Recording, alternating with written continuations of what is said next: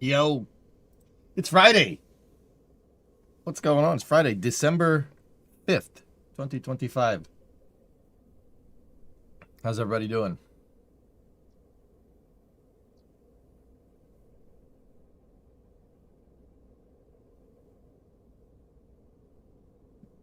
What's going on? YouTube chat, how you doing? Let's see. Oh, Zombie, what's up, dude? Okay. So you were talking about something that you said in chat before the stream started. What's going on? So you were looking for 69 Coronet sedan parts. I spoke to my boss, finally managed to catch him. There's a place we have business that can make parts. They do Maserati parts there. Depending on what you're looking for, they could do it. But the catch is that it's UK based and the shipping might be a pain in the butt. Bro, you're in the UK looking for Coronet parts. Like that's gonna be more difficult to find them in here. But I mean, I don't know, dude. We'll see. Yeah, it really kind of depends on what I need. Yeah. And if it's something that's big, it's gonna be a pain in the butt to get it across the ocean. But I'm sure we can figure something out. We can make them. Ooh.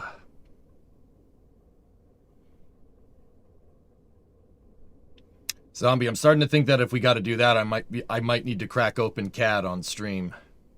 It might be a good idea to 3D scan the Coronet.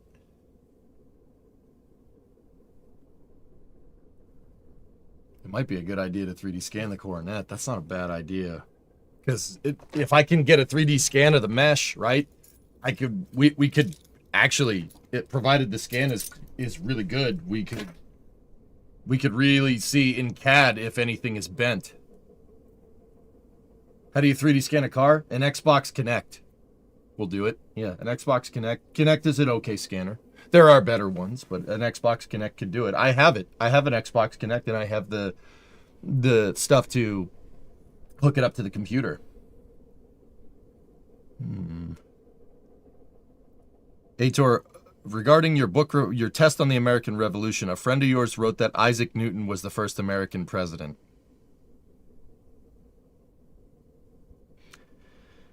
Oh dear. Okay. No. Yep. No. That's not right.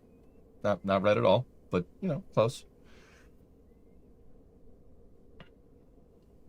I mean, we could go buy a scanner, dude. Like, I mean, Zombie. Like I said, if that's the case, like, it'd be better to send. If we're getting parts made, it'd be better. Like, can your guy do stamping or anything?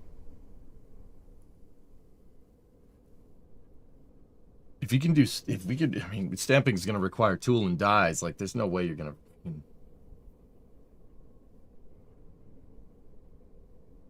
But then again, 3D, I mean, I don't know. Would you guys like that? Like 3D scanning the rusty, I mean, it's going to be hard to get the Coronet scanned in when it's so damn rusty.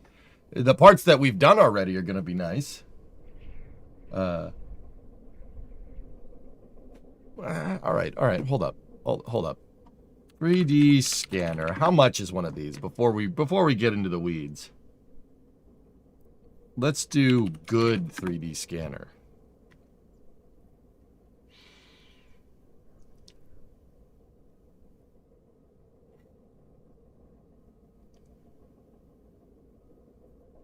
I want to show you because Google just really wants to let you know where you live when you try to shop for something online, but pretty sure you guys don't need to see that.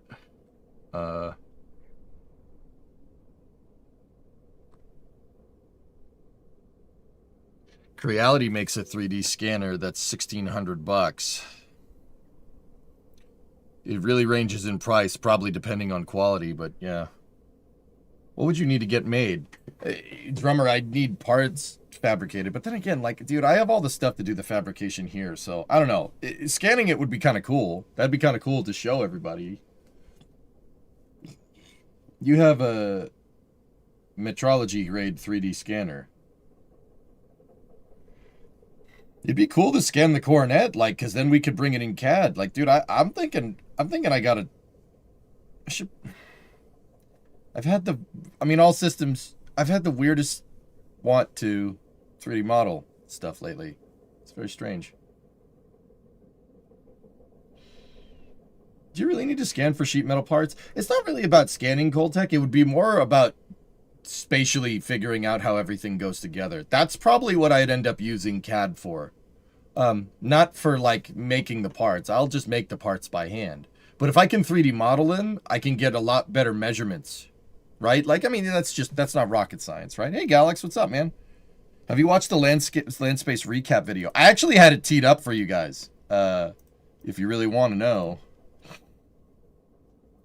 Do you know someone that has a mint coronet for your car model? See, drummer, here's the thing. The coronet is... Okay. The coronet is not... It's not a rare car.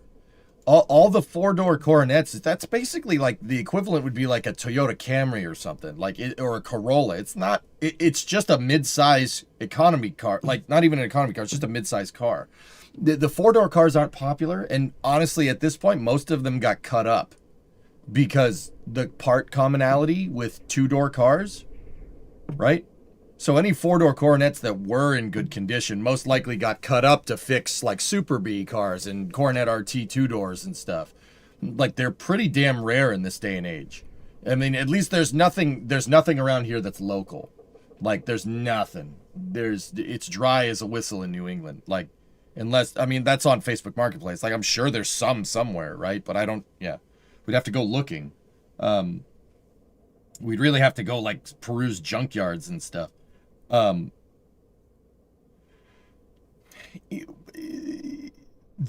thing is, yeah, they all got cut up, dude. Finding one is really difficult. Yeah, and yeah, it's just find another. Like the thing is that if I find another four-door 69 Coronet that's straight, why don't I just buy that? You know, like instead of fixing this one. But I don't want to do that. But yeah.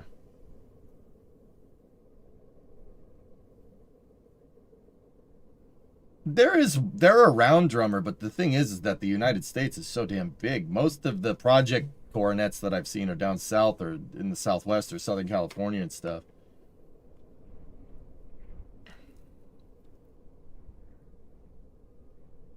Next car show, you should ask someone with a near matched car. There's no... John, I have never, ever seen another four-door Coronet in the wild. Ever. I've never seen one at a show. I've never seen one on the road. Ever. I've never seen another one. And that's kind of cool because, you know, that's kind of cool because, yeah, it'll be, when it's done, when ours is done, it'll be a really pretty rare car. Like, I mean, rare for the wrong reasons, but, no, not that one. Hey, Chief. What's up, man? And dude, we are making good progress. I actually should have parts coming in today for this thing. I have a couple of different pieces coming in. New gas tank mounting straps. Well, not the straps, the metal mount pieces. I got new metal mount pieces coming in, and the wheel wells should be in today too. We might do some car streaming for like after Flame Trench if the parts are in. No, not that. We need this. So yeah, I also have new wheelhouses coming for this thing. But yeah, that'd be pretty cool. Just had dinner, stream watching time. There you go. What'd you have for dinner, man? Get some gyros or what? It's because you're not driving it. You'll see. Jojo, you're absolutely right. You start driving around a car, you start noticing them.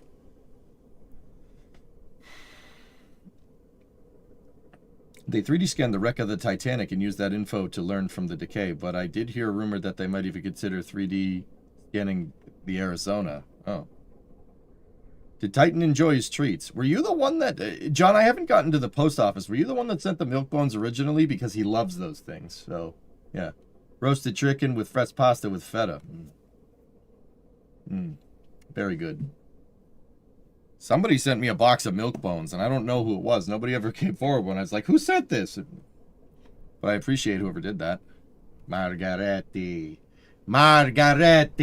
Dominique de Coco. Gorlami. So, yeah, I mean, scanning it would be kind of cool, but...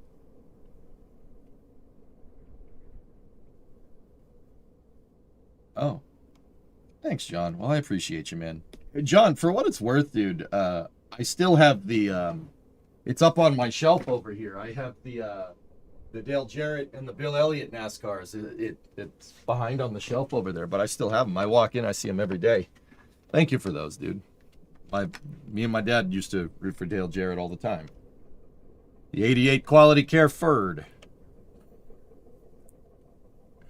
Am I crazy for preferring the 4-door to the 2-door visually?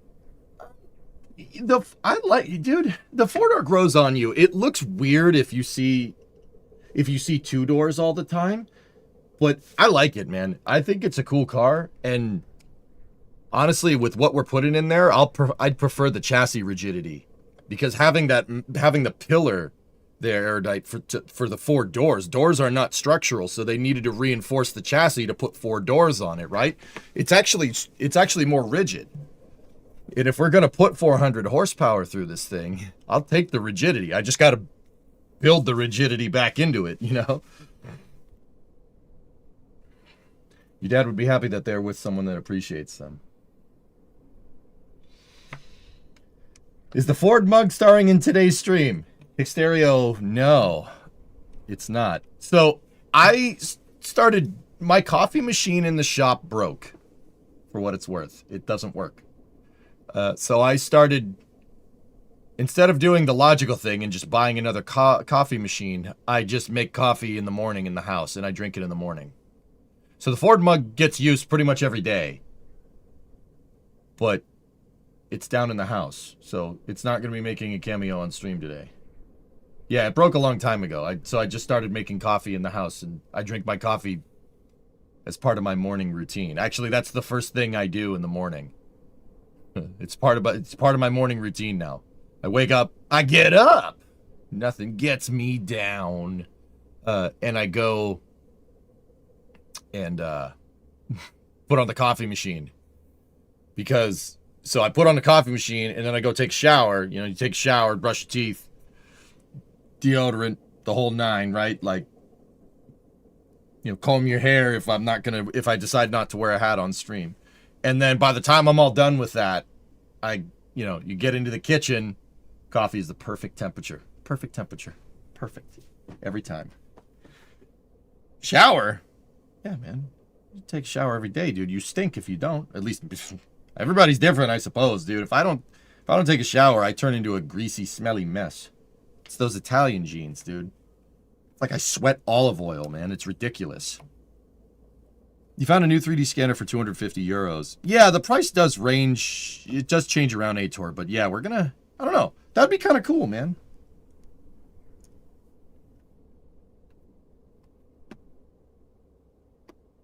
What time to buy a coffee machine? Oh, my bad. I don't know this. I don't know the setting of these streams. I just saw you sipping out of the Ford mug a long time ago and thought the mug was the coolest thing ever. Right on, Hickstereo. Yeah. I still use it. It's just down in the house. Drink out of it every day. You haven't seen me drink coffee up here. I just drink water when I'm up here because my friggin' coffee machine broke.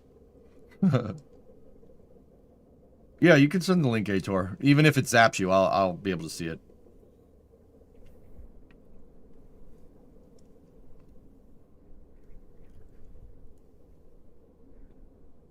Yeah.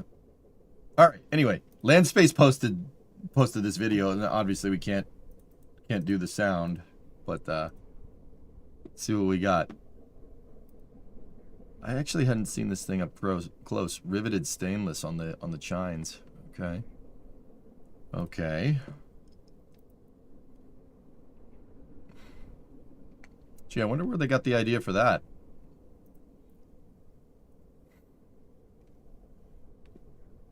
Wait, what the heck was that? Was that a pedo sensor?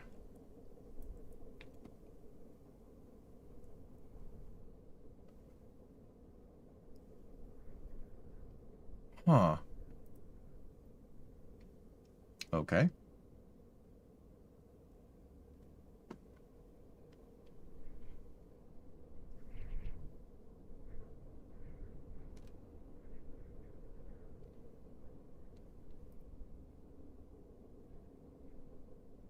I think those were static wicks. Yeah, okay. Yeah, I'm actually asking. I'm not really sure.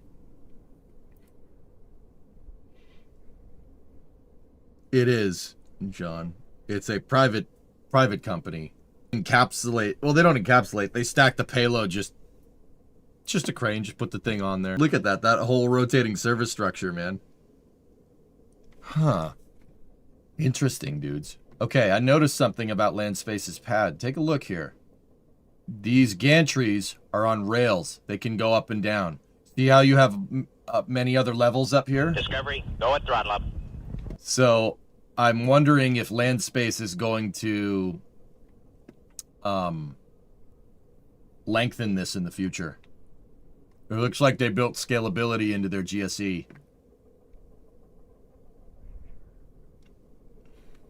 Hey, John Kelly, 3-month resub. Thank you. Hang on, I want to see that shot of the pad. I haven't actually bothered to look at any of this stuff. Okay. You got your commodities over there, separated. There's your commodity lines to the pad. You got a GSE bunker here. Service structure coming out of there. You have a single deflector trench. What's that over there? Huh.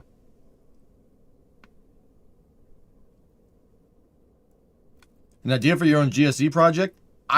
Doing something like this, hanging something like this off of a hinge in KSP is, even if it's hybrid tech, is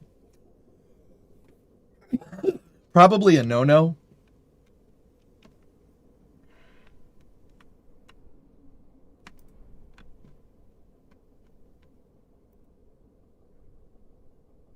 The mood lighting's kind of cool. Where are they launching from? This is in the Gobi Desert, man. It's in the interior, northwest China. It's really... Ooh, what do we have here? Okay, staged ignition. Look, 1, 2, and then I'll bet you 3, 4, 5, 6, 7, 8, 9. So, you see how this one is starting, and that one's just put chines on this thing.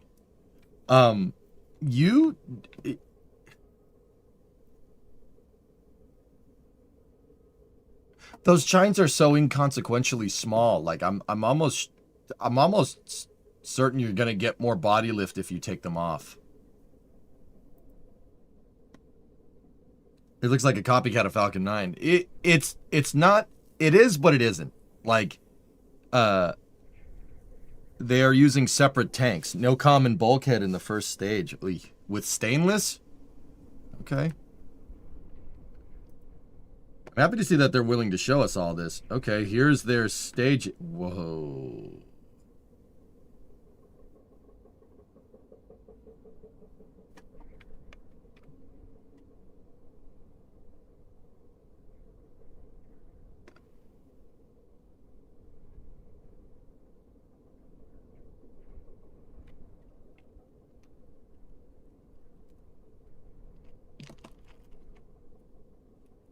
Huh.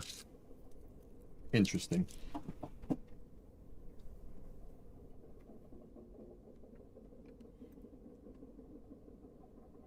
They're staging. They're using a push rod. See? You see the plug? The nozzle plug right there? They use the pneumatic push rod, and they have a pneumatic push rod and separator.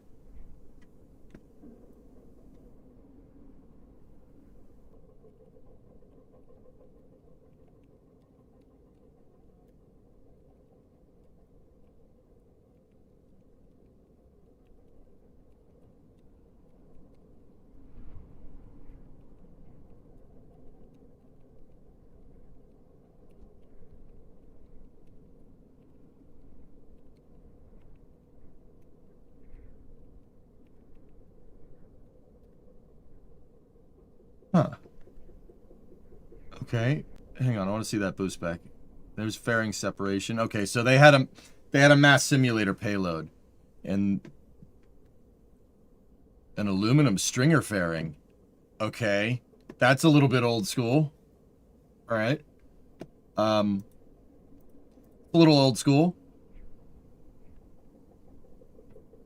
The last aluminum stringer fairing that flew in the United States was on Delta II. No, not Delta II. It would have been the last Atlas 5400 series. Those were still an aluminum stringer fairing. With external stringers, though. That fairing looks like a plane fuselage. Which, I mean, it works. Yeah, it works. It's just a little bit old school. It's riveted, too. So that's riveted aluminum. I mean, like I said, that's not a bad way of doing things. It's just an old school way of doing things. So they had a mass simulator on board. That's what this thing is. That's what the white thing is. It's just a weight. Ooh. That looks like an entry burn. You can see that there's the shock right there. That's working. Oh. Ooh. I'm seeing some schmutz coming out of the motors. Those are quite big pieces of schmutz. Like, okay, so fellas, check that out. I mean, props to Landspace credit to Landspace for posting this. That's pretty cool. I do appreciate it. But yeah, see that sputtering? That, you know, we watched like Raptor 3 the other day, and we saw Raptor 3 sputtering a little bit, but not like that. That might look the same, but you got to remember that this is a shot from like 50, 60 miles away, because the thing's up in the air. Having little tiny sputters coming out of your engine, like little like bits of flame that aren't like uniform coming out of the engine, is not a big deal. But those flames are huge. That one of those motors is not working as intended. It's burning. My guess would be it's burning the liner. But an in-flight restart of the engines is still pretty impressive. That's pretty good. It's not easy to do. Okay, she's coming in. This footage is sped up. Okay. So see this? That's not great. That's not great. That's gonna upset the propellants inside. Swirling the booster is so, like, fellas, take a like a bottle of water and do that and watch what happens. It'll start swirling your propellants, which is that's not great. It's a 5-engine entry burn and a 5-engine landing burn. Then it switches to 3. Yeah, that's not good. Whatever that, you can clearly see that it's rolling. See the grid fins? It's spinning. That's a bad roll rate, unless it's stabilized out. But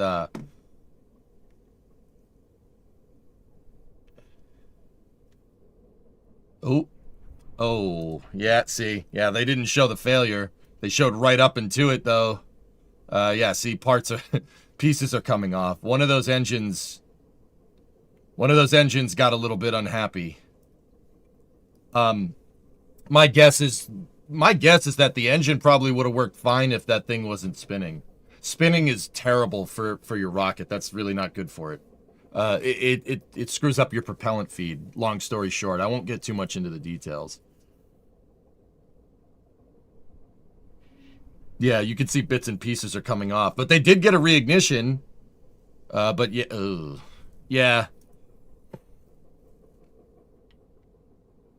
Yeah, that's, isn't spinning a way to stabilize it? Well, yeah, sure. In some applications, Chief, yeah, sure. You already have the grid fins to do that, though. So spinning is unwarranted behavior. I'm pretty damn sure they didn't want it to do that.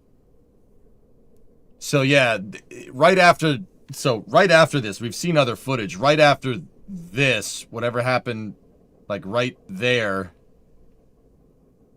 flames are coming out the side. Not bad, not great. Something went funky with the plumbing here.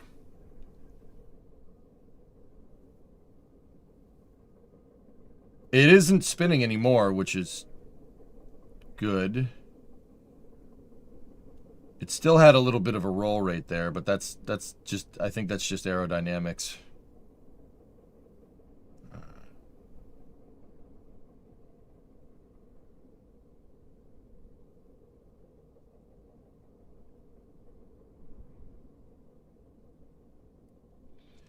Stuck grid fin? No. No. This is just, I think one of their engines malfunctioned.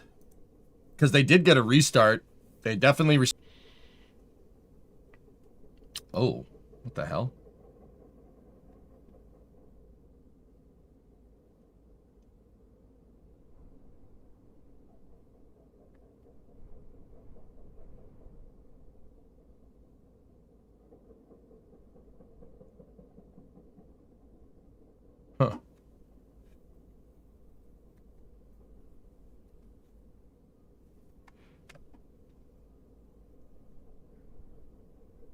Yeah, you can use spinning as a stabilization system, Rocket. Yeah. You basically just make the entire thing your your gyroscope. Turn the whole thing into a gyroscope. Like rifling, right? It's like rifling on a bullet. 250 years, well, about 250 years ago and change, someone figured out that putting grooves in the barrel is going to spin your projectile coming out of your gun, and hence riflemen versus musketeers. Muskets are a smoothbore. It's much more like a cannon. But somebody figured out that if you spin stabilize it, it's way more accurate. Rockets do that. Yeah. But that is used in lieu of another guidance system, right? Or another form of control. The grid fins are your form of control, and it seemed to have evened out that roll rate. Interestingly enough. Yeah, that stage 2 was doing something weird. I'm not sure if that was commanded behavior, but either way, I appreciate Landspace posting all this, dude. That's pretty cool. Pretty cool. I mean, they didn't show the failure. They didn't show it blowing up. They just showed the aftermath, which, you know, it is what it is, but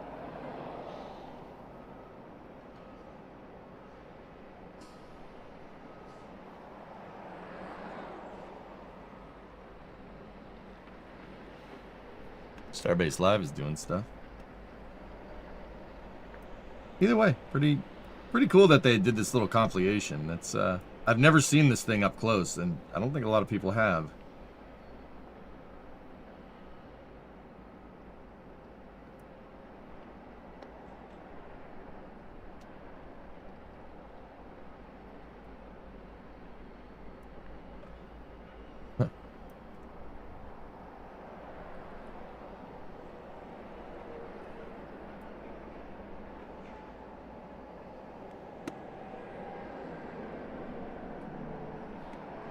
Dude, that was hand riveted.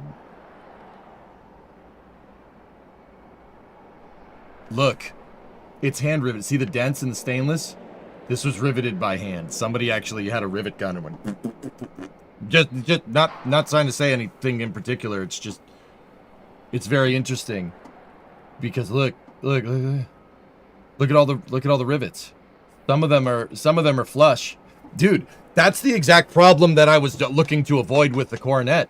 That's very interesting to me. When we did the welds on the Coronet, see how these are dimpled? You see how where the rivet gun is a crater? That means your stainless steel plate wasn't completely flush when they... This plate wasn't flush to the stringer when they riveted it in. It was bent and wavy. See the waves in it?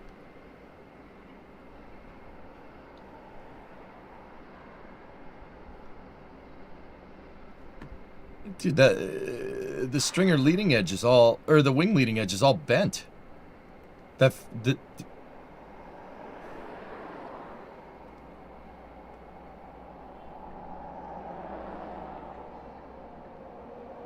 What? And I'm not really entirely sure what's going on right here. Those look like plug welds, but it looks like plug welds that were done with a MIG welder and then seam sealed.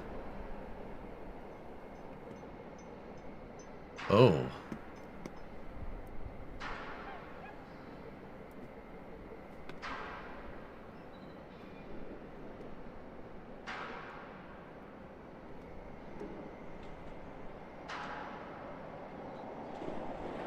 I can't zoom in, it's a video. This, see how the stainless from the tanks, there's no waves in it? Yeah, this is... The raceway's going through the stringer. Or going through the chine.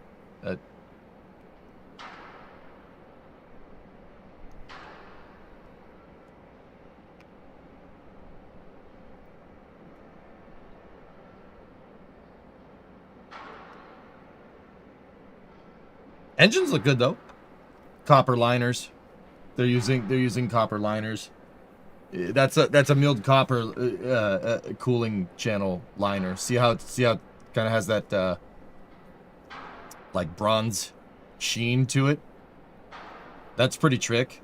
Discovery, go at throttle. Pretty cool.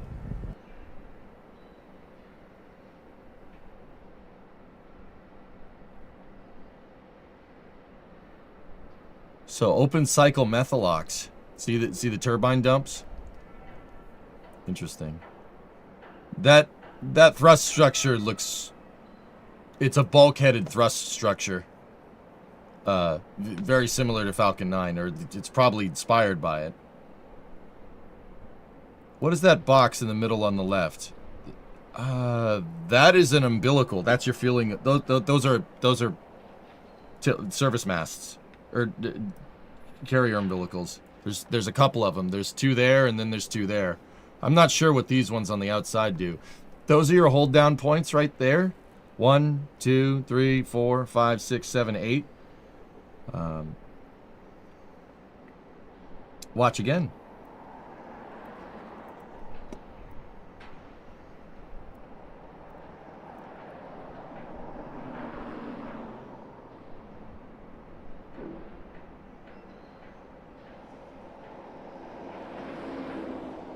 So those...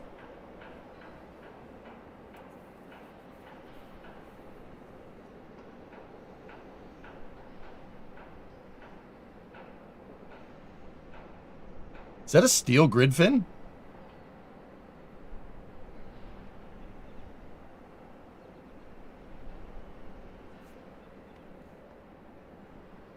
Huh. Those grid fins look like they're made out of welded steel.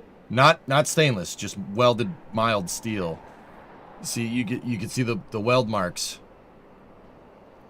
You can see a welding seam right there, and then there's another seam right there.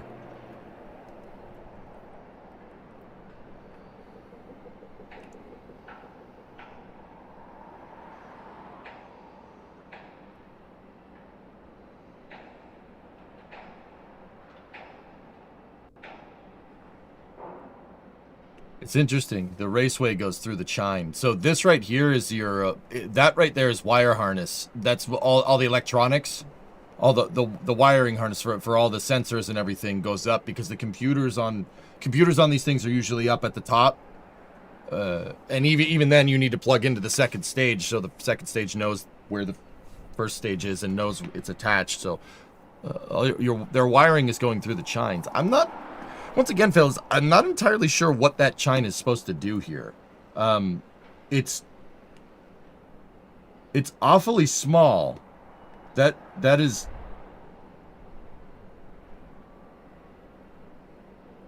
That's... Oh yeah, see, look. No common bulkhead on your stainless tanks. See the stringers? They have an inner tank design here. Okay. Yeah, that's a vibe. You can do that way.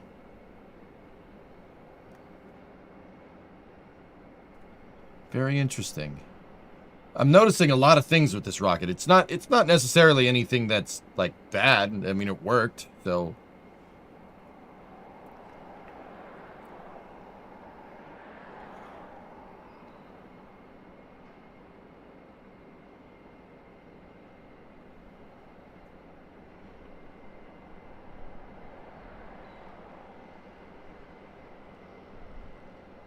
Huh.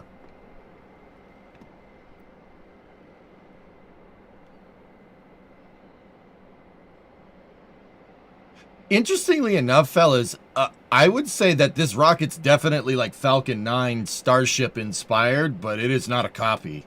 This is not even close to Falcon 9, how the bottom of Falcon 9 goes together. It's almost like somebody looked at Falcon 9, like a picture that like John Krause or you know Max or D took and said, "Oh yeah, we should make that. Let's try to make that." Like, not that that's a bad thing or anything. It's just... Yeah, this is all very different. This isn't even close to like what the bottom of a Falcon looks like. That's very...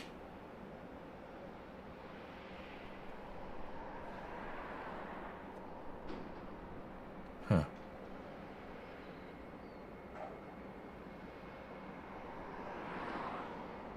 That's not a purge vent. Those are your umbilicals. That is residual pressure. When you separate the umbilical, you do get a little bit of propellant shooting out. That does happen if you don't purge the lines, i.e. like no ground gas closeout. So that's Yeah, that does happen. I mean, that's why SpaceX does the ground gas closeout, so this stuff does, so that kind of thing doesn't happen. Very interesting.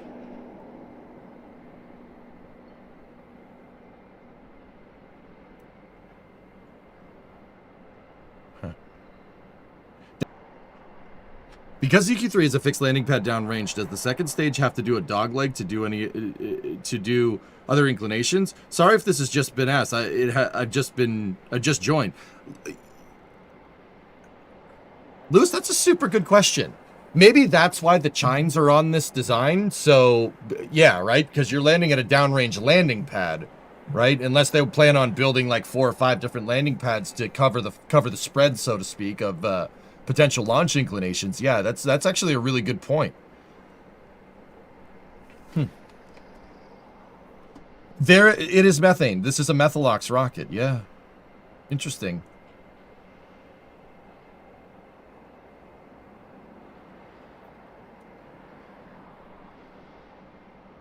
Huh. COPVs are riding in the inner stage. And the inner stage is also, it's all riveted aluminum. See, so I can tell that this is riveted aluminum stringers because, one, you can see them. You can see the damn rivets. But also, see how it's all green? That is the anti-corrosive primer that you paint aluminum, specifically in the applications of aircraft. So the aluminum doesn't corrode.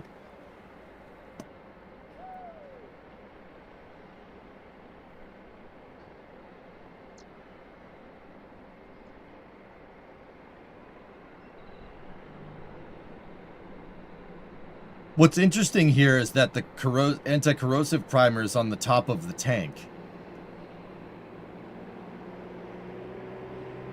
Why it is the top of the ZQ, is that aluminum? Are they using aluminum domes? There's no way. There's no way. You wouldn't want that because different metals expand and contract at different rates.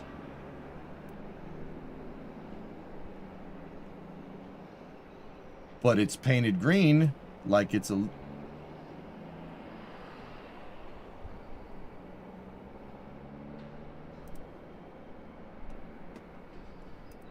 140-second separation, the same as Falcon 9. Falcon 9 separates at 150. So yeah, before, you know. We'll get into Kerbal in a second. We got to put that lander to use, and we got to do a couple missions. I'm just... Oh.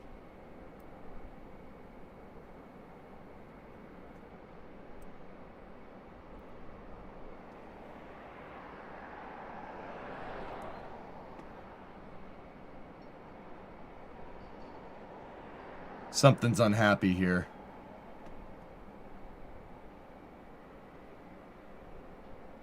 Would they paint the whole cavity after assembly? I mean, yeah, that maybe they did, dude, but so like the thing is that that's wasted mass, dude. Why would you paint the aluminum? Why would you paint stainless with aluminum anti-corrosive primer is beyond me. Unless the inner stage is its own assembly that has a top dome that's jacketed on top of the steel dome. Because they're using stainless tanks, like...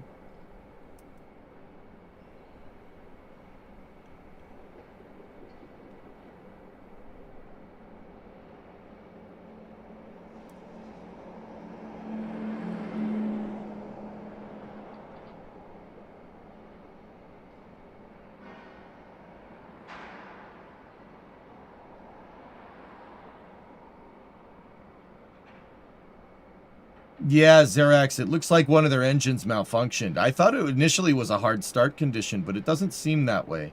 It seems like one of the engines failed. And that caused a little bit of a problem during landing.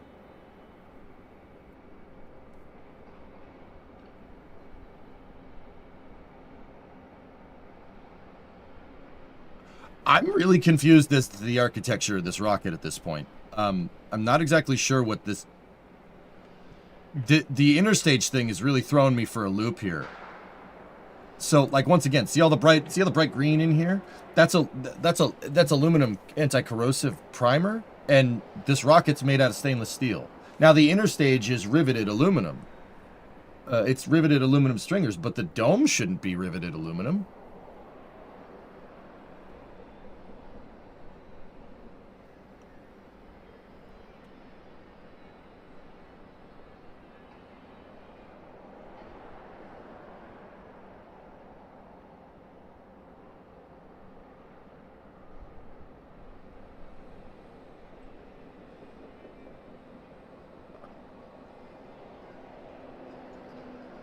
Unless they attach the inner stage and just sprayed at it. I mean, if that was easier, if it was easier to manufacture it that way, yeah, sure.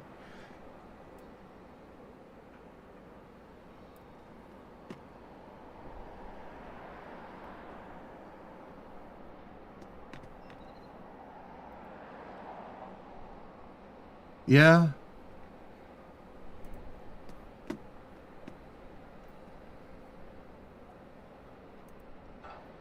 See, all systems, what I'm really wondering is, is this an aluminum dome with stainless steel barrels?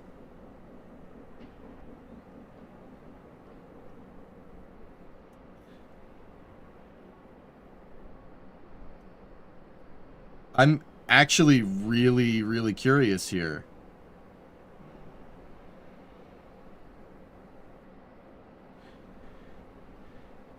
It is stainless, or at least it appears to be stainless. This is definitely stainless steel. What I'm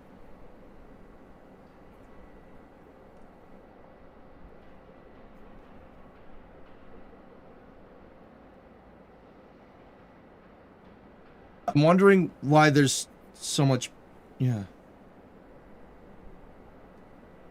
That's so bizarre. This is very, like I said, guys, the thing worked. So, like, I'm not trying to say, like, well, it's such a dumb way to do it. I'm just, yeah, that. How confident are you that the footage is the same rocket? I'm pretty sure that this is the same thing. Yeah. I'm just wondering if the dome pieces on these tanks are aluminum. Because, yeah, this is really throwing me, because that looks like aluminum in here. Even the way it's welded, that... Huh.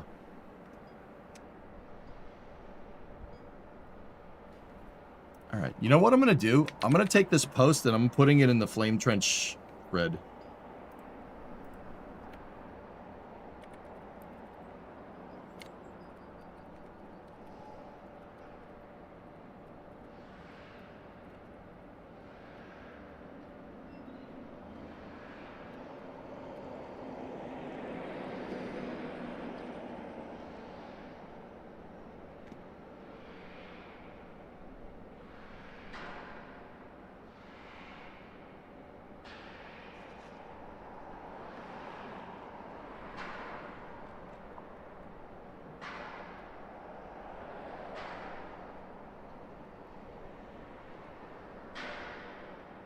All right. Anyway, let's load up KSP. That's good footage, and yeah, so I added it to the flame trench thread, and I'll tell them to go and mess with that.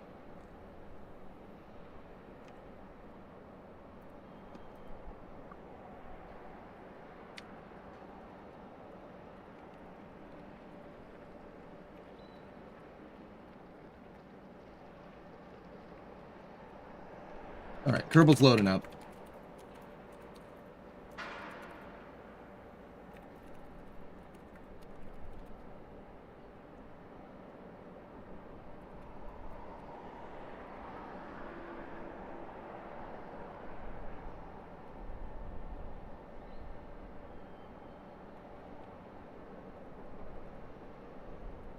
Give me 1 sec, dudes. Got a message.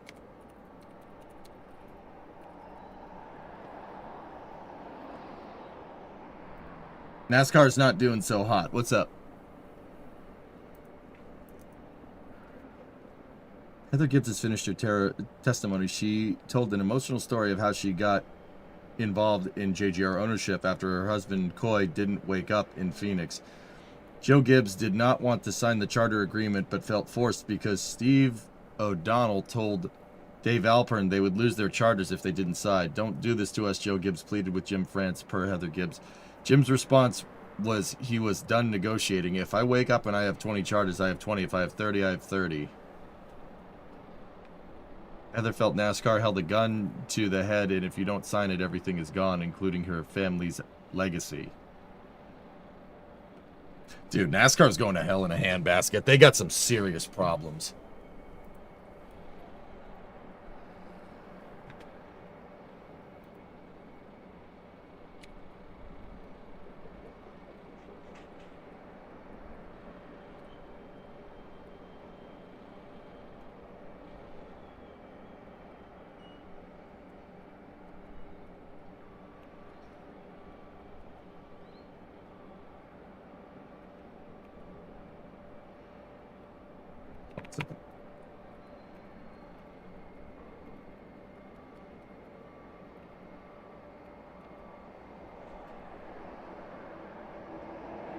Yeah, NASCAR's got some issues, dudes.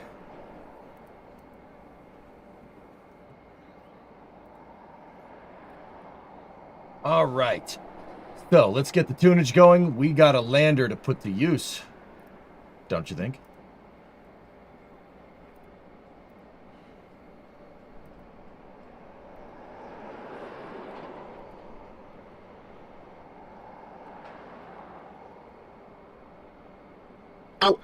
Oh, this is space. I'm in space.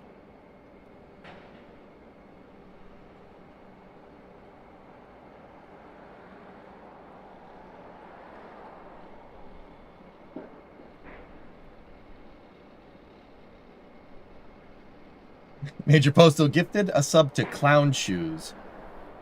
Now, why would you go and do that?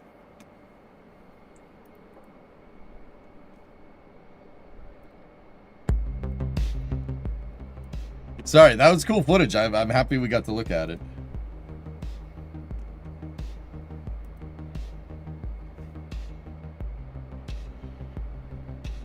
We're not talking about Ferrari.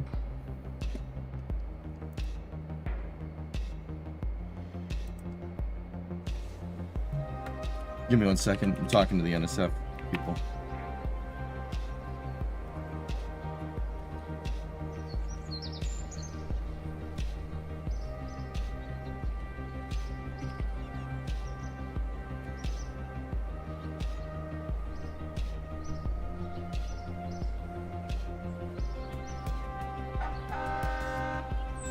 Honk honk.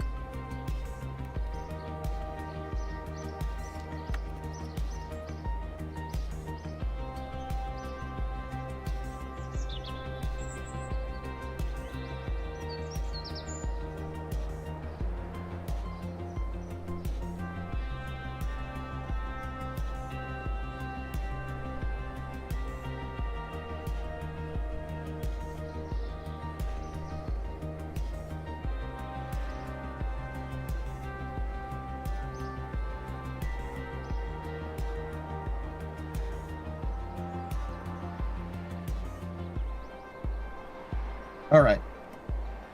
Getting a lot of messages. Let's see.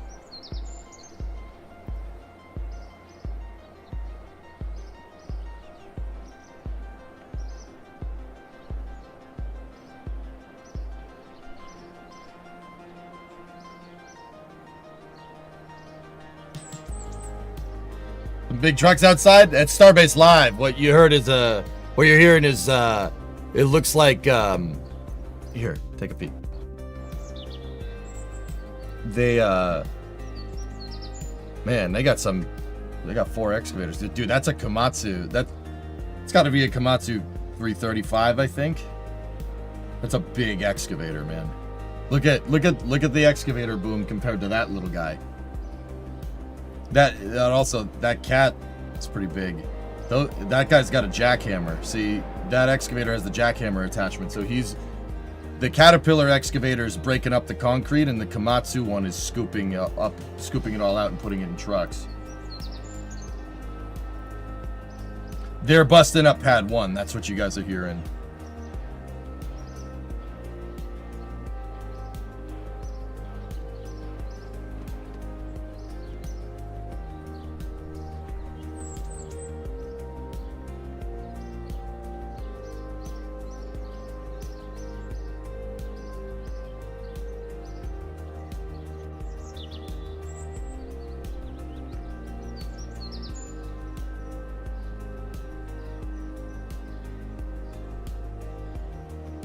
Yeah, the herd of wild excavators.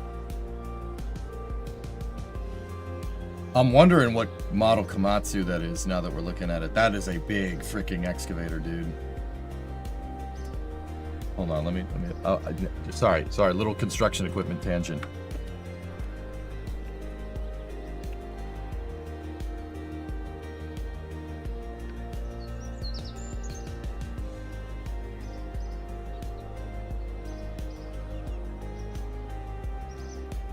Let's see.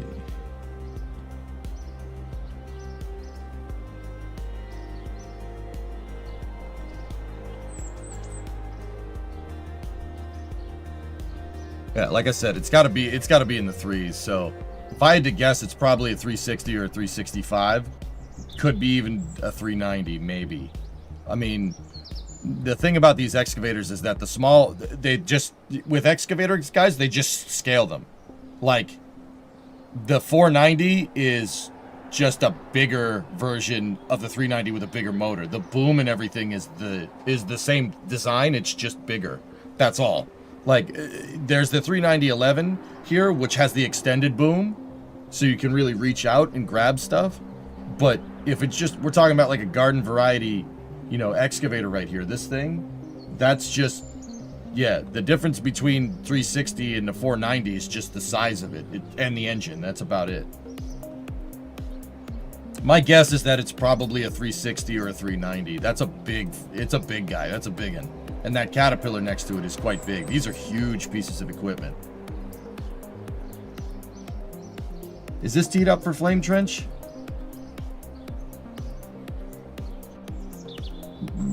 I don't know. We have to put the dock together.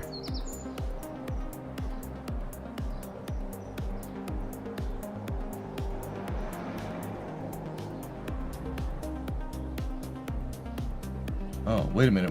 Hold on. That Komatsu's got an extension on it. The Komatsu might have... I thought it had a bucket on it, but it does... I don't think it doesn't. It might have a jackhammer as well. Yeah, it's got the jackhammer extension spoiled. Both of them are using jackhammers. You'd use that to break up concrete. You'd break up a concrete foundation with that thing. I'm not sure where this is in reference to the rest of Starbase, though. Or to the rest of Pad 1. I see the vaporizers in the background there.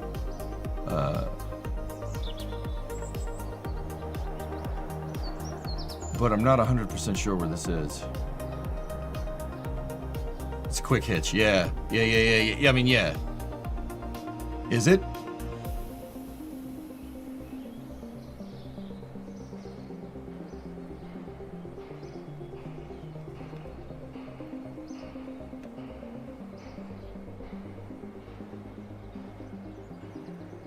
Give me 1 second, guys. I gotta put the EQ3 stuff in there.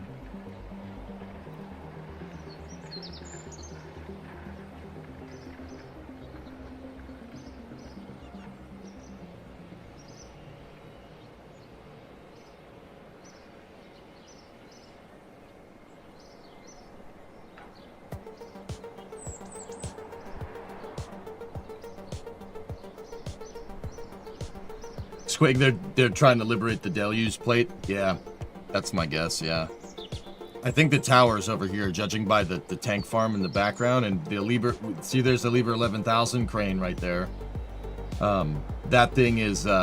We know it's by Pad 1.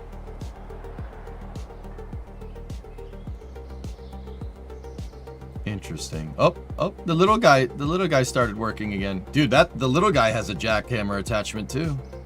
Oh man, they must be going to town on that dang thing.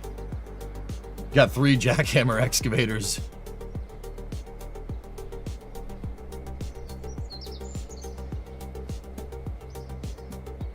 All right, Kerbal. So we worked on the lander yesterday, and we did some good work. We kind of refactored everything, and we made the Mark III lander, and we decided on making 2 variants of it. We have the Mark III reusable descent module system here. This did take a good while to get this right, but we extended the tanks and everything, which is actually pretty good. This thing is working very well. Well, not working very well. I'm really happy with the design. So the cargo lander is, I mean, you can use it once, or if you can, we designed it in mind to be able to basically land on any planet that's not Duna, Lathe, Tylo, or Eve. It can land pretty much anywhere else. So Bop, Pol, Vol, Elu, Drez, Gilly, Ike, Moon, Minmus. It can land anywhere. It can land 10 tons basically on any of those planets and then come back up. This is yeah, it's a pretty good little lander design. And once again, it's based off of my capsule service module, but what we did was we ended up extending the fuel tanks, and we made, instead of FLT 200, we have FLT 400 tanks, and then we ended up extending the module a little bit. Anywhere without an atmosphere or a strong gravitational pull. So moons and stuff is really where this thing can shine. And I put a docking port up top instead of a decoupler, so we can you know, if it gets back up into space, we can reattach it. We can get rid of that too. It did end up being a pretty high amount of parts, and I'm not too incredibly happy about the part count, but actually I realized that we still have the plugs in here to for the fuel tanks. I still have the nose cones on there to, yeah, see? We can get rid of 4 parts that way. That was during construction to make sure we don't attach anything to the wrong nodes. And that's what that nose cone that was there too. Yeah, that pulled 8 parts out of the design. Good stuff.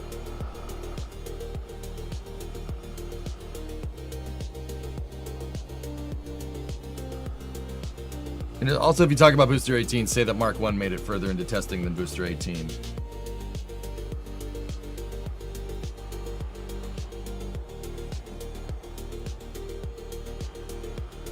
Part count really isn't an issue. With the scale of what I want to do, Boiled, in this, it might be a problem. But eventually, it's definitely not a problem right now. If you picking up what I'm laying down. Yes, EJ made it from Talkie Man to the Game Man. Yes.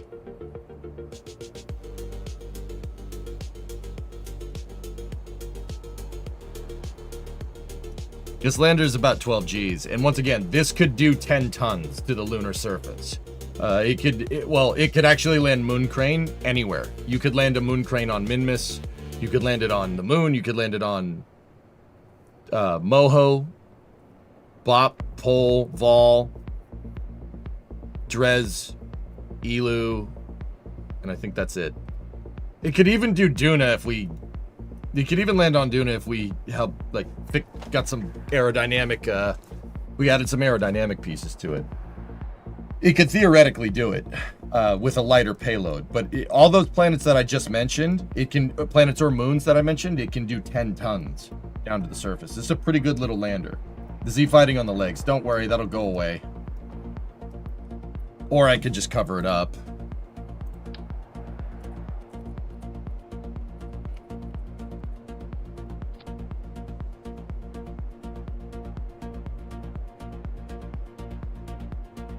Yeah, I ended up getting away from the strut landing legs, not because it was bad, but that makes this thing really hard to sub-assemble. You know, jury's still out on whether I like this or not. I'm not sure. I'm not sure if I like this style of leg. It kind of makes it look a little weird. The struts did look a little bit better, in my opinion. What mods am I using? I have a couple of visual mods, and then I have flag pack that has like my logo and the flag, and you know, and that's about it. Other than that, no part mods except for a hinge part that I made a little while back, but I'm not using that right here. This is all stock parts.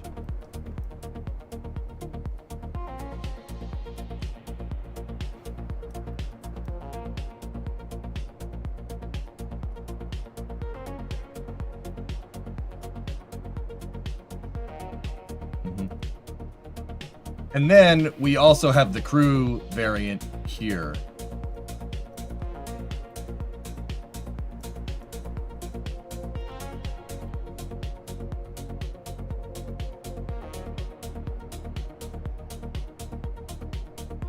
Yeah, see, we got the crew variant here.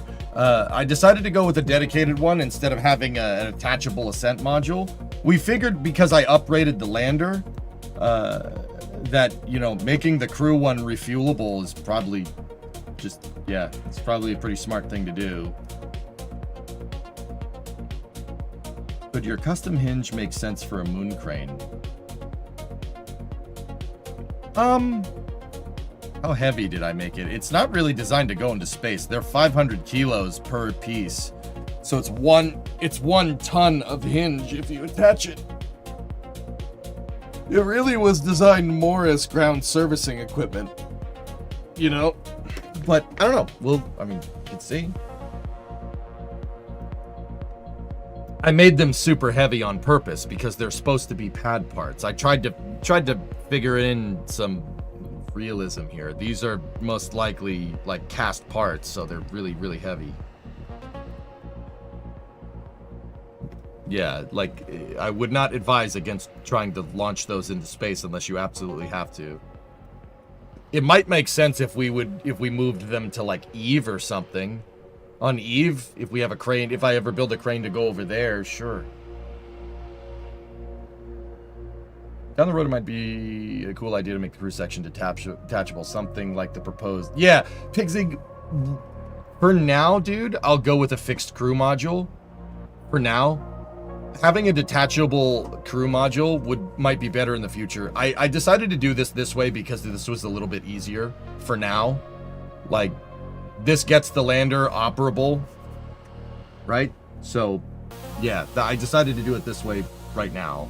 But that doesn't mean in the future I won't do a, you know, detached architecture. All we have to do is make sure we can put, I designed this lander, like, it doesn't look like I made a lot of changes, but the reality is that I could put 10 tons of whatever. Like, you could put anything up here. 10 tons of whatever you want. You put 10 tons of ore up here, it'll land it. That's the whole idea. It's really, I'm really thinking about this lander not in a, you know, bespoke payload capacity, but in a, you know, general payload capacity. Like, I'm really trying to think about the logistics here. Like, if you send this thing, you get a tank of gas for this thing. You get a full tank of gas for this thing and some payload, and boom, you just attach 10 tons to it. You're good to go. Payload agnostic. Bingo. As far as I'm concerned, this is a launch vehicle. It's just like Condor 9 is. You know, I designed Condor 9 to be able to put whatever into space, right? Like, so you might as well do it with this. The thrusters should be, for the most part, squared away, Hammer Nails. Yeah. But we really got to put this thing to work, and we will do that in a second. There is one other thing that I need to do. I did fail a mission with the resource satellite last night on Wednesday, because I launched this payload with Condor and I didn't put the stupid thermometer on the damn payload. So I really want to get that mission ready to go. So the rocket's ready to go. It should be good. Yeah, Hammer Nails. One of the big things was refactoring the thruster design. Yeah, it was, dude, you're absolutely right. I was getting a little annoyed.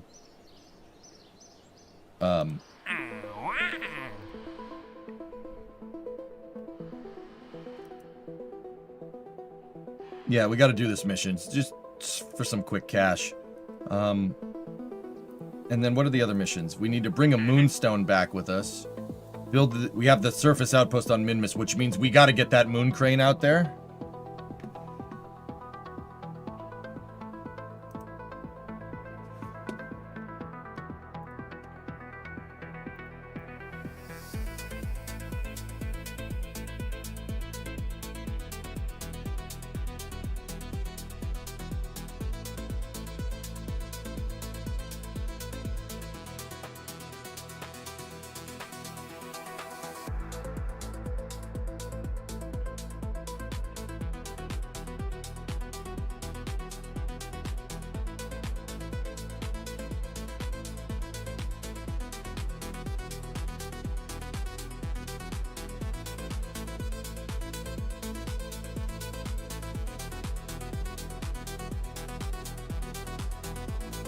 Give me 1 second. I'm just getting messages left and right now.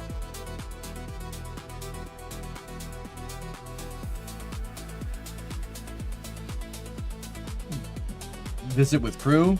Yeah, so for this one, we need the moon crane. If we're gonna do that. And then we need to send 3 people out there. Outpost must be on motorized wheels. Maintain stability for 10 seconds. Land your outpost on Minmus. So we can do the Tundra Orbit mission, and then we need to rescue Elibliz and Elibliz's craft. Can you give me a suggestion for a rocket to Jewel? Figure out what the Delta V you need is and build a big one.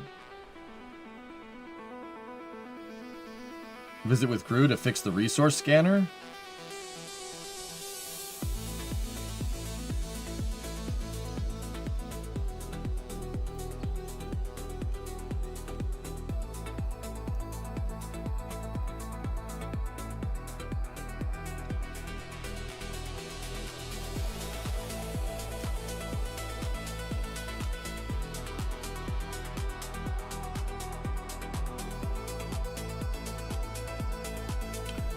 I'm not sure if that will fulfill the contract requirements, Blackness, to be honest with you.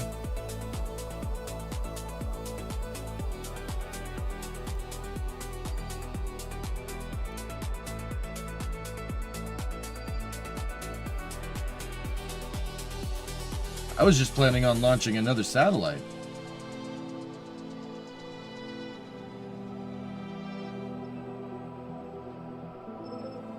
Another message.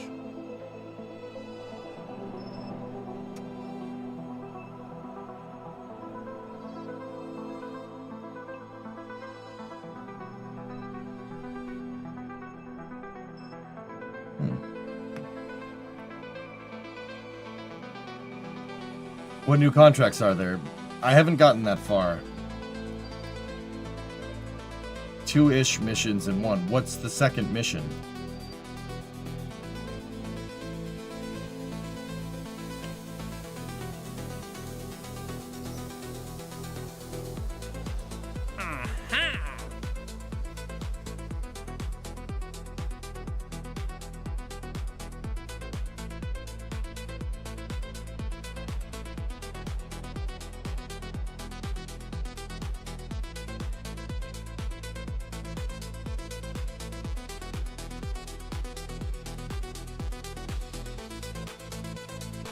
That's a new part to the satellite in orbit of Minmus.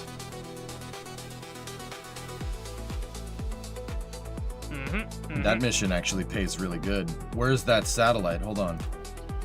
Yeah, the attaching a part could be something that we could do to 2 birds with 1 stone if we're already sending people out to Minmus. Integrated integrals. Winter Owl Emporium. Hold on 1 second. I need to see which mission that is.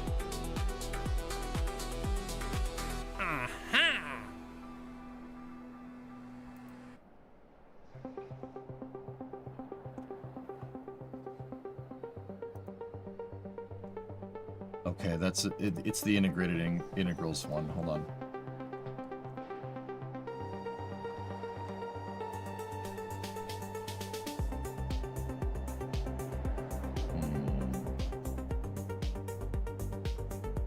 Retrograde. Interesting.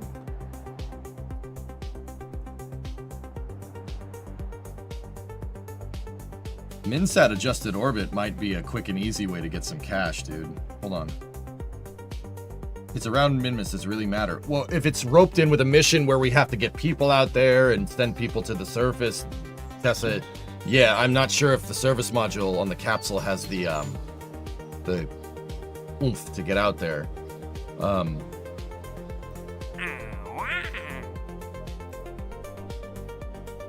It's 20 Discovery, 20 go and Gs. throttle up. Take 2 seconds to change that. Hey Jack, 71 month resub. Thank you. Let's see if Minsat actually has some fuel left in it. If this thing has a good amount of fuel in it.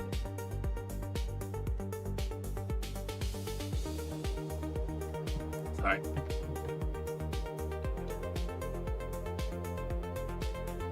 Yeah.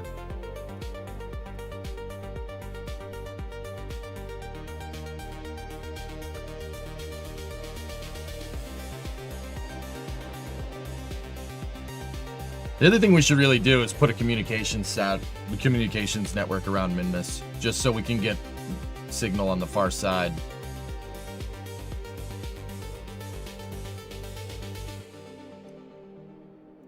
Or just have one satellite in a bigger orbit around Minmus.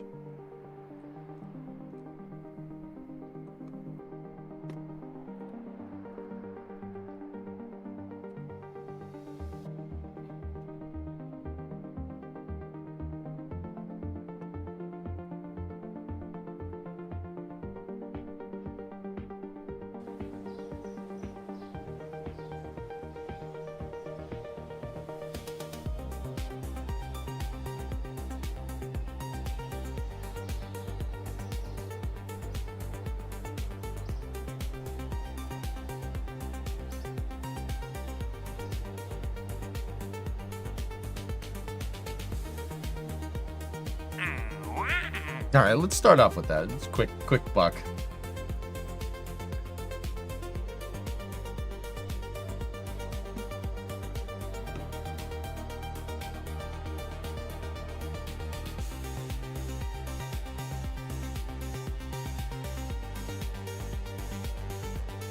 How about that temp drop? It was 8 here this morning in Rhode Island. You toasted in the office. I had to turn on my other heater. I have an oil heater in here, as well as my little tiny heater. I had to turn it on. It is freezing. It was like, in the garage, it was probably like 48, 49 Fahrenheit, which is cold.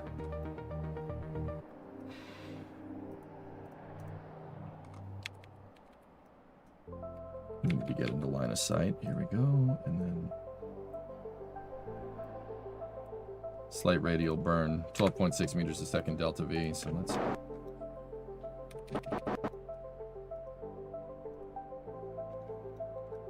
Didn't your mini split get installed? So it's an air conditioner. It's not a mini split, believe it or not. No, it's not installed. I'm waiting for my buddy to come and help me put it in.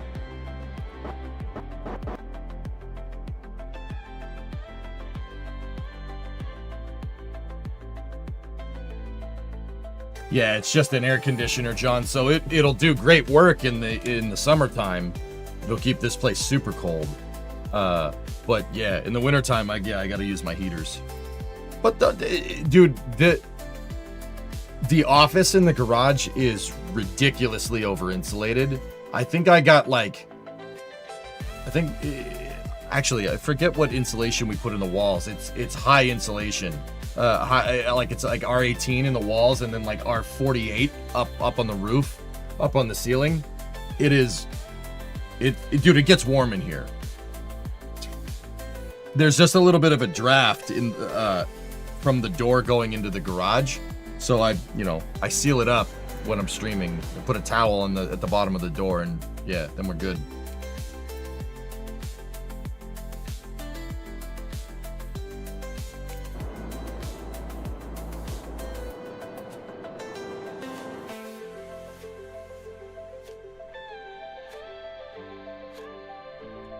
Should do it.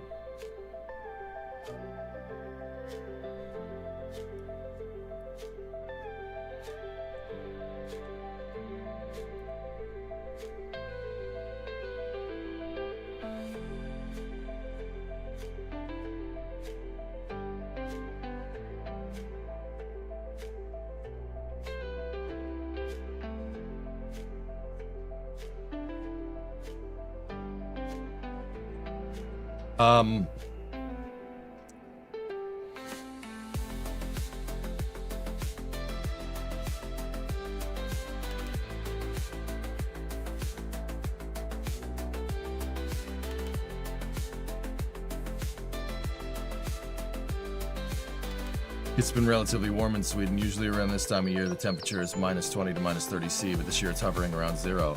Nice. We got hit with a big polar vortex over here.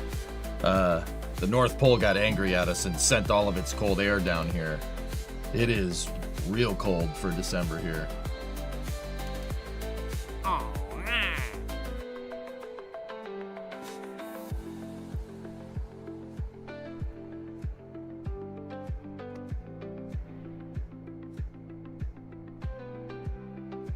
Yeah, it says you need to generate power. It needs an antenna and solars. It has that.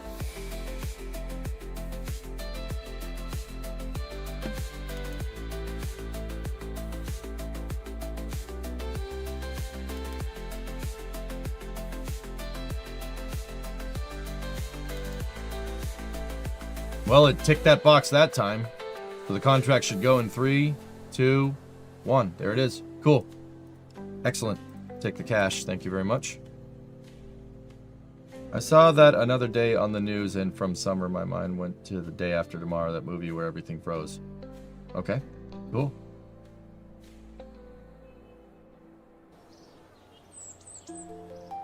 I guess you stole all the cold. Dude, you can have it back if you want, Wartos. I don't want that.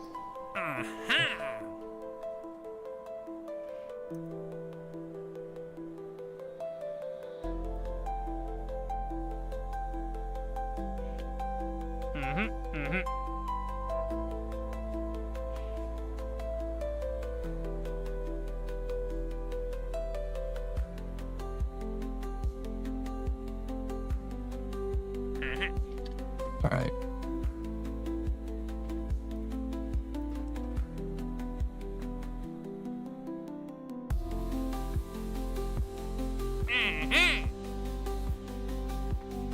Agreed, I don't mind the cold, it's too much. Yeah, you know, if it's gonna get like 40 Fahrenheit, hammer nails, I'm good with that. That's fine. 40 is manageable. Anything below freezing just gets to be a big pain in the butt. It's just like, okay, everything is cold. Like, you go outside and you instantly feel it. You're just like, okay, all right, I get it. Ryo, you're in Saskatchewan. Okay, so it gets colder for you than pretty much anything. Yeah, gotcha. Wind flag mission's always a good one for leveling up Kerbals. Clayton, I know what The Day After Tomorrow is. You don't need to link a synopsis for it, dude. You're acting like an AI right now. Don't do that. don't do that to me, man.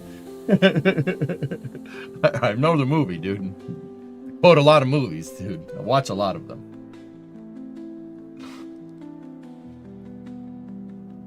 Yeah, you know, we could take that mission. You know, Tessa, the other thing that I'm thinking about doing is, it's 560 grand, but upgrading mission control to take unlimited contracts might be a good idea.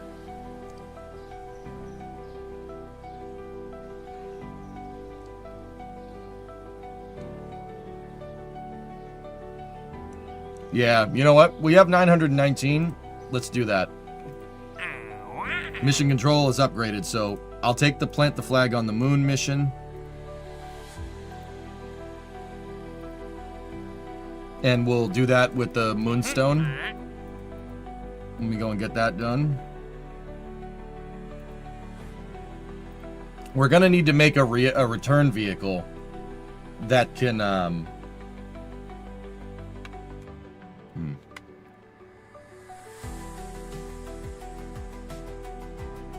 return vehicle for Eliblis's craft.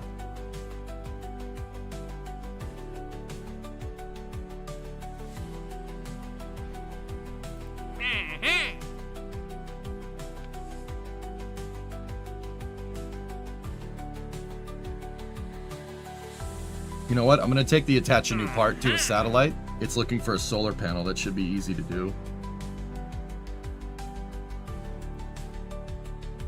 So we're starting to build out a lunar mission. Bring Moonstone back with you. Plant a flag on the moon. That's going to be... So that mission basically subsidizes a good science return on the moon. That's good. The Minmus mission, we need to send up Moon Crane for that thing. But I need to make sure Moon Crane works with my new lander, guys. That's really important. We got to make sure that that's a thing. There was another reposition mission there. Position failed OwlSat launch in an adjusted orbit. It doesn't pay anything, Tessa. Finish construction of rover on the surface of Minmus. We could have... You know what? You know what, dude? Built that one out. We don't... Might as well. Build a new surface outpost on the moon. Have a facility supporting 5 Kerbals. Maintain stability for 10 seconds. Land your outpost on the moon.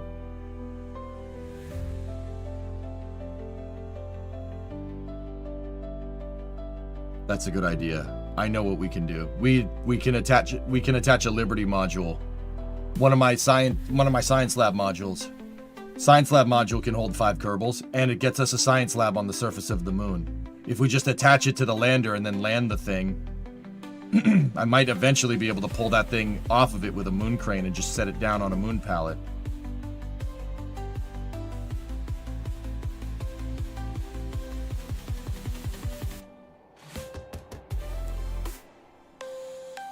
All right, cool. Those are good missions. All right. Let's, I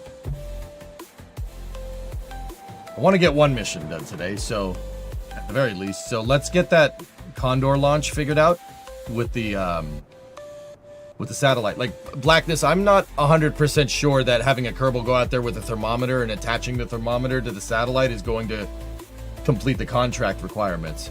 This is a really low... It's not...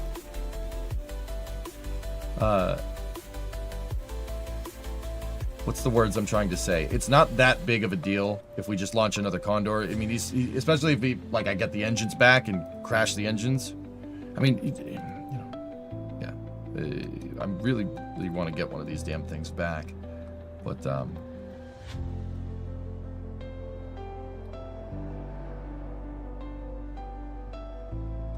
how much is the Sepratron, just out of curiosity? Sepratron's $75. Okay, that's nothing.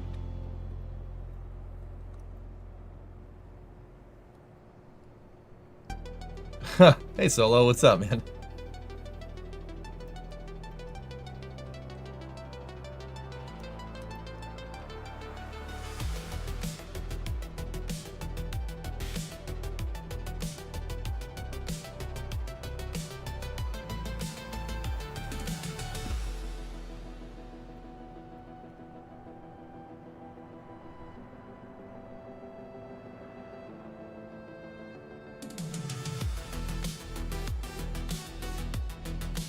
All right, let's roll.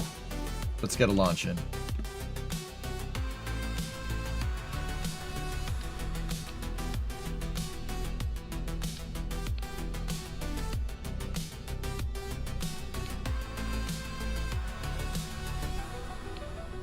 Have I landed one of these boosters? I'm not sure if I actually have.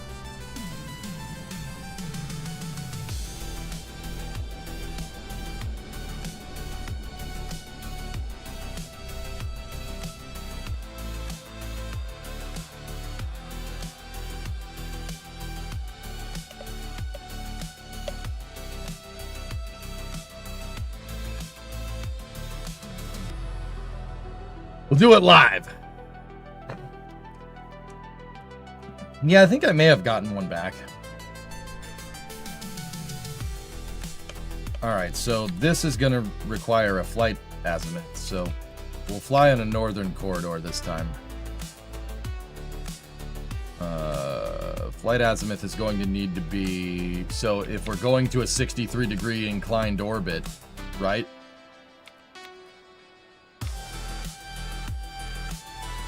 If we're going to a 63-degree inclined orbit, we're going to have to... What would be the flight azimuth? We're at 0 degrees inclination because we're on the equator. 37. But we have to take into account the planet's spinning, so I'm gonna dial in a flight azimuth of 30.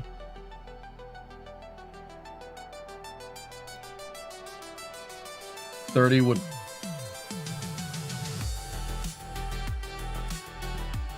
Let's say 35. And go from there.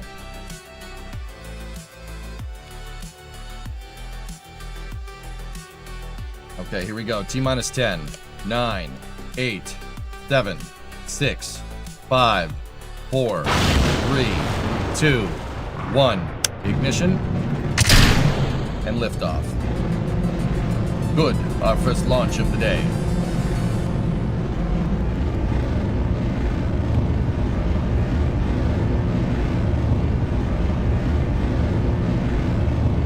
Vehicles pitching downrange.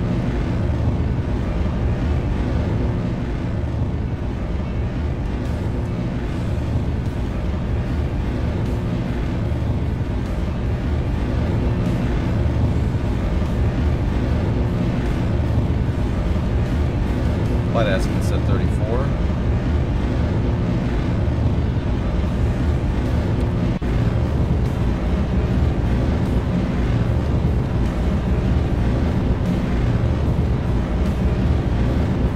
Throttling back for maximum dynamic pressure.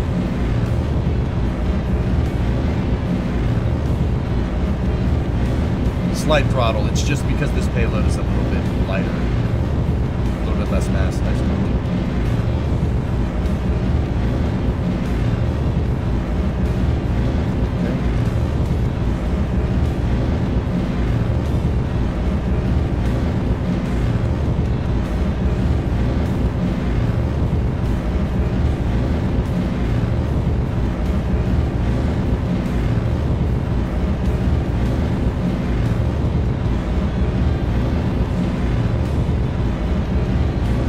Stand by for main engine cutoff.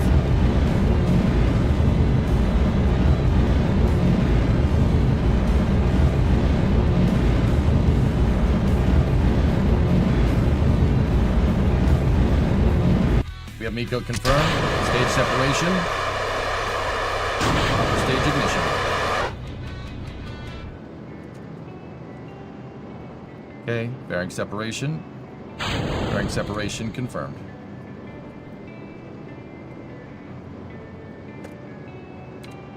Okay, switch back to the first stage. Let's shut down the engines.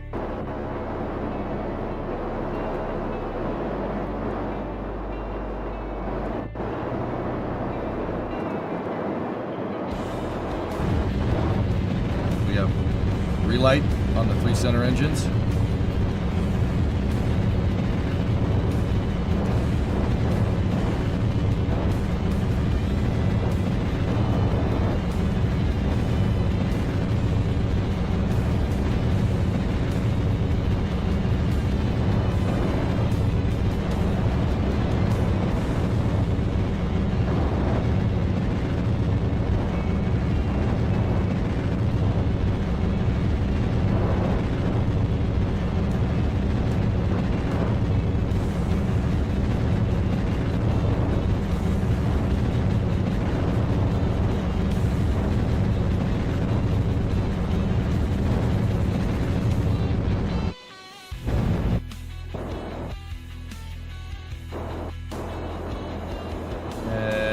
That might be a little much.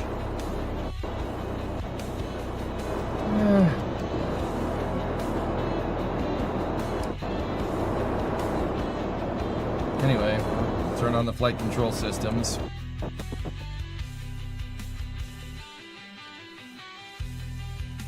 Have you ever thought of doing a career mode save that is a speed run to max tech, optimizing for in-game time? That's basically what, well, not exactly how you mentioned that, Bugso, but that's basically what mission mode, you were working against the clock, dude, with mission mode. Every day every day I did a stream and I turned the game on, you'd have to advance time by 7 days. So yeah, that basically made the save like quote unquote persistent.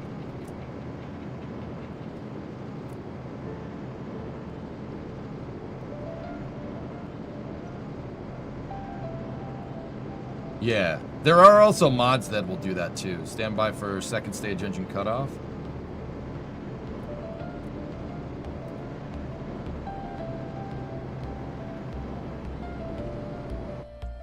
(111 by 113).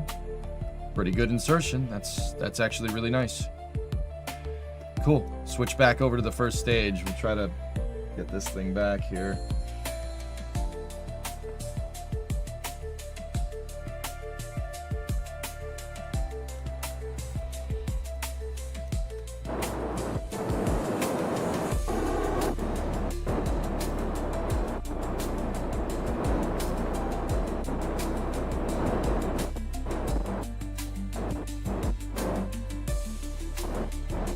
actually not bad. We are pretty dang lined up with the landing site. That was actually pretty good. It didn't look right, but Kerbin spinning. You got to take into account that we're going up here, and when we turn around and come back, KSC isn't going to be where we launch. It's going to be because the planet rotates. We're actually pretty lined up with the landing site here. All right.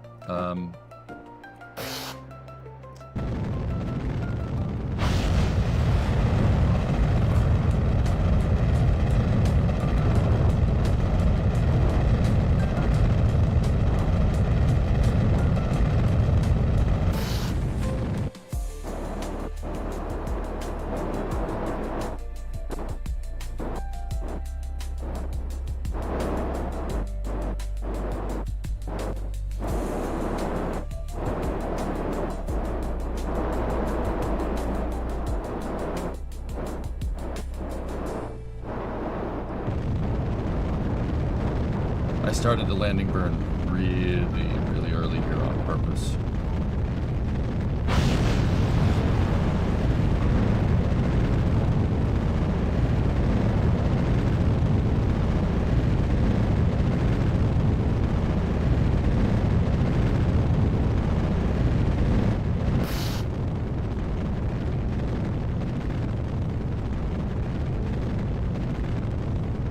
Huh.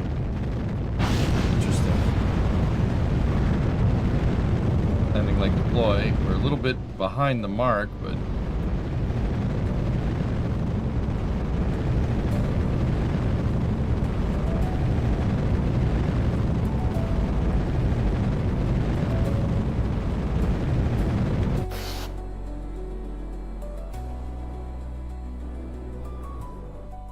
the legs didn't lock.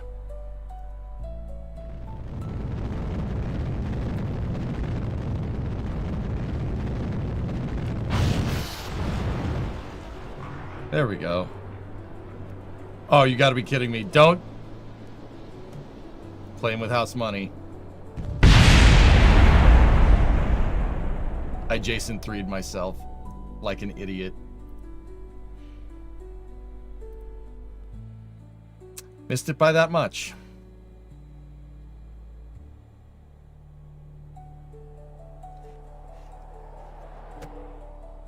I was trying to get the landing legs to lock. They're not locking, and that's not good. We should probably look into why that's not doing that, because I mean, I did land at dead center, but I tried to jog it up so we could get them to lock into place, and they didn't lock, which is curious. Huh. I actually saved the booster, mostly. Yeah, that was on me. But yeah, I got to get those to lock in. I also noticed that we're below 1.0 TWR on the main engine, which is realistic to the real thing, but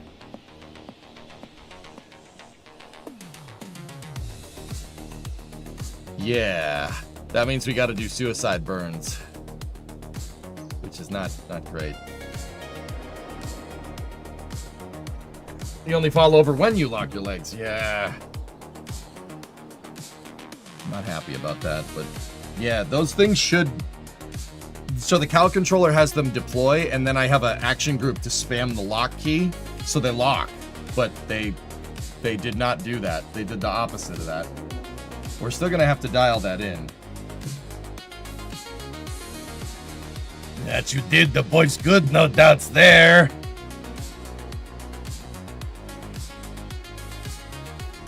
What causes the robotics to not lock if the part's moving? We have a part binding up somewhere.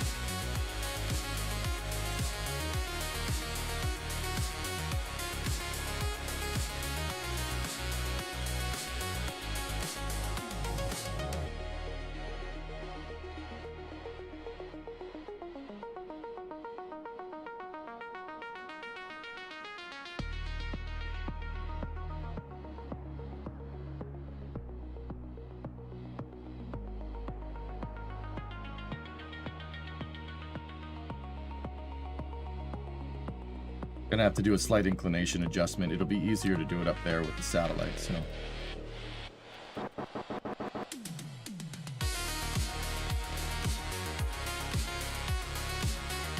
Hey, Badger. Got to lock the landing legs, you fool.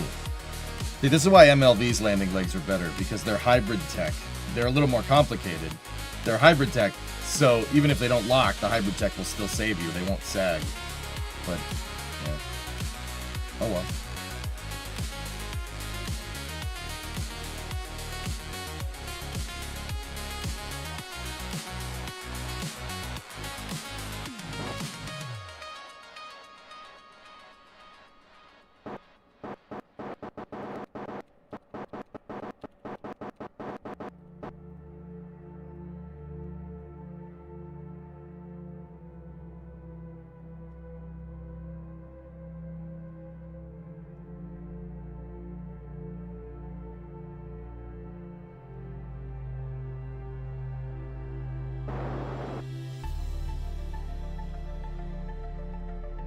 Okay, here we go.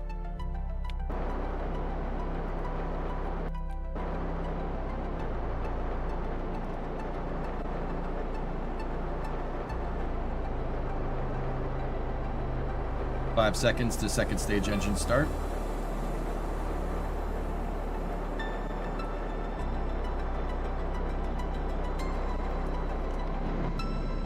Got a good relight.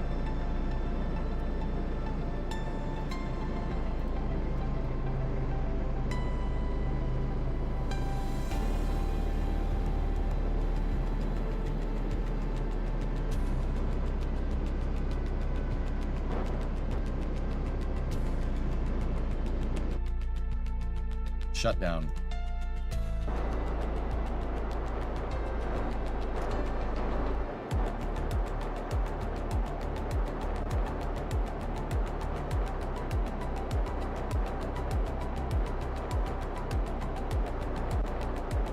RCS is going to compensate here, just a smidge off.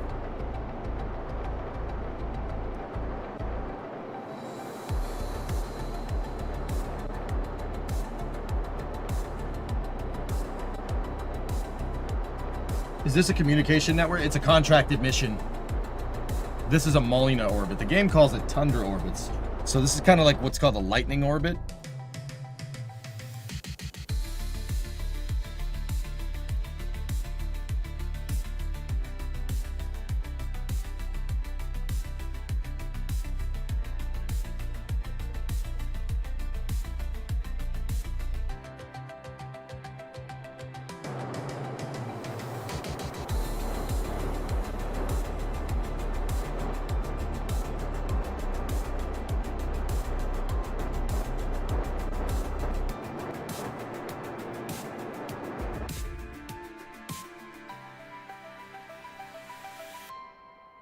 Okay, stand by for payload deploy.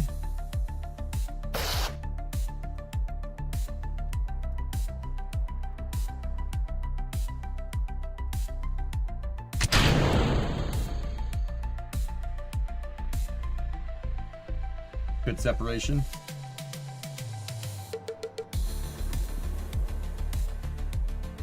We have a confirmation of signal and of acquisition of signal through TDRS. What this thing, the reason why I deployed it there is because this thing needs to belt out the rest of that inclination. We just got to do a quick on-orbit plane change here.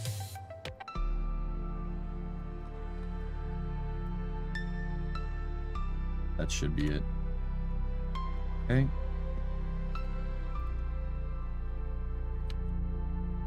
This satellite has reaction wheels on it, so I can actually just move it.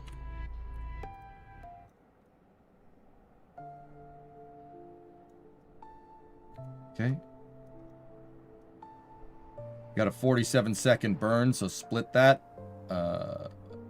23-second ignition point. So 10 seconds.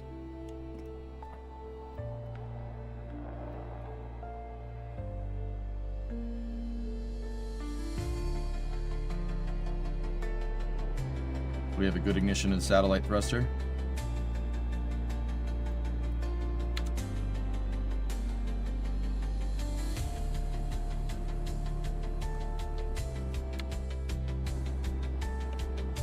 Well, you're screwed, Tessa. Have fun with that. And then...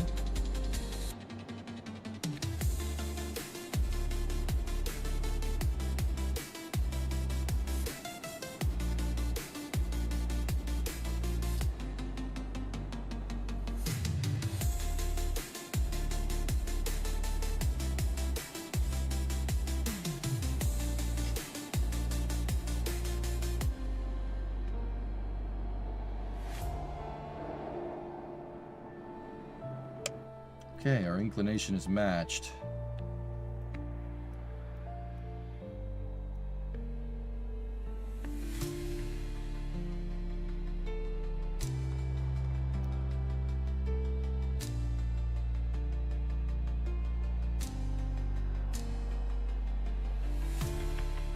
Relative AP is looking a little bit off. We need to do radial in-burn from what I'm looking at here.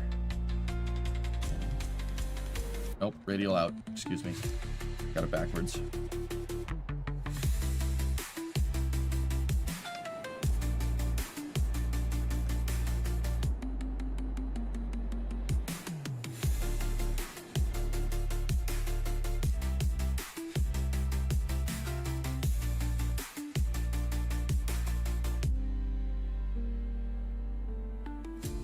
Our AP looks to be just a little bit tall. So I'm wondering what happens here if we just slow down just a little bit.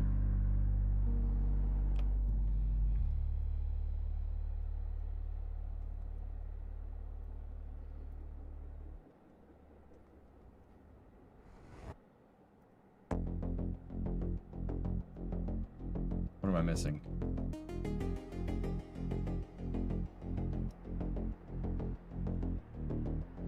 Hey, Yarg.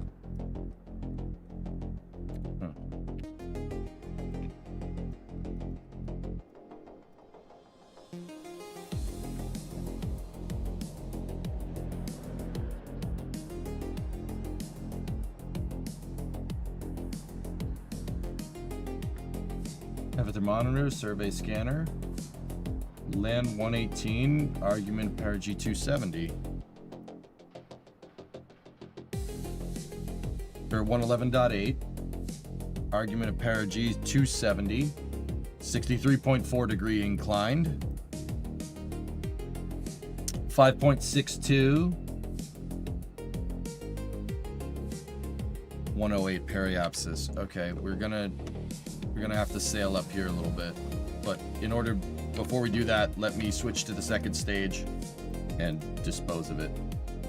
That was weird. It usually has a really, really low threshold for like completing the orbit. This one, I guess, wants to be really precise, which, whatever, that's fine.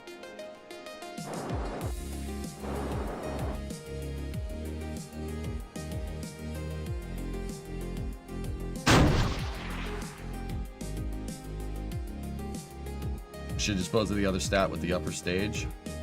The other stat can just deorbit itself.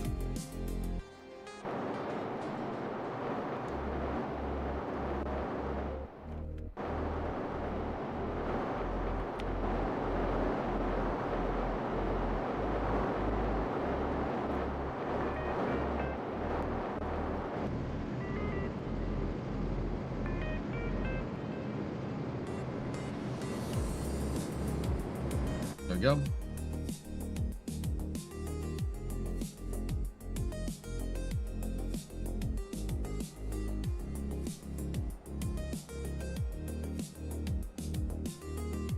Wartos, you captured the rat that ate part of your dishwasher. Oh, well, that's good.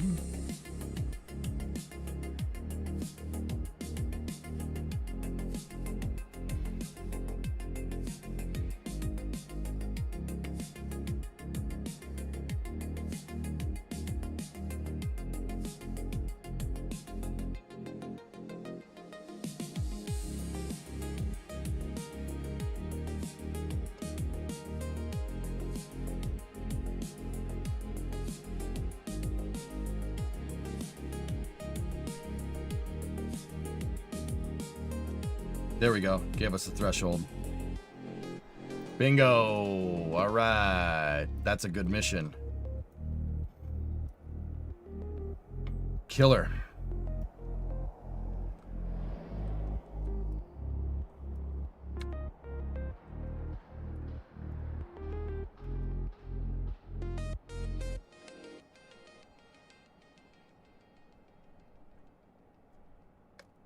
Will it let us do the survey scan?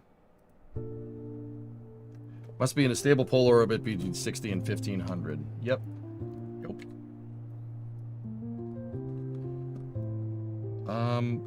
You know what we could do?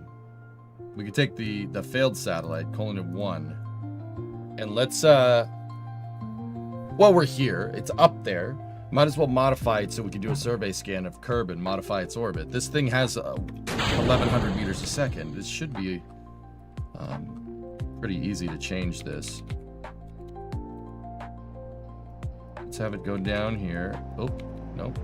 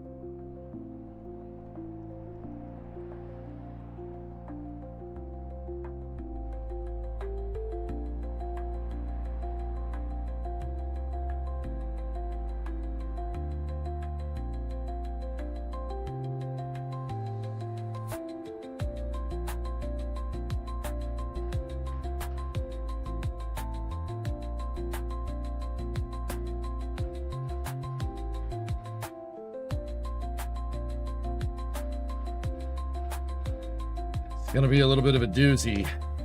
The on-orbit plane change is gonna suck. We might not be able to do it, but either way, if we can't get it into a 90-degree orbit, it's no big deal. We're playing with house. Well, we're not playing with house money. It is our cash, but. Oh, this is a 7-minute burn. You know what? Changed my mind. Let's just get this up here. Yeah, doing a 30-degree on-orbit plane change with this is not going to be fun. So, especially with this thruster, it's going to suck. So here's what we're doing. We're going right here, retrograde, and we're going to fire that until the perigee goes below, and we will just have it re-enter.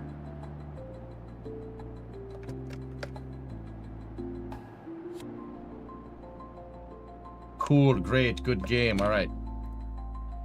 Yeah, don't worry about it. We'll launch a dedicated one later when it makes sense.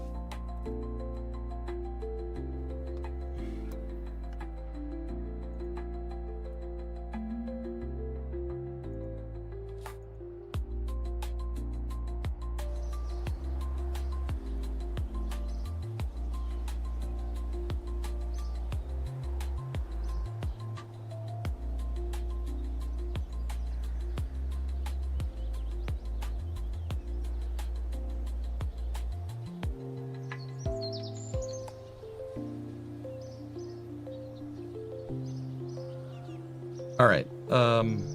Next. I time warped a little bit, so we should be able to. We should have rescue hailed from orbit around Minmus. That's just a straight rescue mission. We're already planning a science data from space around Minmus. That's easy money. Polar orbit sat insertion around Minmus. Bring a new surfaced outpost to the moon.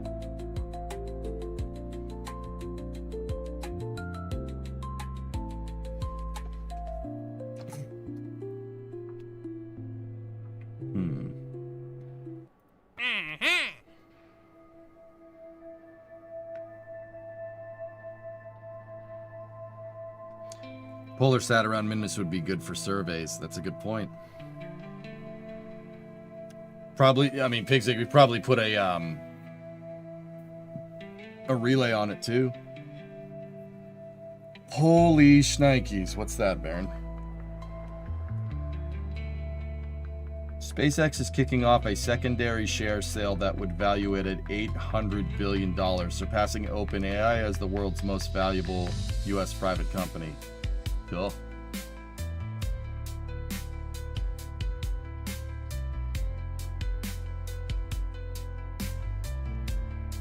That's nuts, dude.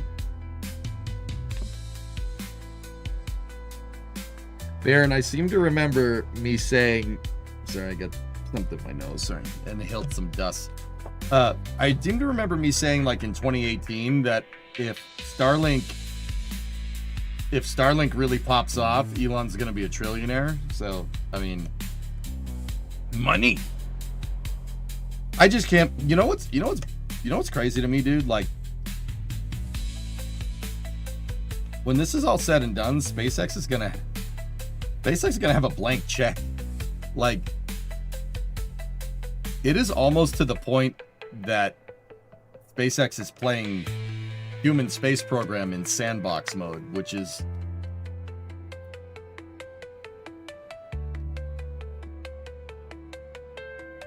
and then Korean Air, Asiana Airlines, Jin Air, Air Busan, and Air Seoul are all adopting Starlink. Dude. What comes after Starship? I don't even know, dude.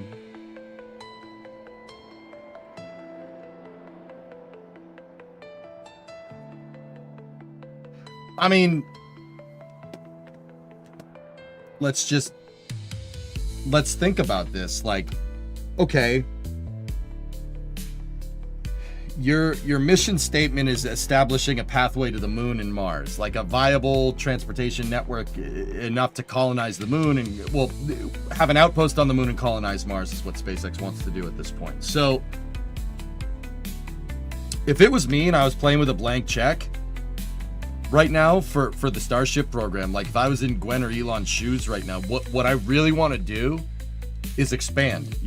I wouldn't really want to make a new launch vehicle right now. I'm serious. Not Starship notwithstanding. What I would really do is dial in Starship's design and, yeah, make it do. Make it work as good as it possibly can. Literally spare no expense.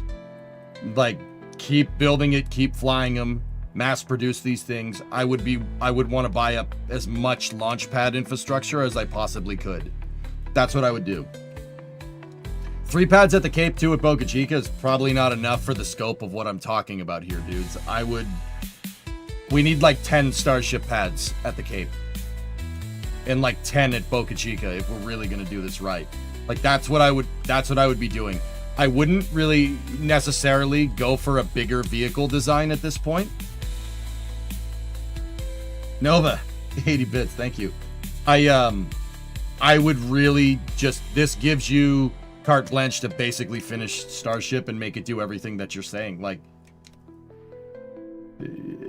Starship's problems, while difficult to solve, aren't anything that's out of the realm of like physical limitation. You know what I mean? Like, a reusable thermal protection system is a hard thing to do, but it's a difficult thing to do right now because no one has really tried to make a mass-producible, reusable 2-stage launch system. The space shuttle was a good attempt, but you would really needed to launch it more to really fully understand what those tiles are doing. You needed more flight data, even after 135 flights. Vandenberg, yeah, maybe. That's what I would do. I would really, really, really, really focus in on making Starship basically a 747 that flies into space. Make it ultra, like, as reliable as you possibly can. And then just fly them. Fly them as much as you possibly can. That's really where, that's what I do. Do you think there'll be a point in the timeline that SpaceX will create a deficit of steel on Earth? Unlikely. Space Gnome. Probably not. Steel is made from iron. Our planet's mostly iron, dude. Our planet's mostly iron and nickel, if you really want to know. Yeah, no, not at all. Steel is an abundant resource. That's on purpose, though. That's on purpose. If you're mass producing spaceships, right? If you're going to mass produce spaceships, the stainless is easier to get. You're way easier to get. It's way easier to use, and you can buy a lot of it. Steel is one of the most abundant resources we have. And that was the point. That's part of the reason why SpaceX moved to stainless steel. It doesn't make sense from a mass perspective. Could you make Starship out of aluminum, and could it be way more efficient? in terms of dry mass. Well, sure, absolutely. But even mass producing with aluminum has its drawbacks. Steel is cheaper. It's way cheaper. And that was a trade-off that SpaceX took, and it's a trade-off that they're trying to solve now. The other thing is that stainless steel, it's very clear from the Starship test flights that we've seen that stainless steel with a silica tile in front of it is clearly the right move for a thermal protection system, because the stainless steel will act as at least as a thermal protection system that will be able to absorb the heat. Stainless steel can tank heat better than aluminum can. It can store more heat in it before it melts, right? So that really, even if you have holes in your thermal protection system, you're still coming back, which is smart, dude. That's, like I said, that was a really trick move. I didn't understand it at the time. When they switched to stainless, I'm like, huh? But yeah. This program has 8 million drones in the pipeline. Look what's strapped to it. Starlink antennas. That's awesome. Nice. But propellant? Carbon and hydrogen are plentiful. Erudite. We have plenty of hydrogen. There's hydrogen in the oceans. There's oxygen in the atmosphere. I'd focus on setting up launch locations not potentially hindered by any government or regulatory agencies. Because of ITAR Yarg, that's really never going to happen. But private launch sites, sure. I really hope that eventually when Starship gets surpassed and phased out, we get more info on the design process behind it. I'd love to see all the crazy rejected ideas they had. Yeah. What happened to spin launch? I think they're asking themselves that question too. Does Mars have raw materials to fabricate heat shield tiles?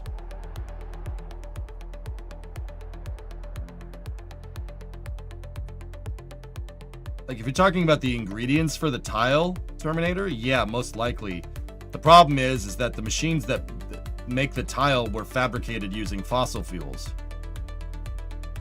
I'm pretty sure the tile itself, you could probably find those on Mars, but the key is bringing the proverbial printing press to there to do it. Like, when European settlers started moving into the continent of North America, like, let's see, what, 1632?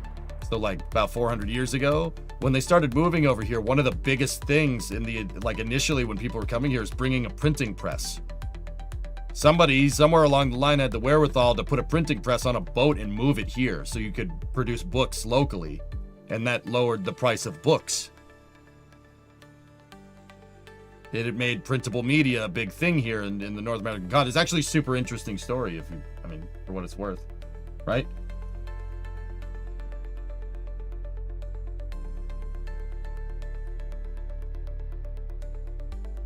(1607). Well, Columbus made his crossing in what, 1492?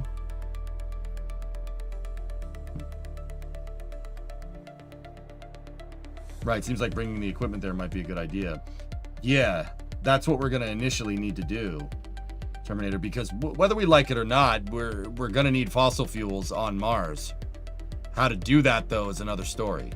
Technically, methane is well, I wouldn't say methane is a fossil fuel, but it has carbon in it. It's basically carbon. You need carbon. You got to bring carbon with you. But Mars does have carbon in the atmosphere, and you can scavenge it. So, Plymouth Colony is 1620. Yeah, I said 1632. Probably because I watched the Goonies the other day. You know how it be. $800 billion, dude. I remember, guys, there was a time where SpaceX was super cash strapped. Even into like the late 2010s, 2017, 2018, there was a time where SpaceX, like, I remember having talks with viewers like, people would say like, oh, can you imagine if Elon Musk had NASA's budget? Can you imagine what SpaceX could do with this money? They just get peanuts now and they're able to land rockets. Like, this was conversations circa like 2016, 2017. Like, oh, can you imagine if Elon had a blank check, what SpaceX would do? It'd be so crazy. But dude, they basically do now. That's like, you didn't even need NASA's money. Dude, compared to Starlink, guys, even the HLS contract, that's small change. And that's a $2 billion contract. That's nothing. For an $800 billion company, that's nothing. That's beer money. That's crazy, dude. Can you believe? I can't believe a spaceflight company is that big. That's... Never thought I'd see that. I'd never thought I'd see that, ever. Falcon 9's one of the most profitable inventions ever made. For real, dude. Like, that's right. That's, like...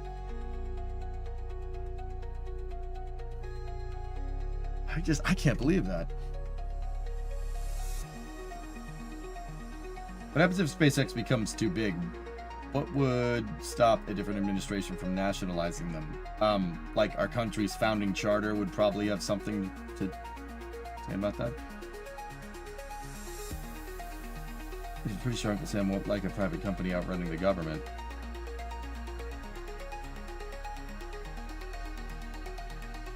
I've always said that's why NASA needs its budgets expanded, Baron, and that's why I don't think SLS is going anywhere for a really long time.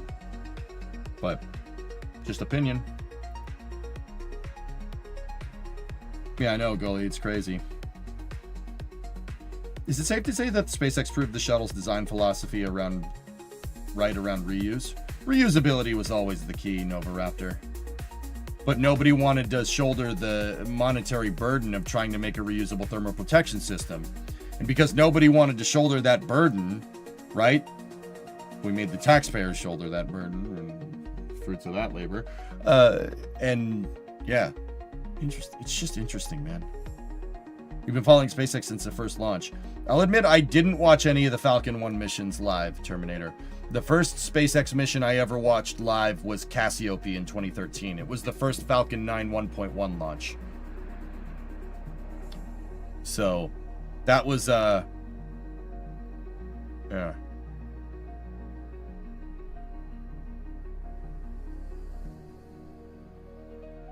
was a good time, man. That was a long time ago.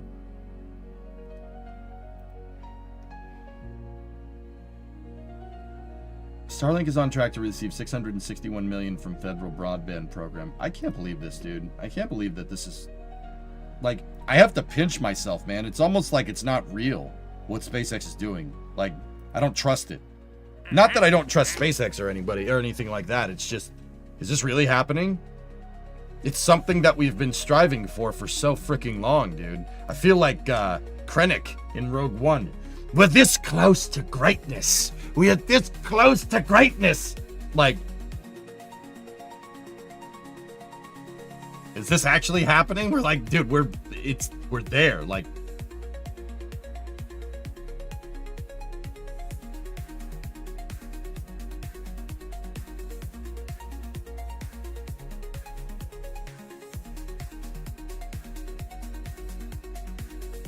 it's bananas to me.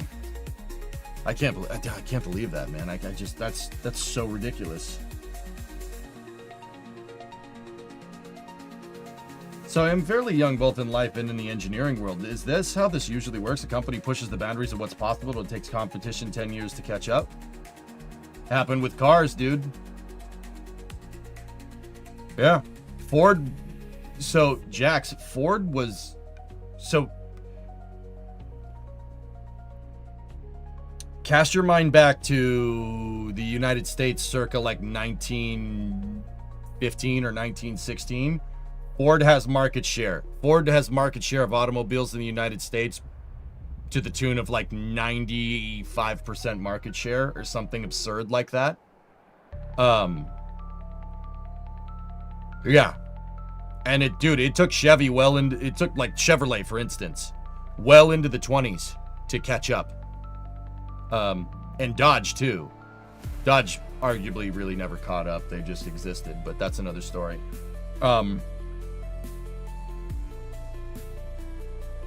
It was really funny because Henry Ford's son, Edsel, had to convince his dad to stop making the freaking Model T because by the mid-20s, that was an old design.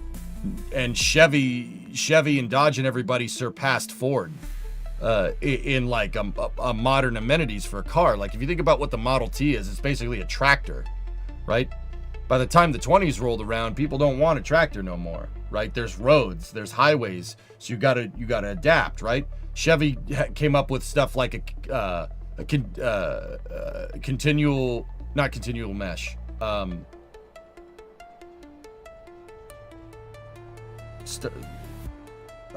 was it? 3-speed transmissions. They came in with a low center drive on differentials, so you could have more cabin space. Like Chevy was eating their lunch, and Henry Ford was like, "Frick you! The Model T is the only thing that anybody ever needs. You don't need all that stuff. That's all extra crap." And Edsel had to convince him to develop the Ford Model A. And when Ford came out with the Model A, yeah, they kind of ate everybody's lunch, but it did take a couple decades for the rest of the car industry to catch up with Ford's mass production. That's absolutely true. This happens. Oh yeah. Production takes time to scale, dude. Ask anybody that plays Factorio or Satisfactory. It takes time. Wow, American cars are a joke? Dude, actually, Solo, yeah, I mean, I would argue that, you know, regulatory standards have made American cars really fat and bloated, and they have so many features that are just useless, like automatic engine shutoff, for instance. But apparently that's changing soon. So yeah, not to go down that road, but apparently like cafe standards are getting thrown out the window, and so are small car regulations too. So we might be entering like a golden age of like really, really nice cars.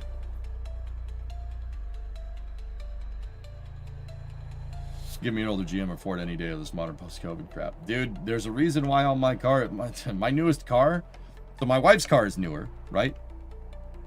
But there's a reason, and it is a nice car for what it's worth. There is a reason why my newest vehicle is from 2008. K cars become legal? Yes. But government released new standards for vehicles, and K trucks are on the table, dude. Not just to import. For their K trucks and small cars are on the table for manufacturers to make. That's cool, dude. That's really cool. We're gonna see kind of a golden age in car design. Like, that's really cool. Not everything's just gonna be a fat, bloated, shoe-looking car anymore. Like, that happened yesterday, I believe. I think the president signed an order to deregulate car standards, which... What are K cars? K cars refer to a super compact automobile. So, okay. All right, real quick. I want to play Kerbal, but... K cars are something from Japan. Japan doesn't have a lot of space, and Japan had a lot of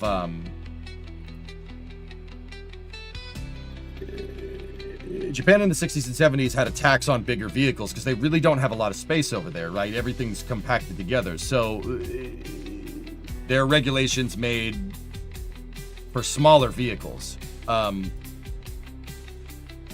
So they produced super compact vehicles that are basically a car with a motorcycle engine in it. And all the auto manufacturers in Japan kind of adopted it. So like Daihatsu, Toyota, Subaru, and they made small vehicles like that. That's called a K truck. They're just, the colloquial name for it is K, like K-E-I, not K like the letter. There's K trucks and K cars, and they're tiny. They're about the size of a golf cart or a Can-Am or something. But it is a car. It is a car. They usually have maybe like a 1-liter engine in them. And yeah, they're just a small utility vehicle. They're K cars are no frills. They're no frills. Like, that's a Daihatsu right there. That's a Daihatsu Hijet. See last, sorry if I missed it.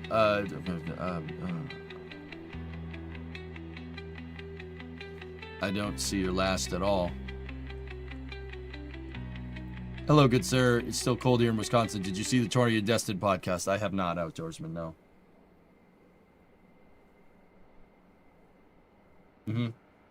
So, like, not only are these things, they're not only are like Daihatsu Hi-Jets are like totally legal to import into the United States now. Yeah, the auto manufacturers have carte blanche. Ford could start making something like that, like tomorrow. You fit in that thing? Believe it or not, I can fit in a K car. Yes. I'd have to go and read more about the exact regulation changes, but yeah. Pretty cool. Do you like the Volvo V90? No, not really. Yeah, Hiluxes. Yeah, K cars are cars as an appliance, which is apparently what people want. They just want you to they want to get from point A to point B. They don't need all the bells and whistles. I know what a Jimny is, Cucumber, yeah. Suzuki Jimny, Toyota Hilux, Samurais. It's actually that's actually a big deal.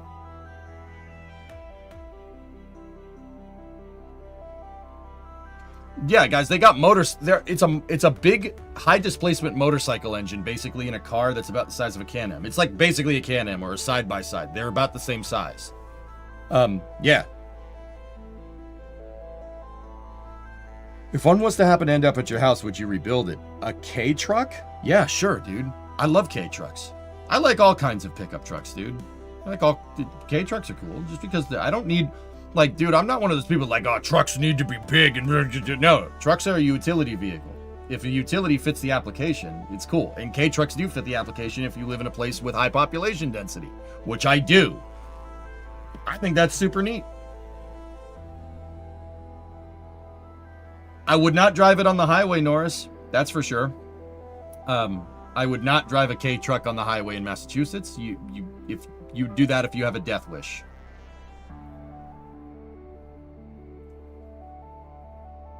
Look up the new Ford Ranger. Basically, these trucks are already proposed. New Ford Ranger.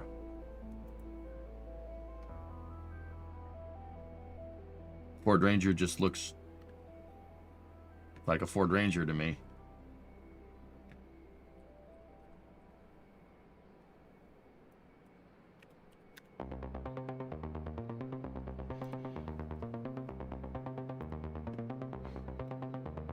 Could you fit them on a pallet? Nah. Probably 2 pallets, yeah.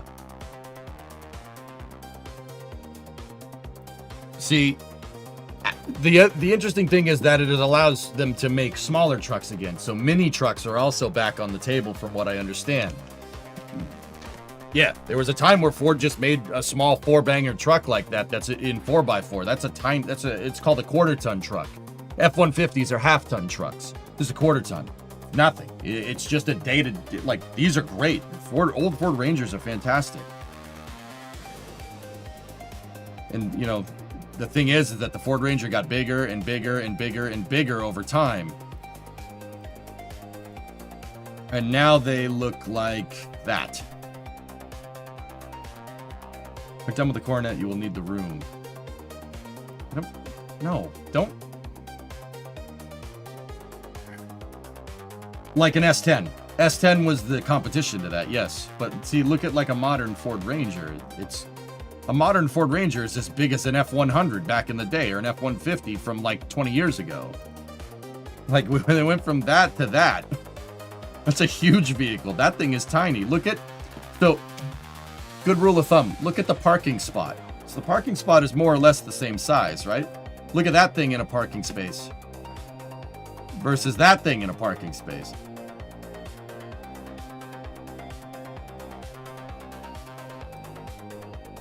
Just interesting to me. Love 4x4. Yeah, dude. Come on, let's go. Bring back freaking cars, dude. Let's go. Did smart cars get over here? Yes. People drive around smart cars. I don't know why you would do that. you're gonna get run off the road by a gigantic truck, like especially if you take it on the highway. A K truck could fit in the 8-foot box on my F-250. Yeah, you could drive it up in there. It'll fit. Bring back the GMC Cyclone. You are a man of taste, Space Gnome. Yes.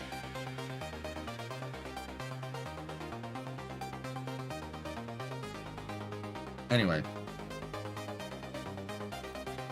Science data from space around Minmus. We can belt that one out right now.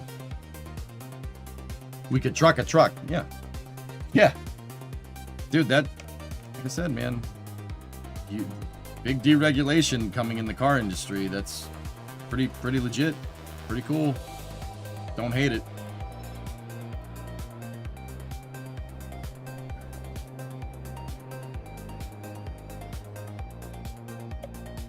K-Truck is not meant for current American infrastructure. Not on the highways, Norris. But, like, around Boston, I would say you're 100% wrong.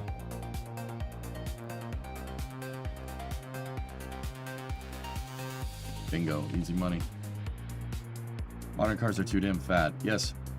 That's Boston. New York City's the same way. Philadelphia's the same way. Baltimore's the same way, dude. And those are pretty... That's a lot. That's a lot. Population density, dude, for the U.S. So, Norris, think about it like this. Mississippi River is kind of... It doesn't go up the center of the United States, but it's close. Anything that's east of the Mississippi River, save for like the Appalachian Mountains, has a population density kind of similar to Europe. It gets pretty much 1-to-1 with population density in Europe once you get basically anywhere northeast of New York. Right. That's great for me. K-Truck would be fantastic.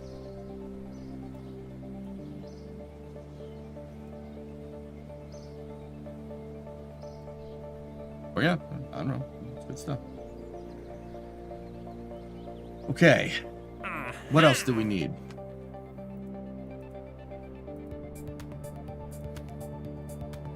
Science data from the surface of the moon. I have a probe out there. We can go do that right now. Dude, we're just collecting all the contracts. Upgrading mission control was a great idea.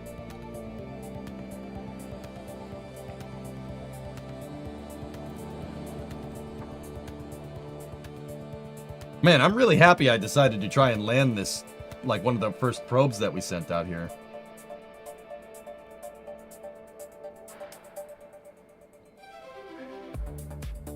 Start preparing.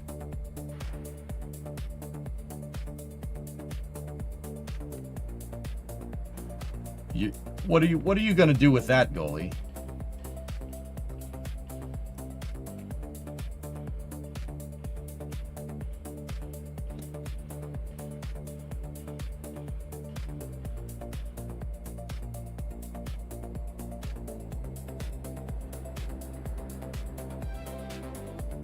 That's for you to figure out.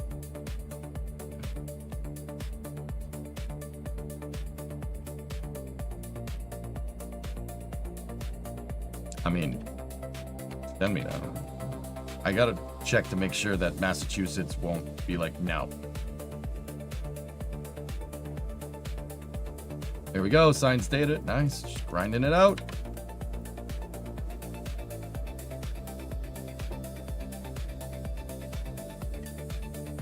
I just want a good quality, good performance, non-bloated mid-sized car. Is that a giant request? Yeah, that's what I mean. Well, regulations have made it crazy, but like, apparently it's, you know, a mutually exclusive thing. Like, if you want a car that's deregulated car design like that, you're gonna have to compromise safety or something, which I think is bullcrap. But that politicians, right? Like.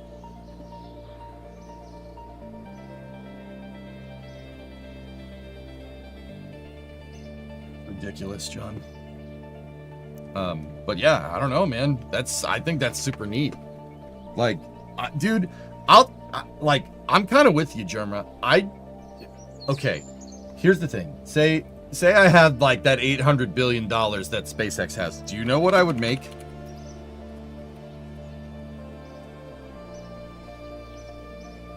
You know what car I would try to make? I would basically make a modern version of this. Let me show you. I'd make a modern version of that. Yeah, I know it's a box. I know it's not aerodynamic. Just bear with me here. Like, this is an 85 Chevy Caprice. No frills, no bullcrap. It's just a car. It is a car. It's got a smooth ride. It's a nice vehicle. Very utilitarian. You got 4 doors. It doesn't even have to have a V8. I don't care. Like, you just a nice, comfortable ride. That's it. Decent fuel economy to get you places. Like, easy to fix, easy to work on. That's what I would make. Or a Cortina, Tesla, sure, something like that. Just a car. Like, I just want a car. Like, it was just a regular car. That apparently was a hard thing to do, but maybe now it won't be. A modern Crown Vic, yes. Basically Coltec. I was talking with Bree's dad about if you took a Crown Vic and you put a 3.5 EcoBoost in it, that would basically be like the ultimate ride. Anyway, let's get back to work.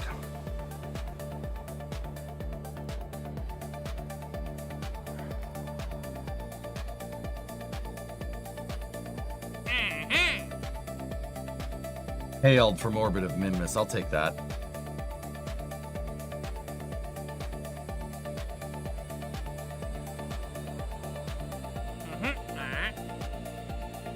A Granada. There you go.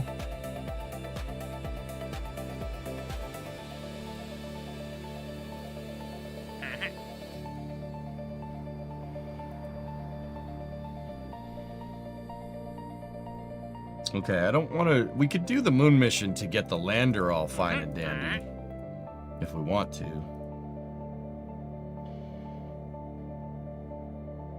All modern vehicles will be Johnny Cabs. Hello, welcome to Johnny Cab. Oh yeah, there's another thing that I wanted to do. We could go up to the Liberty Station. Or needs to bring back the Econoline. They're not going to do that with the transit ban, dude.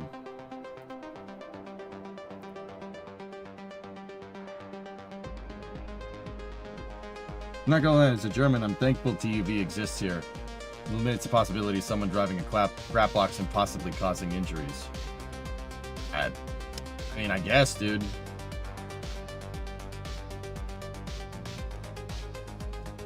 I mean, the thing is, Zerax, is that, like, most populous states have state inspection to an extent, you know? Like...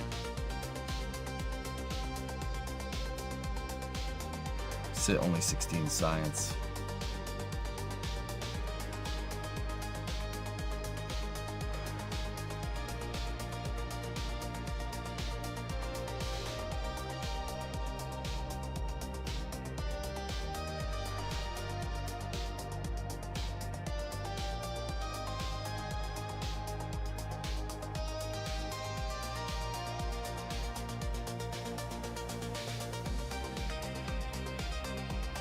Need higher level scientists.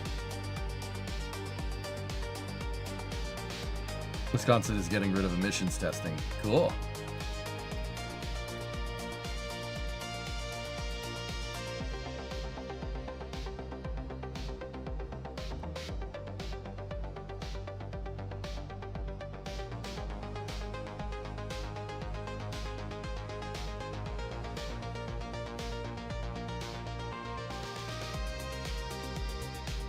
Science lab is doing work for us, though. That's pretty good.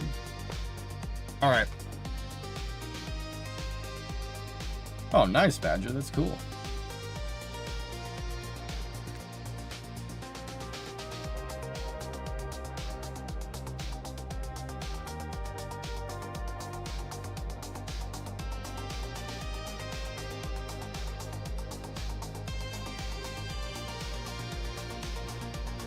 Road delay tonight from masses to production. Maybe booster 18 or cryostand moving. Cool. Okay, we got 215 science. All right, let's pick the mission we want to do before Flame Trench. We could go for Moon Crane. I would really want Moon Crane to be tested with the new lander just to make sure that it can lift itself up. I'm pretty sure it can, but I would really want to test it. So I don't know. I don't think you guys want to see too much ground testing, right? So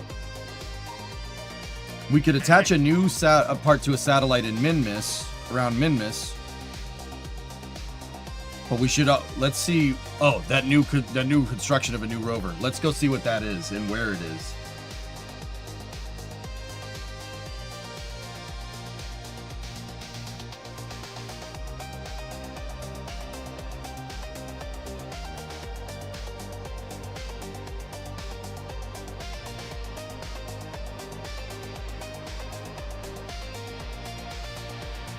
Oh, tell me this thing's in the flats.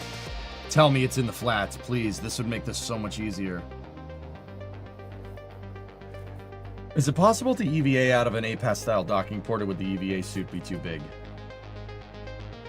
Too big. Yeah, Pigzig, I wouldn't do that.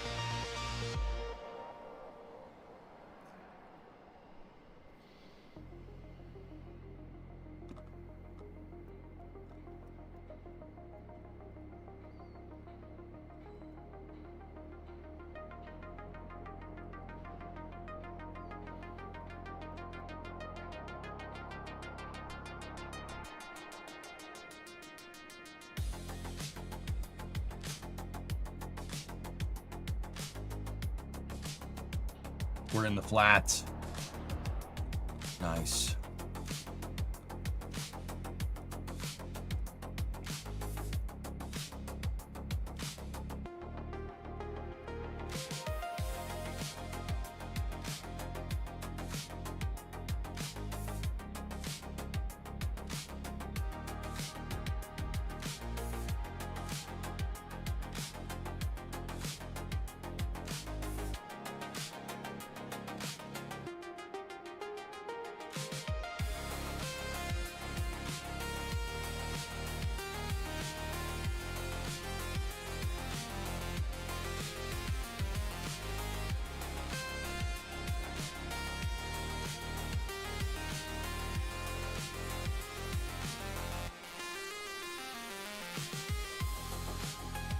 Are those clouds? Yeah, it's not clouds, it's evaporating ice. Minmus is technically a captured comet, so the scatterer put those effects on there.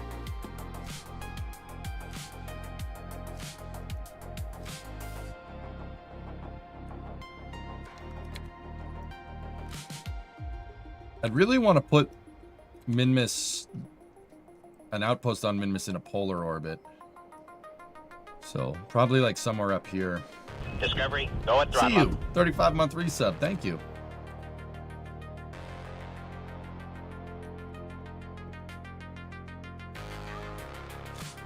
Cool.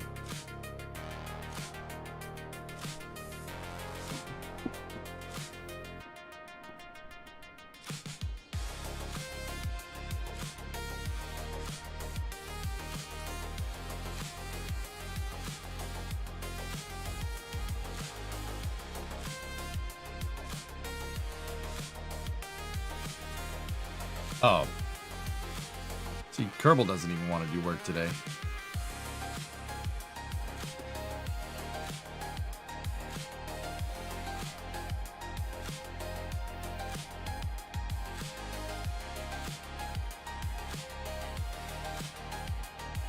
Looks like SpaceX is going to go public in late 2026.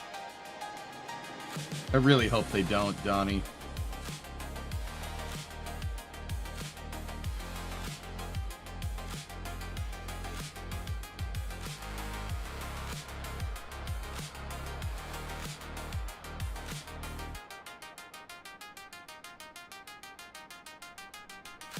Yeah, I really hope I wouldn't mind if SpaceX went public once Starship is fully operational and operational for some time.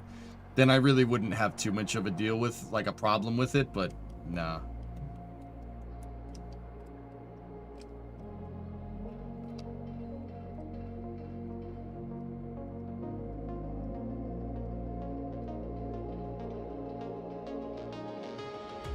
Yeah, this whole beholden to shareholders nonsense is ruining companies completely.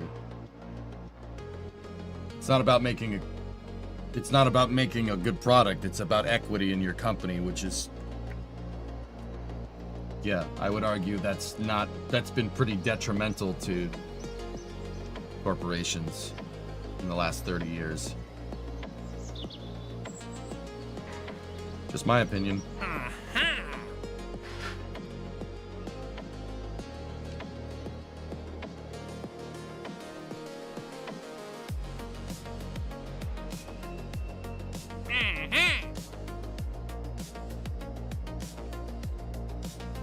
So we could attach a new part to a satellite in orbit around Minmus and rescue Hale there.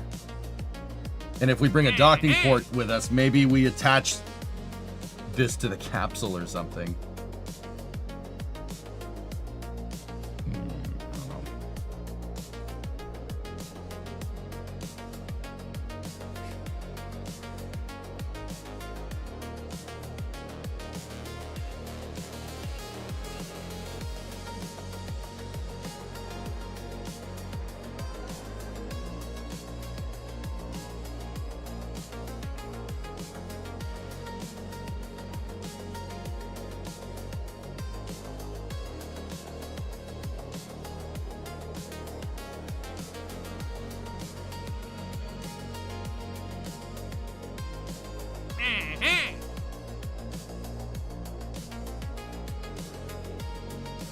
I really want to fly the moon crane, dude. That's why I'm so conflicted here.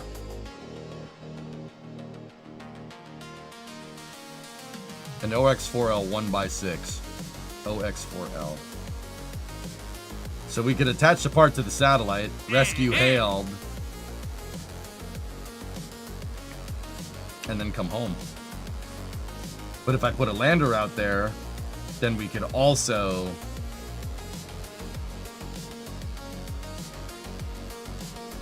build that one out too.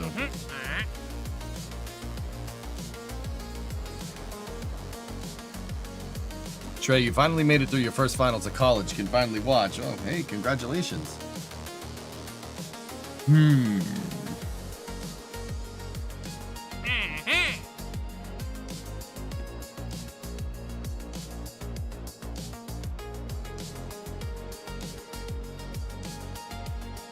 Yeah, let's do this. Let's get the new lander out. And, yeah, let's go from there.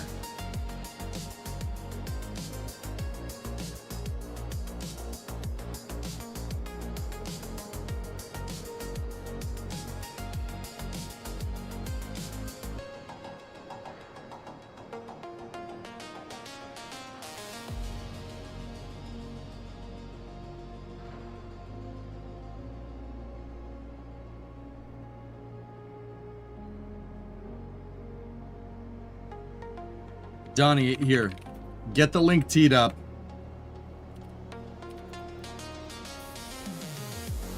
Just, I'm gonna permit you. You have 60 seconds to post it. Ready? Post it.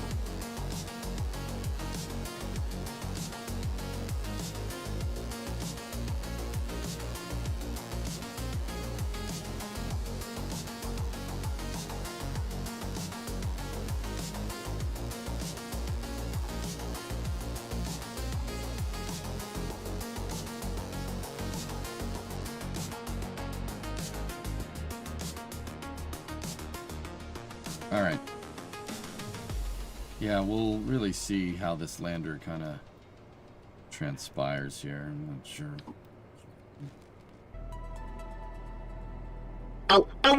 This is You got space. gifted a I'm sub in from space. Blackness. Thanks, Black.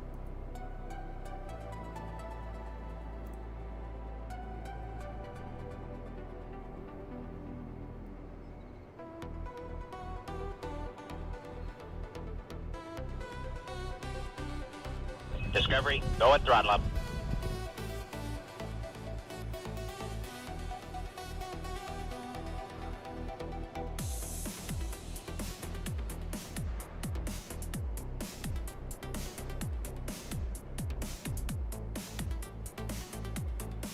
Interesting.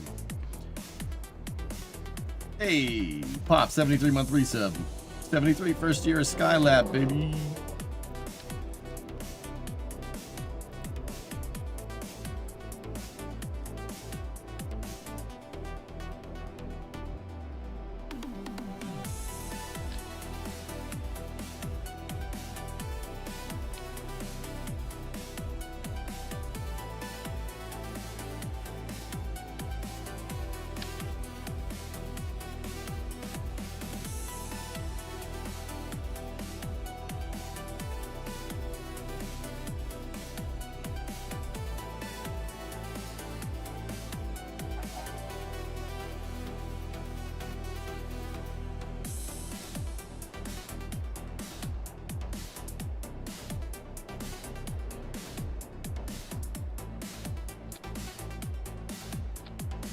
Cool.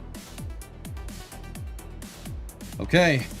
Lander should be good to go. We just lower the priority on its monoprop tanks. Or raise the priority so it doesn't use them. Make sure the tanks here are...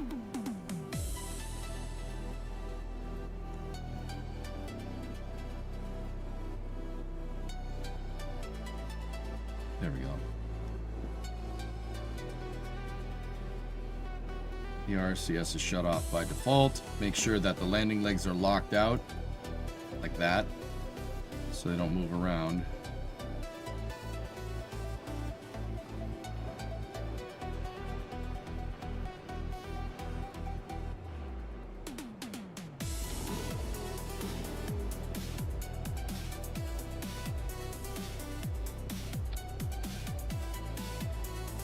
Cool.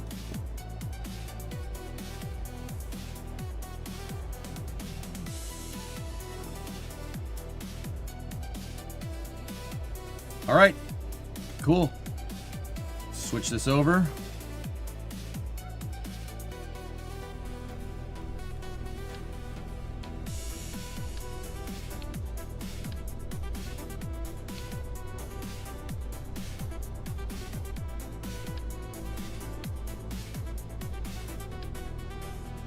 Discovery, go at throttle up.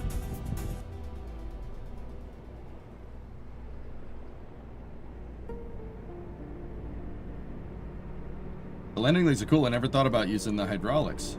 Yeah, they make pretty good landing legs. I do that. I do the same thing with the landing legs here. We actually got to make sure that I freaking get these stupid dang things to lock out. But yeah, good stuff. All right, so the first thing we're going to do for these min-miss missions is get the lander out there for the repair, and I forgot to load it with the rover wheels that it needs.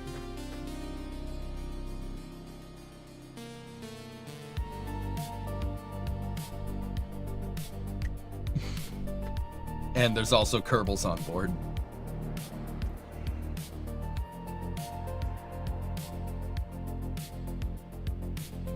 I mean, Donnie, it's good to, you know, I don't think that SpaceX, personally, I don't think that SpaceX is going to go public, dude, but it is pretty interesting to speculate about what would happen. I mean, it'd be a huge cash infusion, but SpaceX already has money. I just don't really see the need, you know what I mean? And that, and Elon has vehemently said, like, many times that, like, he doesn't want to do that. And the only reason why Tesla was IPO'd in the first place was because they didn't have any money.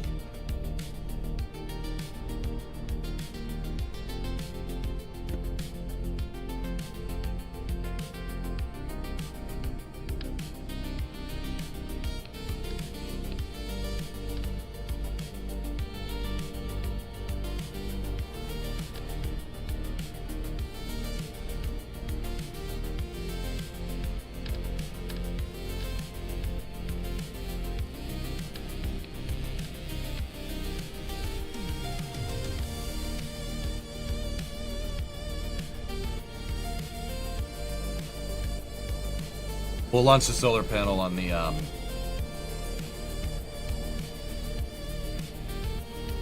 capsule for the satellite repair.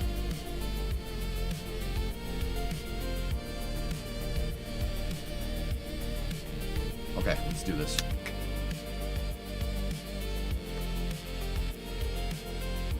Yeah, big cheese. That's why I don't think SpaceX would ever do it. I guess the reason he would go public is the investment he needs to build the AI satellites, maybe to buy more spectrum. Yeah, it's possible, dude, for sure. But I'm not sure if he's going to. Like, I think Starlink is enough of a revenue driver, personally. But yeah, dude, interesting to speculate about.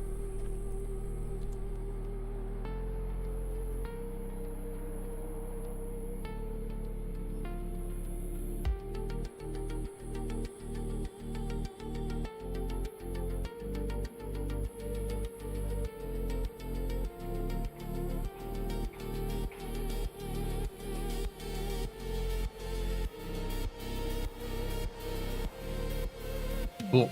All right, let's do this. Flight azimuth at 96, dialed in. T-minus 10, 9, 8, 7, 6, 5, 4, 3, 2, 1. Engines full power. And Gondor 9, Block 2, liftoff, carrying the lander from Indus Expedition 3.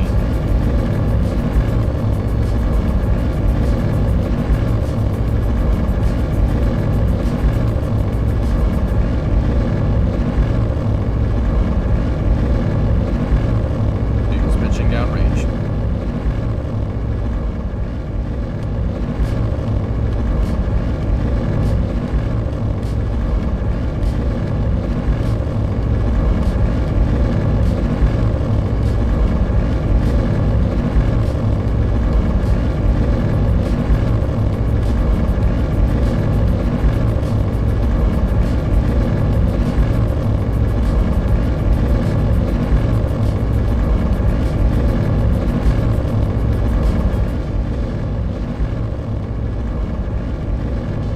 Vehicles transonic. Coming up on max Q. Max Q. Starting to pitch over.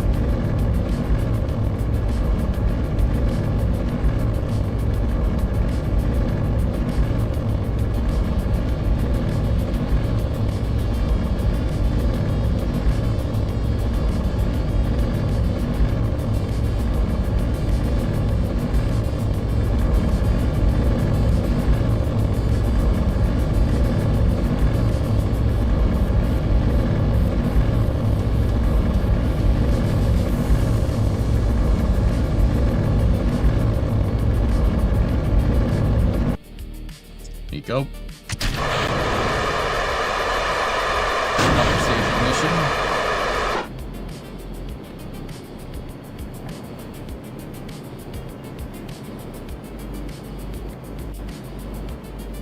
Bearing separation confirmed.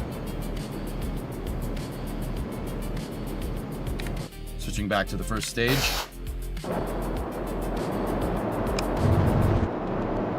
Oops.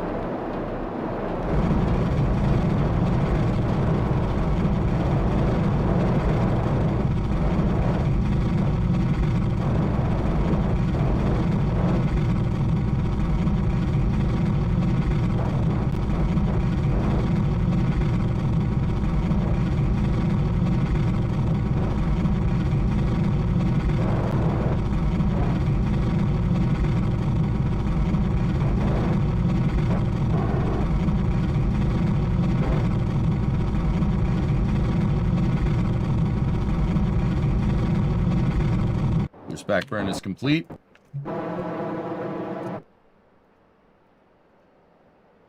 Reorienting the stage for landing.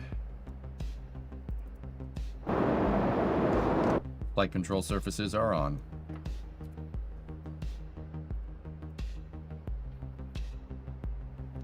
I forget which one it is. Scatter, maybe? Perhaps?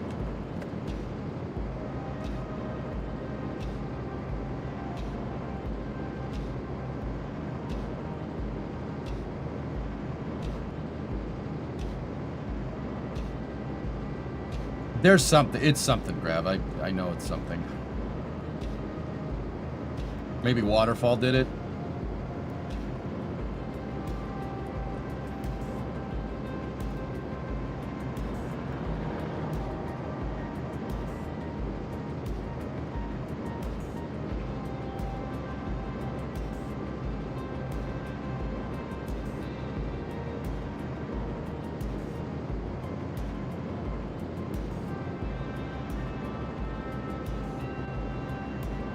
Okay, should be coming up on second stage engine cutoff. We're a little bit, our inclination isn't completely matched, but it's close.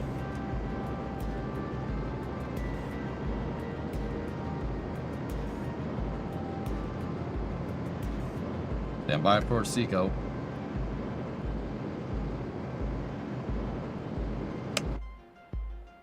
Seco confirmed. Nominal orbit insertion.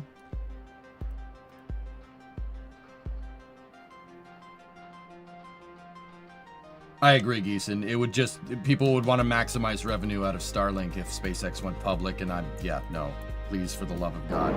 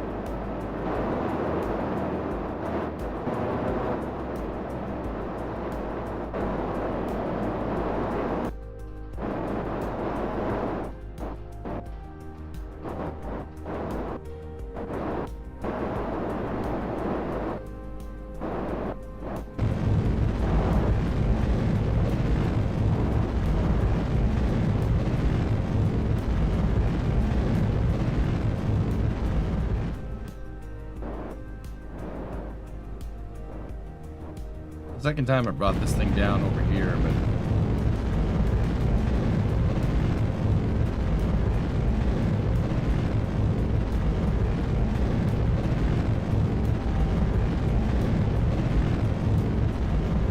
oh no. Well,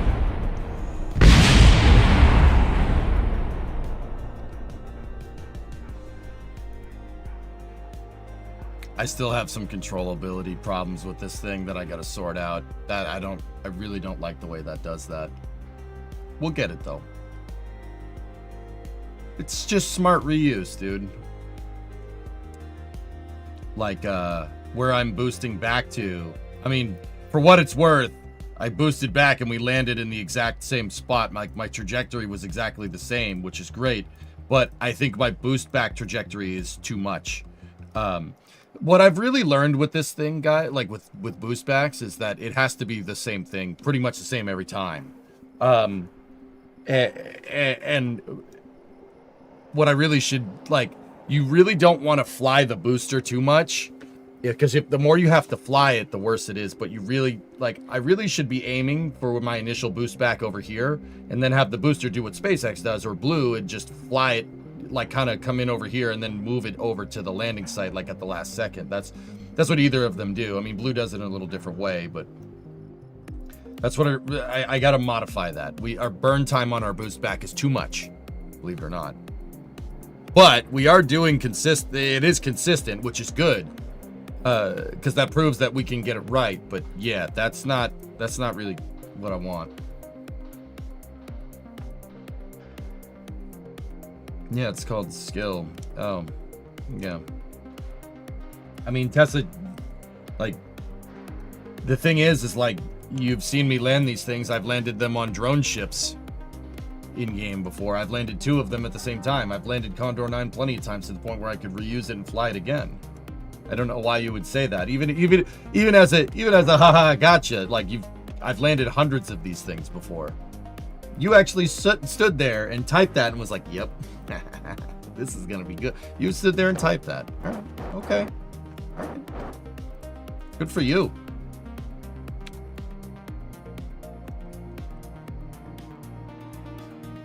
Just messing. I would politely ask you to put more effort into that.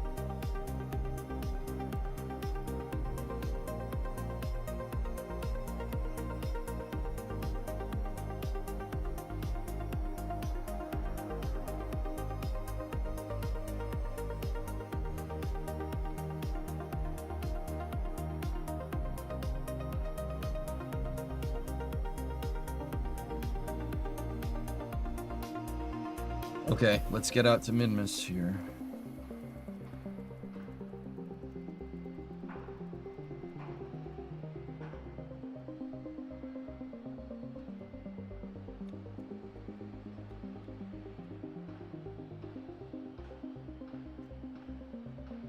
This is the lander, which means we're going, the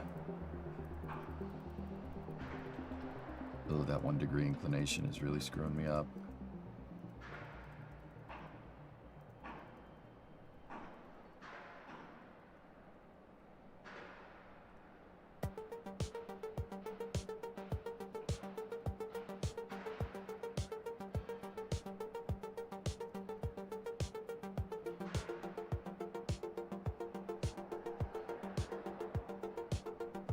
I don't like it.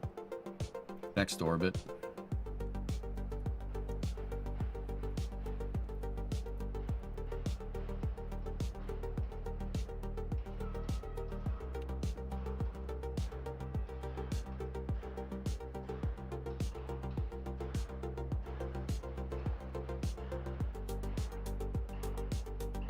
Let's do an on-orbit plane change here. It's not the most efficient way to do it, but...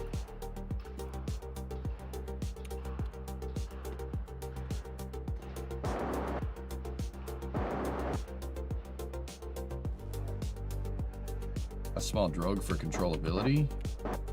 No. No. Let's just dial in the propulsive landing. It's just gonna take some time. So let me fly it more. I mean, we're getting the engine. I can get the engines back for the most part, so that's the big money item, so whatever. If it was mission mode, I'd be kicking myself right now, but...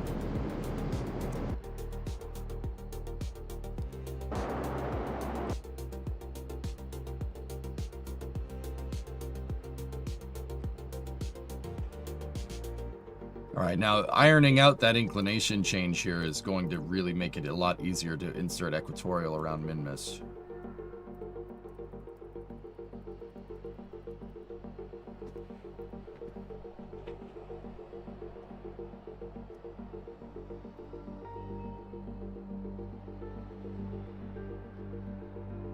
There we go. Now we're talking.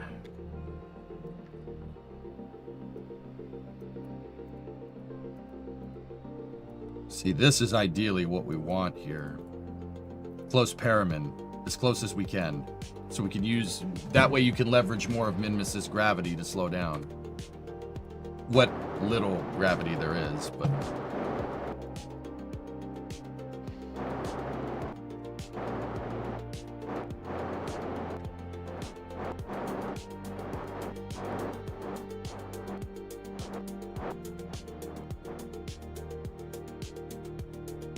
Excuse me.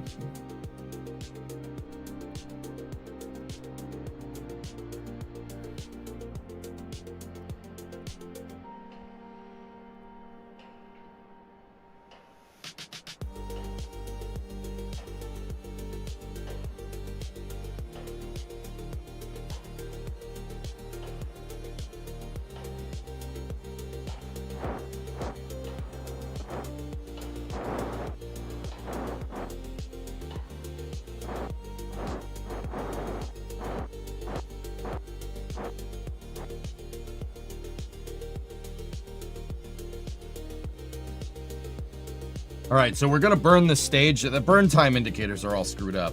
So we're gonna burn the stage so it just has a little bit of propellant left so we can use it to deorbit, because I've stranded a bunch of these stages up there and I don't want to keep doing that. CR's Naval, I remember Rocket Guy was working on a mod called Automated Reusable Rockets. Anybody know if he ever finished it? I don't know.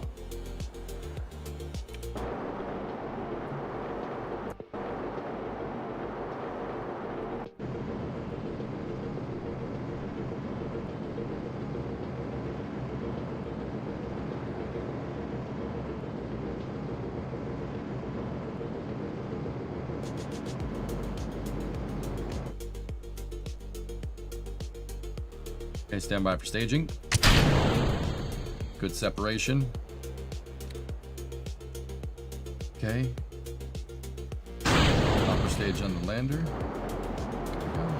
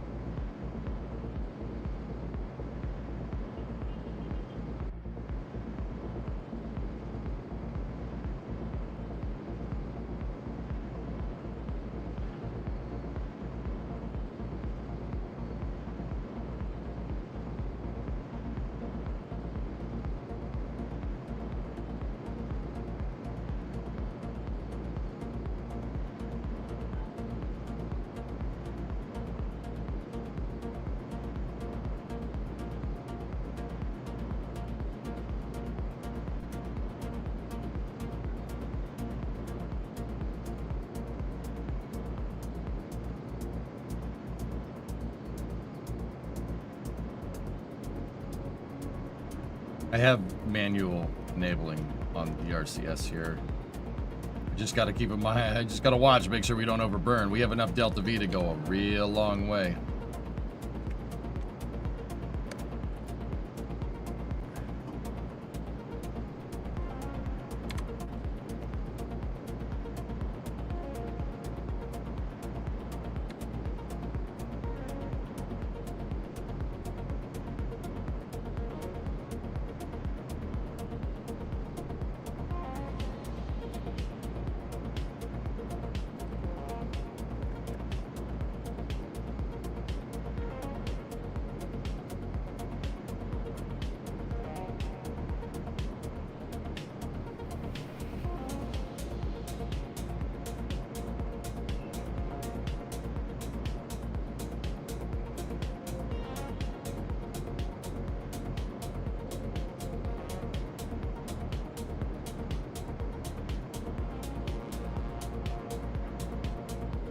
Stand by for lander engine cutoff.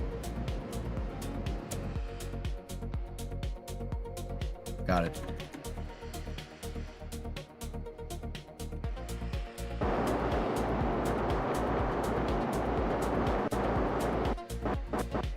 Oh, yeah.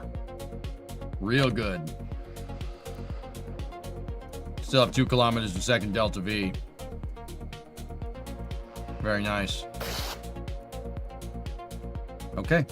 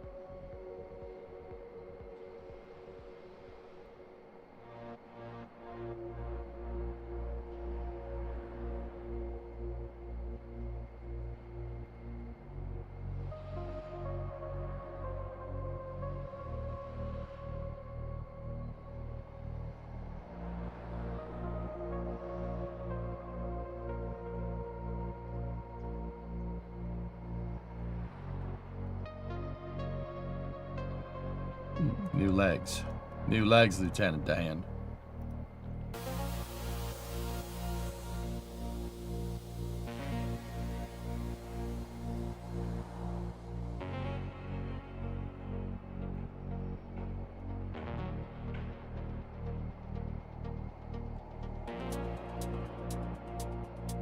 New legs. Got new legs.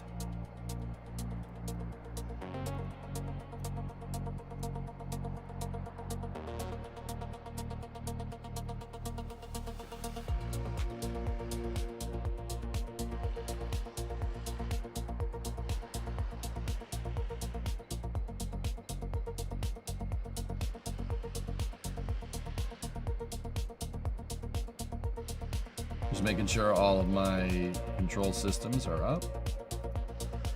Cool. All right, let's just shake it down.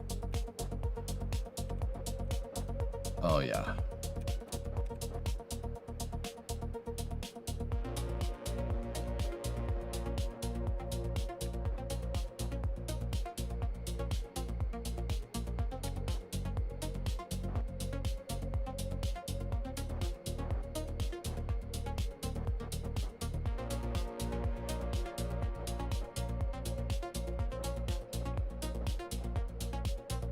Okay, roll.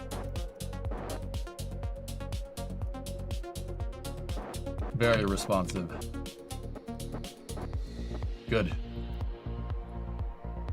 about forward? Forward and back. RCS translation is good. All right. Let's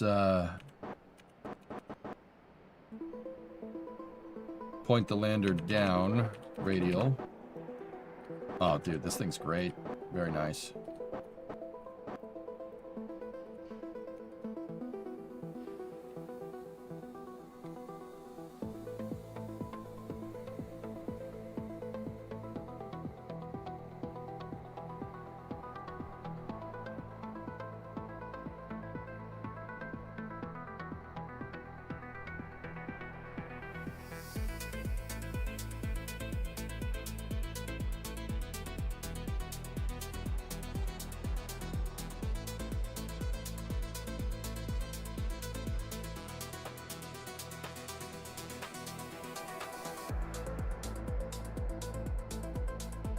Okay, let me just test translation control. So what I want to look for with my translation control is that we don't start moving we don't have any rate movement. Oh, dude, it's nil. That's perfect, dude. This thing's good. So the reason why this thing can translate just fine is because in the original design, the center of mass stays like right around here. But if we're carrying payload, it's gonna move, right? But because we have a fixed crew tank to the top, the crew tank is balancing out all the stuff that I have on the bottom. Center of mass on this thing shouldn't move. So it really shouldn't matter what fuel we have, what fuel load we have. This thing should pretty much handle the exact same no matter what. That's super, super nice, actually. Yeah, RCS is in all the right places, and it's very maneuverable now. So let's warp out to Minmus. Where's Minmus? There's the moon. There's Kerbin.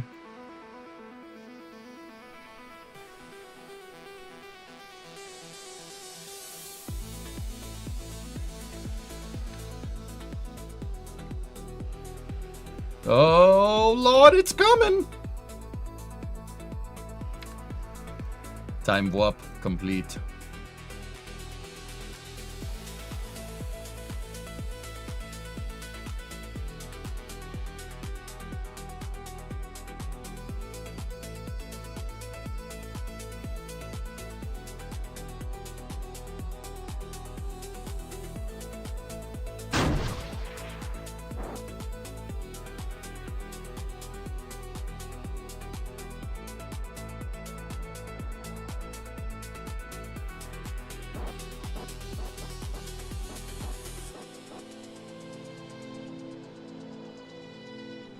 Okay, should go for circularization here.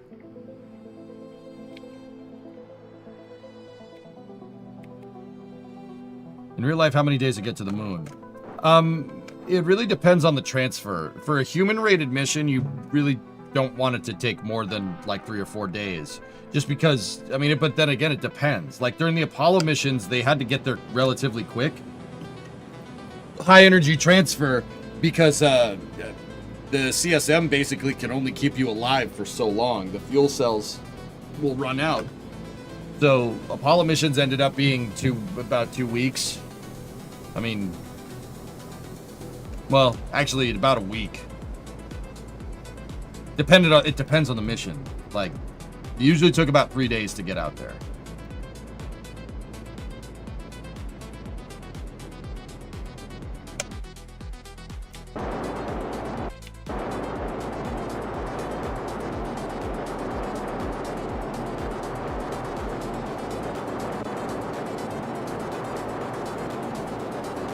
So why is Orion taking 30 days to get to the moon?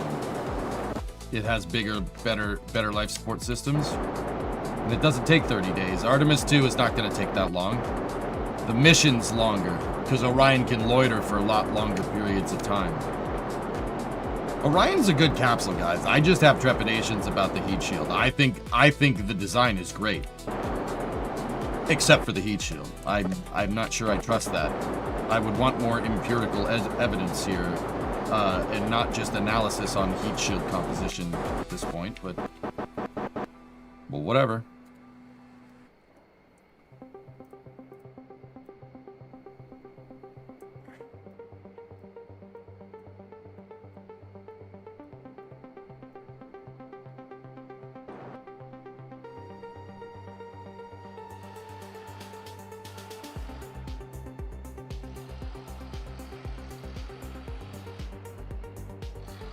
But see, like cooking fat, there are other instances, like so that's a high energy transfer.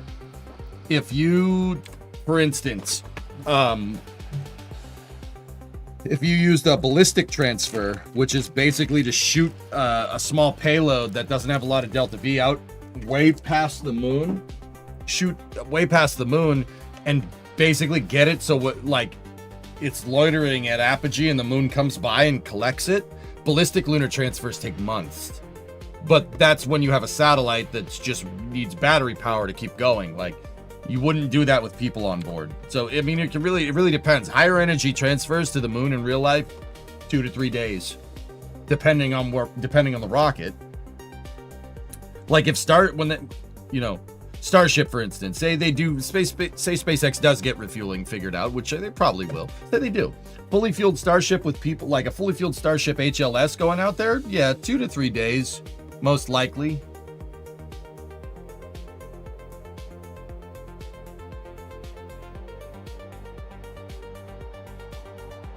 How long would you say until we see an unmanned test flight to orbit the moon?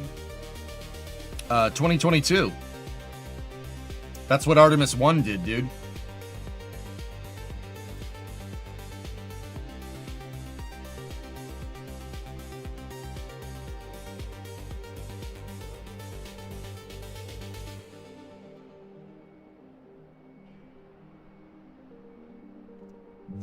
The heat shield that's on Artemis 2 is the exact same as Artemis 1 with an albeit modified trajectory. My problem with that is that it's really based off of analysis, not nothing. It's based off of analysis with no concrete flight results. I'm not a fan of this. I don't think that's smart. But the lander is gonna have to. Paramin is on the far side of Minmus. I didn't pay attention to that. That's okay. This thing can stay in this type of orbit. It's fine. We'll use the capsule to put it in the right orbit.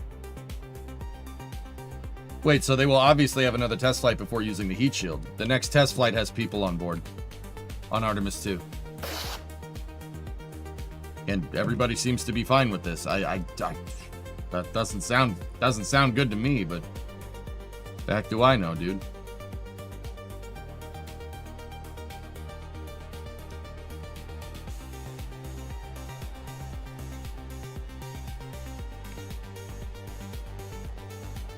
Do I have a problem with it, Supersonic? I'm like, you're doing what? You're doing what now? NASA said many times, and then the astronauts too. The Artemis 2 crew has said they think the vehicle's good, and NASA has said like, oh yeah, no, it's good. It'll be fine. And credit where credit is due. If the astronauts and everybody say it's good, then I don't really have a problem with it. My real thing, if they want to fly it. Like, I don't have a problem doing that. My real thing is that, like, you don't know. You don't know for sure. You could know for sure if you launched another one without people on board, but I don't think they want to do that.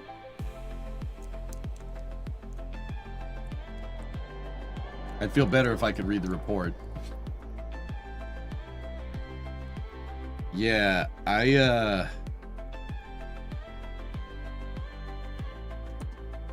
don't know, man.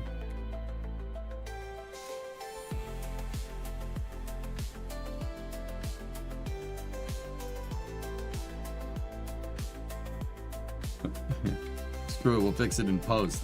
Ain't no post with spaceflight, dude, you know?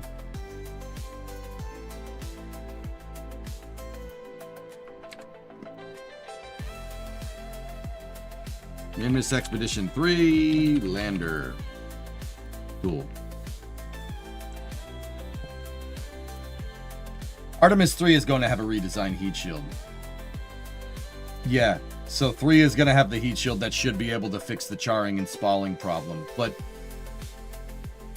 how do we know that's going to work? You know, you don't know. Like, there's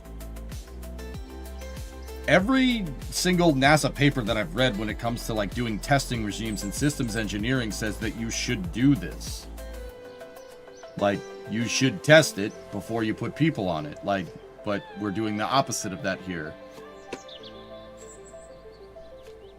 I don't know. I guess they're confident. I mean, that's rolling the dice, but if they're confident, I mean, who am I to say otherwise, you know?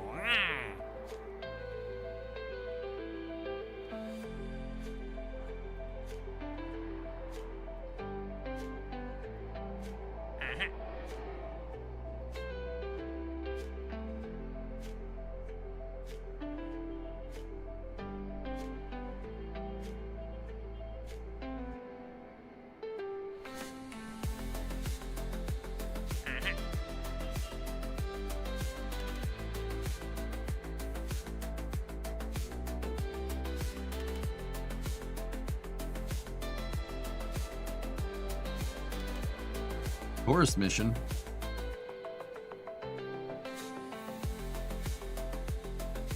Yeah, that doesn't pay very well, though. Tundra orbit around Gile.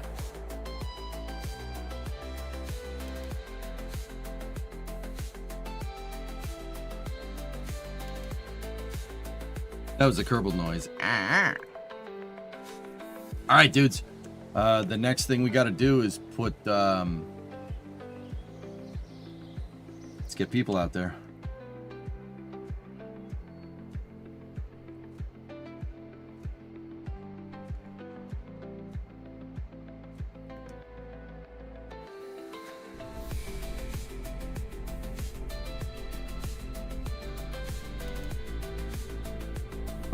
Block 2 with crew.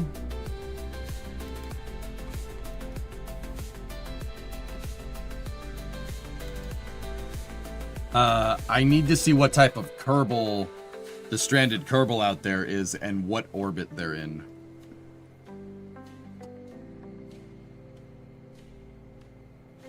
All right, let's check it out.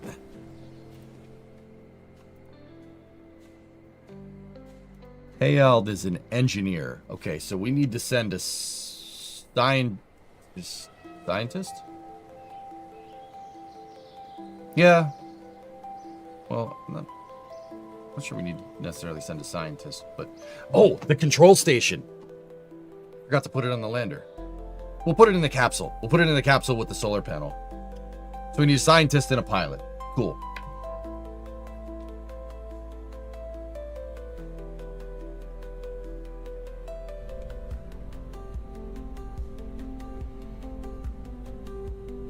Edvis needs to fly, and then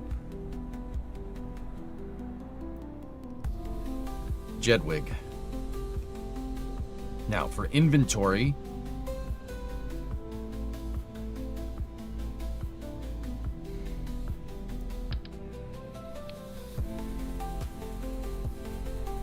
we need an OX4L solar panel, 1x6. And then I need the experiment control station. That's what we need right there.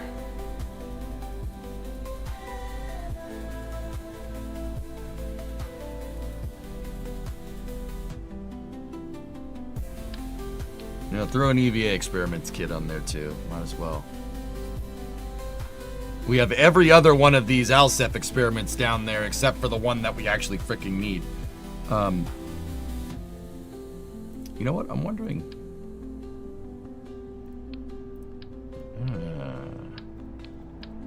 Nice. So what I'm going to do is I'm going to have them carry more rover wheels. I have 2 sets on the lander and 2 sets in the pod. What I'm planning on doing here is replacing all the rover wheels on that rover with rover wheels that are all similar, because I don't want to replace 2 rover wheels with the wrong thing. I don't want to do that.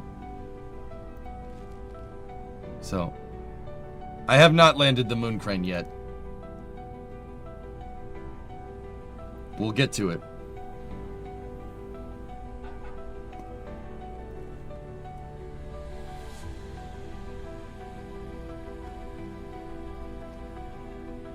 Okay, you guys know the drill here. We're gonna lift off. We need to go to a 6-degree inclined orbit to get to Minmus. After liftoff, we're going to execute the roll program to flight azimuth. After we've cleared the tower and if we've done the pitch kick, we'll enter mode 1 alpha, which is our abort contingency. At any time during the abort, I'll be able to hit 0 on the abort key to be able to jettison the pod away from the rocket. And then the 1 alpha abort contingency is usually a land recovery. Anytime between there and maximum dynamic pressure is where the 1 alpha abort consists of. Past max Q, we go into abort mode 1 Bravo, which is the similar abort controller, right? But it's just with a seaborne landing. And then after 1 Bravo, we get to staging. Provided we get a clean separation and good ignition of the upper stage, we go into the 2 alpha abort contingency, which means just jettisoning basically doing the same exact thing with a seaborne recovery, detaching from the second stage. After indication of good second stage ignition for a number of seconds, we will jettison the launch escape system and then just move to straight seaborne recovery to Bravo after that. Yeah. This flight will have the first stage boost back and try and land. I'm going to adjust my boost back trajectory a little bit to shorten my boost back burn, to make sure that my ballistic boost back trajectory lands us somewhere out there if we can't steer the thing back over here. Hopefully we can land the booster somewhere on this tile. That would be good.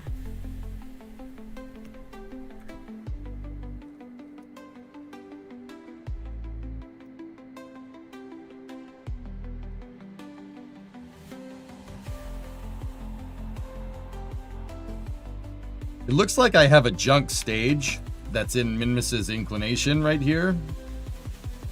It'd be easier to figure out when we need to launch by doing this. There we go. Cool. That looks like it's working exactly with Minmus. Okay. Let's do this. Flight azimuth is, because we're launching on the descending node, we're going east-southeast with a heading of 96. T-minus 10. 9, 8, 7, 6, 5, 4, 3, 2, 1. Engines full power. Okay, liftoff, Minmus Expedition 3. Cleared the pad. Going for the roll.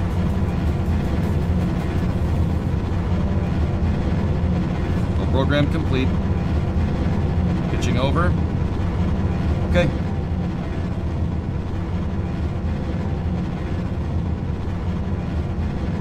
Everything's looking good. Rates are holding.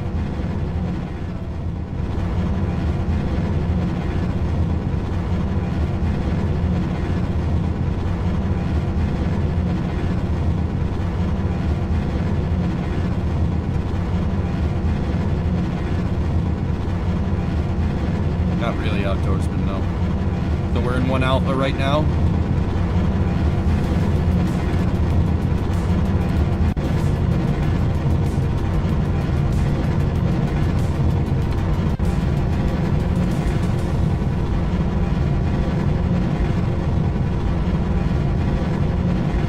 Max Q, 1 Bravo. Pitch over.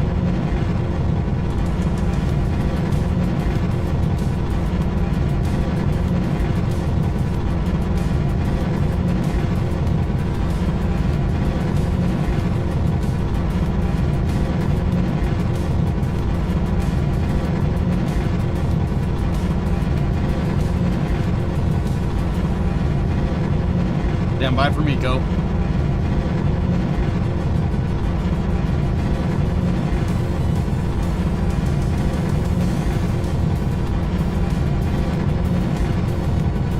Miko confirmed. Stage separation, 2 alpha.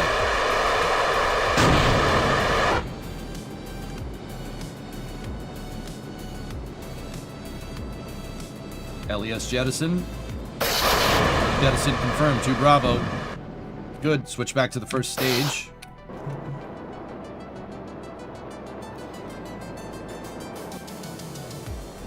Flipping the first stage back around, initiating the boost back.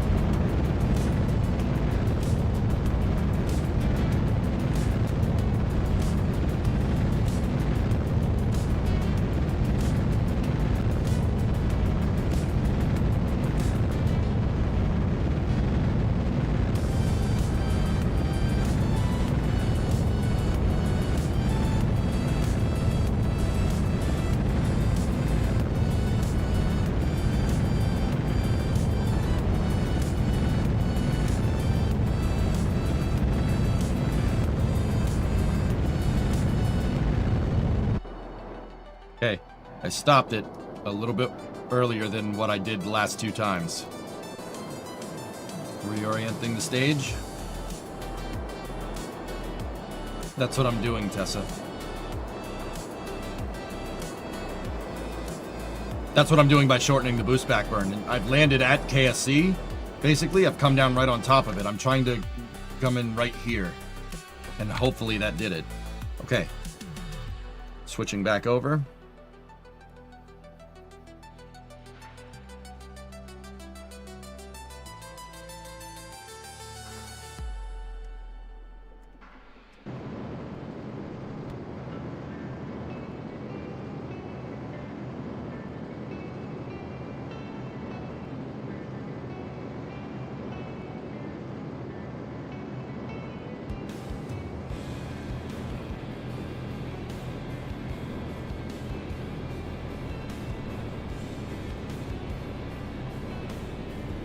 Both vehicles are on nominal trajectories.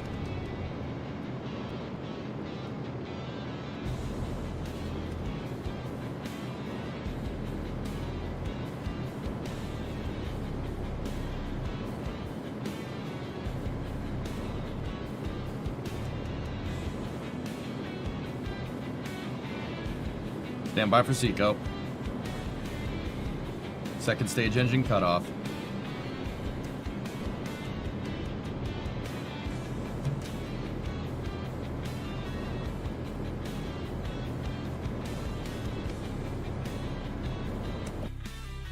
(99 by 94). Nominal orbit insertion. Yeah, buddy.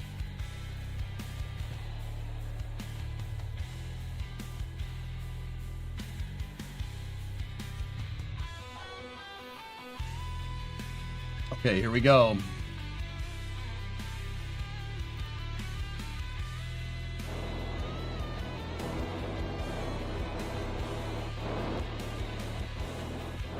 Yeah, we're coming down on it again, dang it.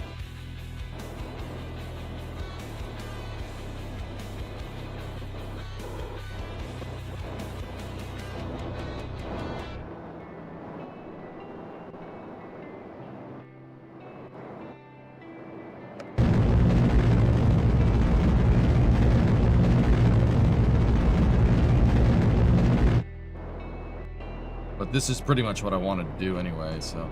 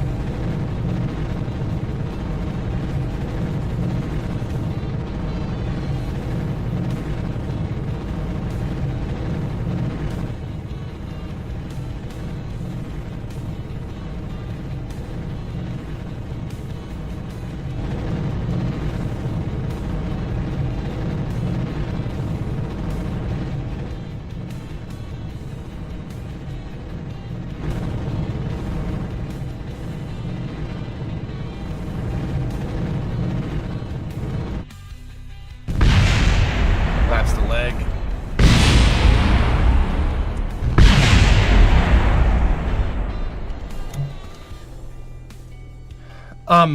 Fellas, my monoprop stopped. The monoprop thrusters stopped firing. Did anybody notice that? The verniers stopped working. I'm not sure why.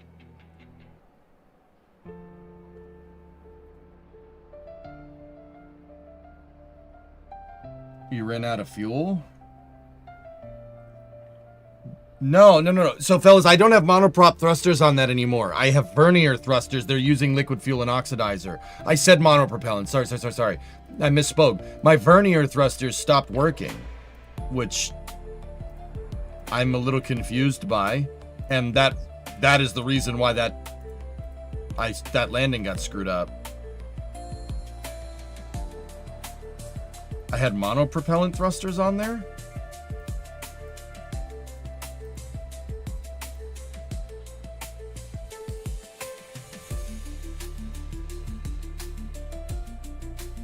Ah!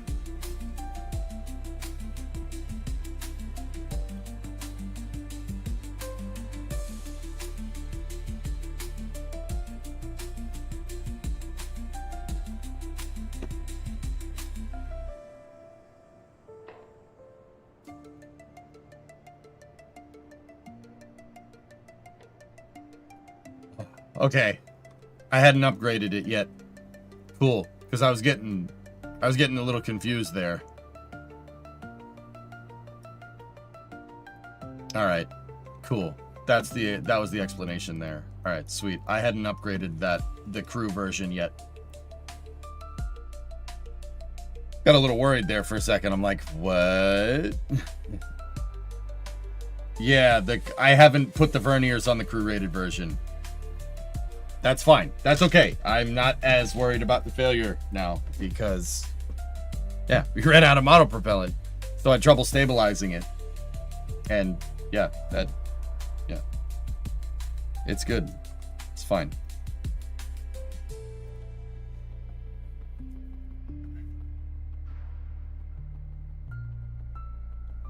We still got the engines back, so we just didn't get the whole stage back.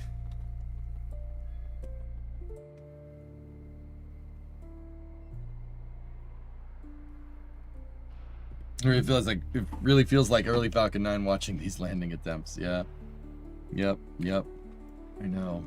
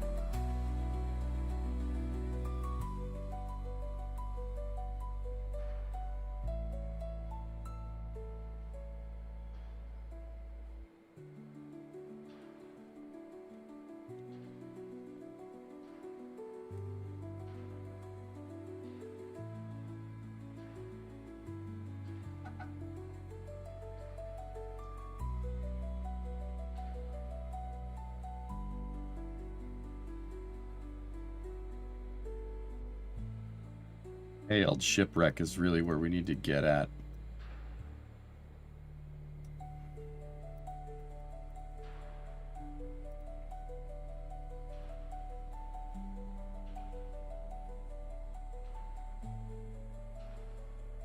That should be easy to iron that out. As long as my perigee is close to orbit, should be fine. Alright, cool. Min-miss insertion burn is set. How are you today? I'm great, Nazlik. How are you?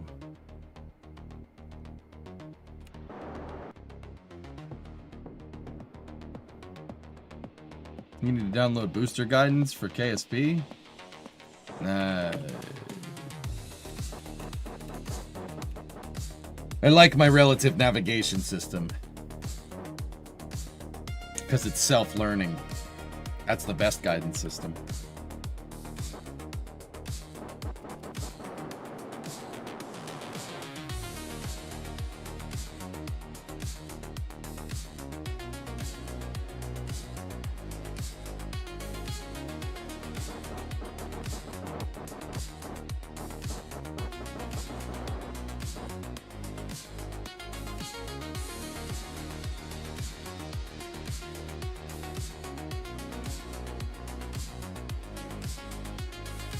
Okay. Min-miss Expedition 3, you're a go for trans-min-miss injection.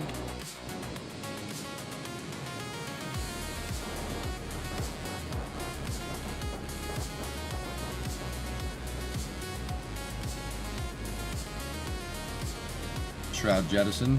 It's gonna roll us around a little bit. Oh. Shroud jettison worked correctly that time. That's weird.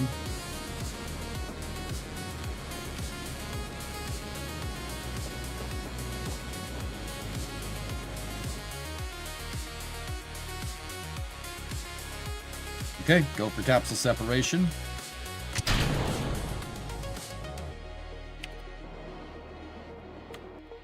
Capsule separation confirmed.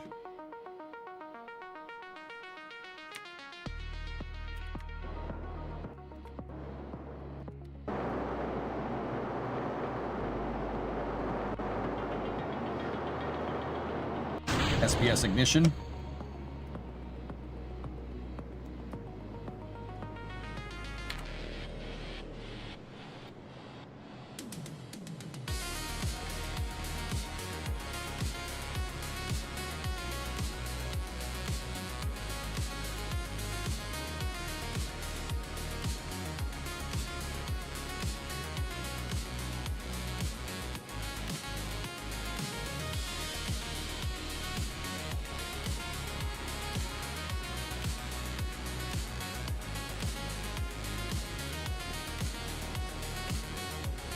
When is Taurus going to get the circular panels? I don't know. I just really haven't seen the need to modify it, dude, you know?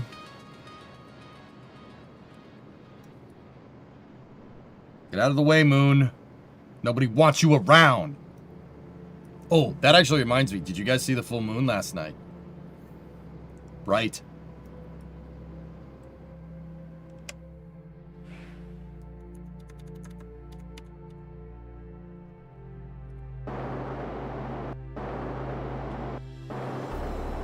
The moon was very bright last night. Like, it looked like sunset in my backyard at like 2 in the morning.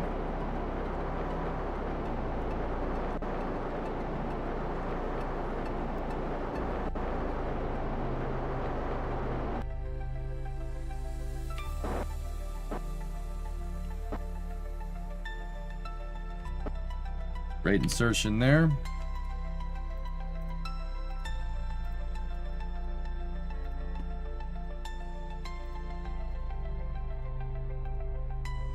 With that being said, circular panels on this thing would look sick. Okay, cool. Capsule's on a good trajectory. Let's switch back over to the second stage. You missed it, it was too cloudy. That sucks, guys.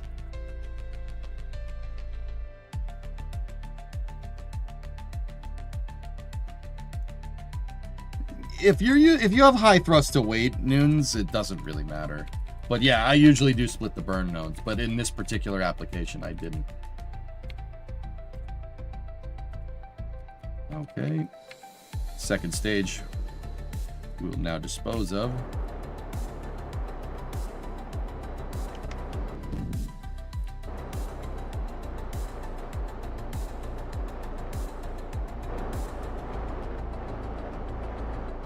As long as we get the PE below 25, it will re-enter.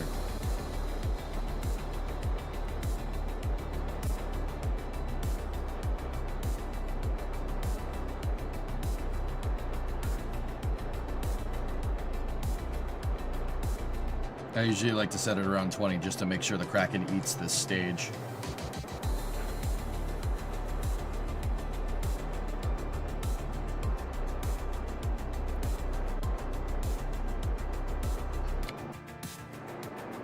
You get a sweet lunar halo thanks to the upper atmosphere and the clouds. Nice. Okay, cool. Sweet. Back to Minmus Expedition. I heard about it, Clayton. That's crazy. Yeah.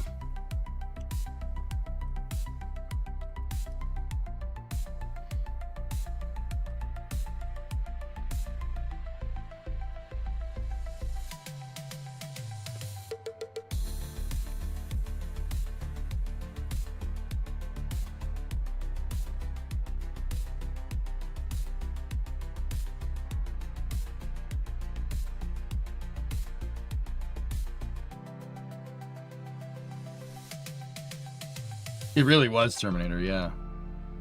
New customer out of Waltham. Oh, neat, Goldtech.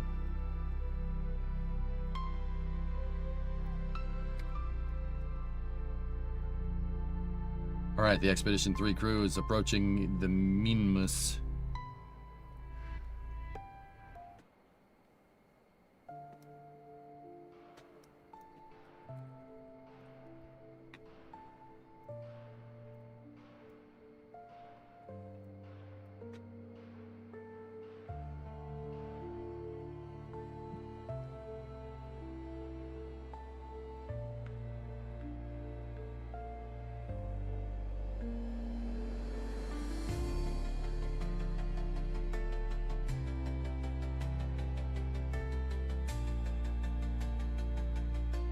Okay.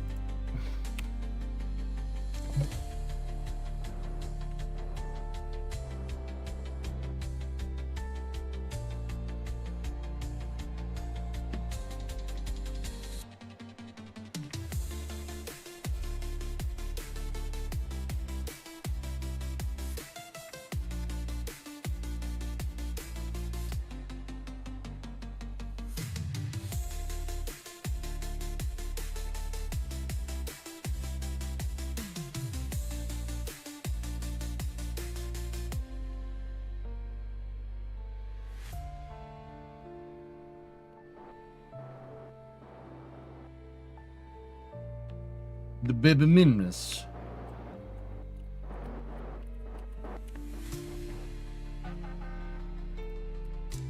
Honk honk.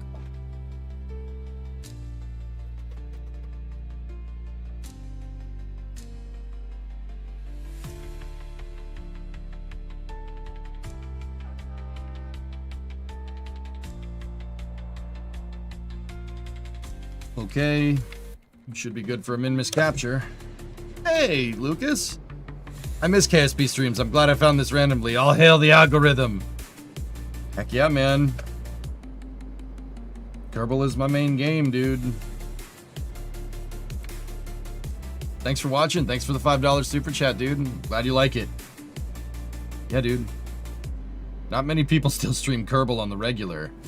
And even me, I took a break after that fiasco with KSP2. You know? But, we're here. Alright, so now we need to do an inclination match. We need to match the tilt.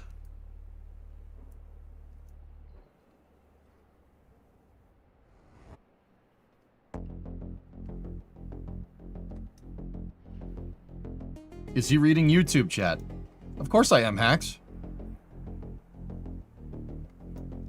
Nobody's playing Transport Fever in the background. I got Starbase Live on.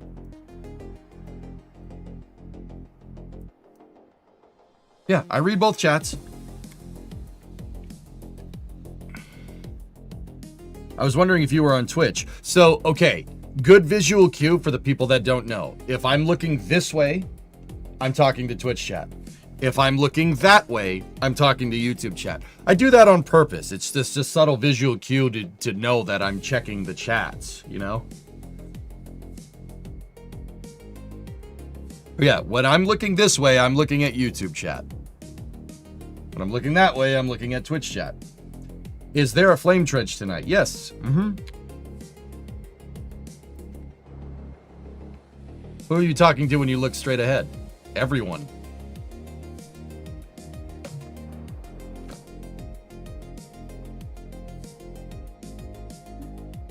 You split the difference. You're talking to everybody. Weather guy, come on. As if I haven't thought of this. Come on. Hey, look at me. No.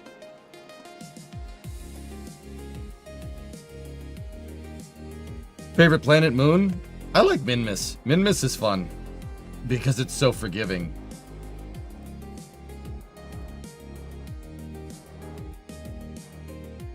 Look at me. I'm the captain now. Is it hard to keep up with two? It was initially, dude, but I got used to it. Twitching, 59-month resub. Twitch chat says that YouTube chat is a bunch of poopy heads. Okay.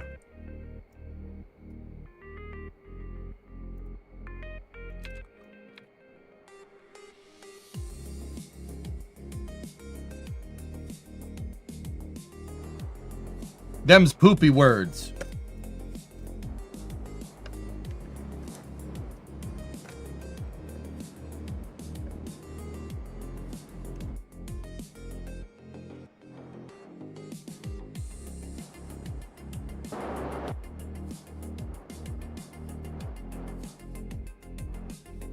They have better VODs, though. I'll give them that.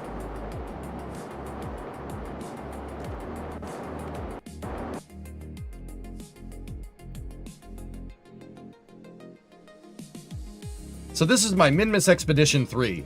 This is I'm playing in career mode, dudes. This is a combination of a bunch of different missions. I have to repair a rover. I have to rescue a Kerbal.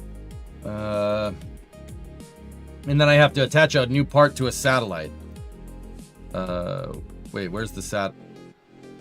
Oh, it's all the way out there. Capsule has the Delta V to do it. Let's get the Kerbal first, because Hayald is the engineer. So yeah, we had to do this first anyway. So yeah, I'm not stupid, not completely.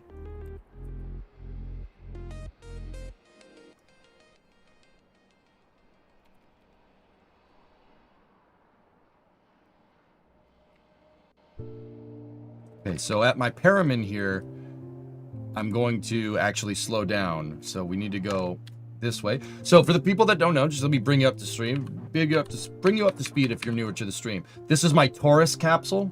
Taurus is kind of like half Orion, half Apollo CSM. It's kind of a combination of either. Like if you kit bashed all the best parts of either one and made this, that's what this is. So I have a shorter service module than what you'd find with like an Apollo capsule, right? But I do have a high-powered service propulsion system, and it does have a lot of Delta V.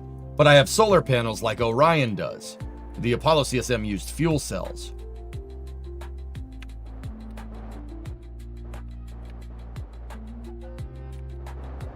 So, yeah, this is kind of a combination. It's like I said, kit bashed Orion and Apollo.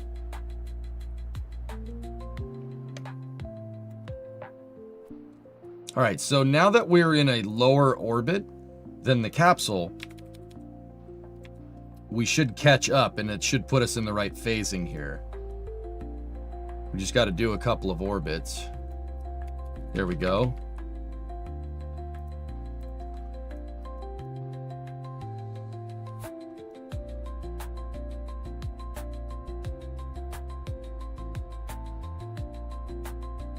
You have to get a little bit below and a little bit behind to dial it in, but we should have it right. Say hi to Mixer Chat. Mixer Chat. Mixer? Mixer? I know some people who do YouTube, Twitch, and Facebook all at the same time. Nice. I only have visual mods, dude. Yeah. Only visual mods. If you guys don't know me, I've been streaming Kerbal since 2012. I've been doing this job for almost 15 years. I have 20,000 hours in KSP. Yeah. I don't advertise my stream, so yeah. And I didn't stream on YouTube for the longest time. We were exclusively a Twitch stream until Twitch changed the rules about like double streaming.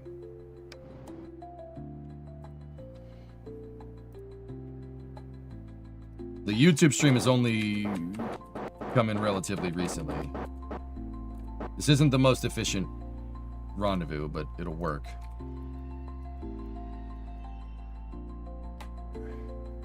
Okay.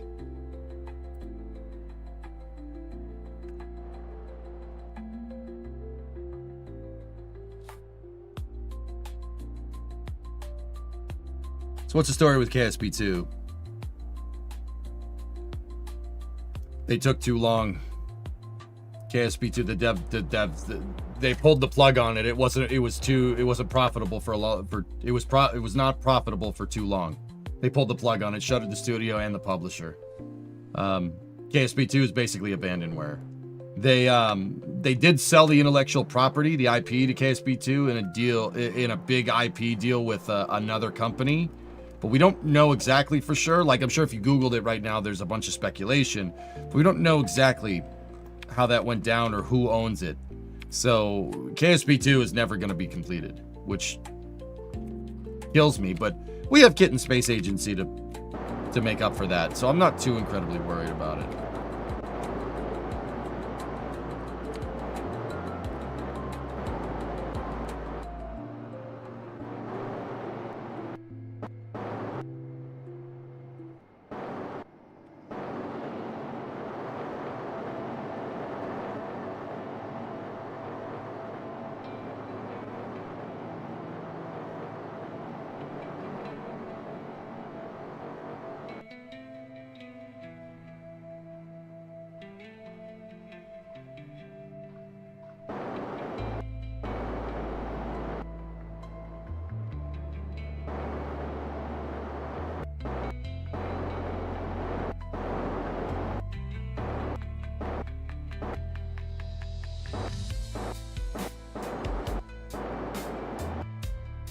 Just matching the velocity of the target here.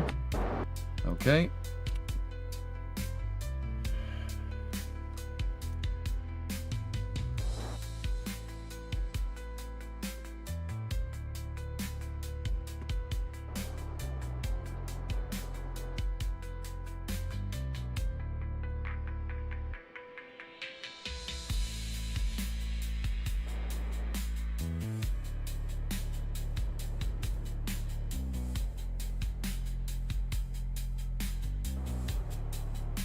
Kitten Space Agency. Yeah, it's done by a bunch of ex-Kerbal developers. I'm actually a consultant on that game, Lucas. Yeah, it's a bunch of ex-Kerbal developers and a bunch of people who are longtime KSP fans working on a spiritual successor. It's pretty good, dude. It's in pre-alpha right now, but it shows some pretty good promise.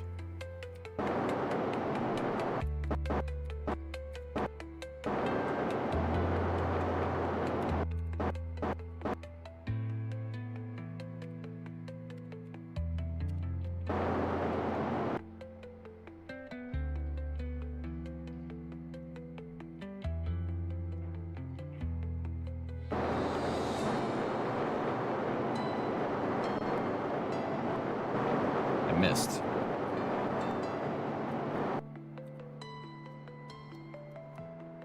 No, I didn't miss.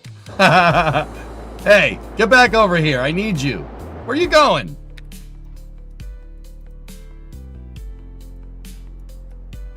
Oh, wait, no. Hold on. Board the vessel, rename, set it to debris.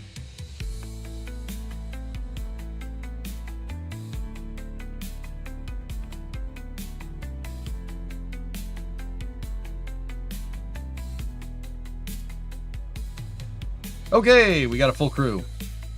I think we bonked it. Hopefully we didn't scratch the paint on the Taurus capsule.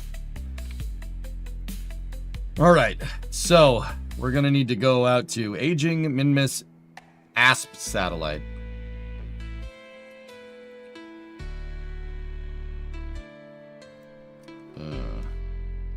Retrograde.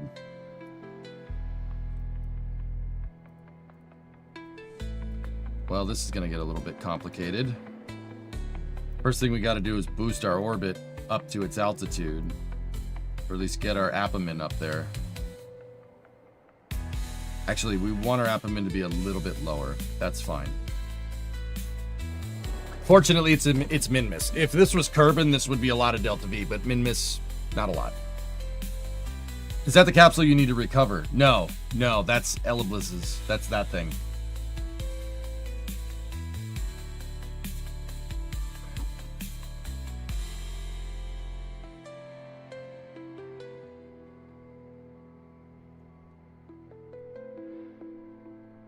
Dan, I've actually been pretty good about getting the content, having content not get flagged lately.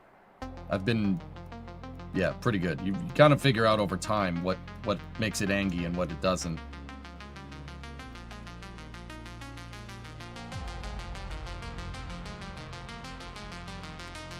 Is the lander in a prograde orbit? It is. Switching orbit direction, though, Nova, when you're this far out is not that big of a deal.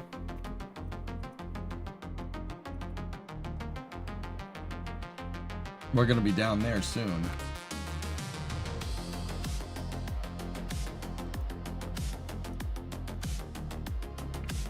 Well, yeah, it's just because it's a pain in the butt, Dan, right? Like...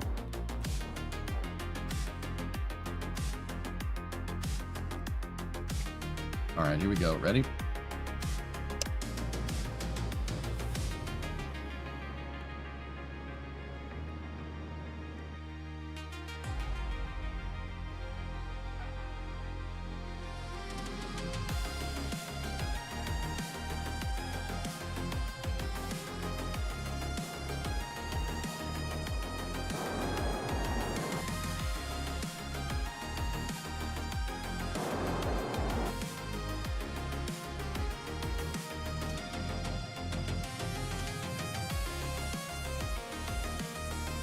So we're going to go out here. We're going to cruise out here a little bit.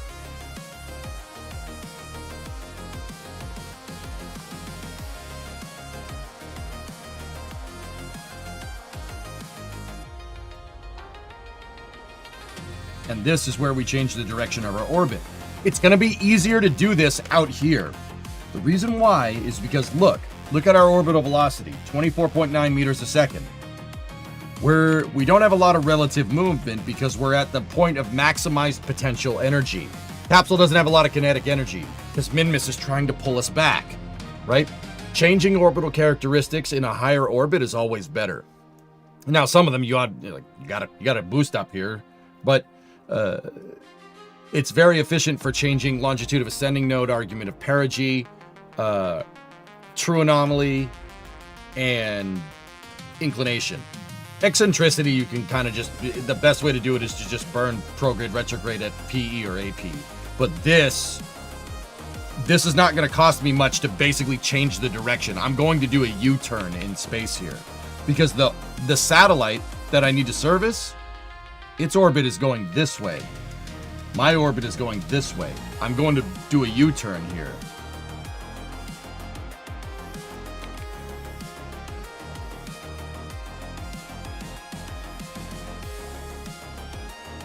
Watch this.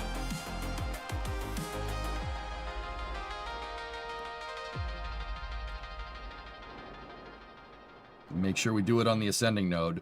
The ascending node here, because I have this orbit targeted, right? The ascending node is the point where our orbits intersect.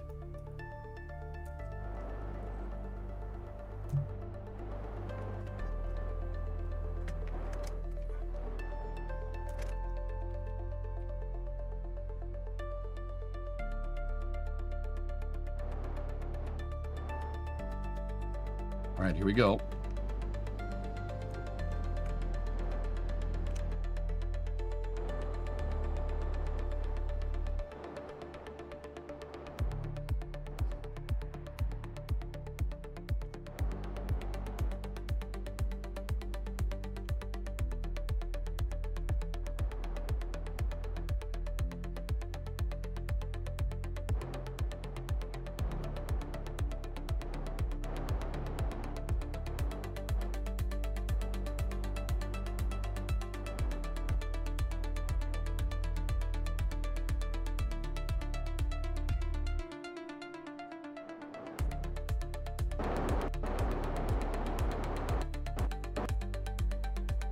Discovery, go at throttle up.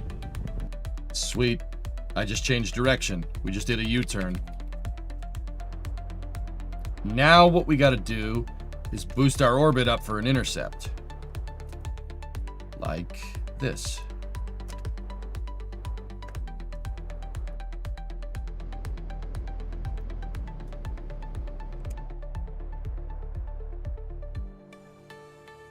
Hey Stavlin, 75-month resub. Jasbert, how you doing?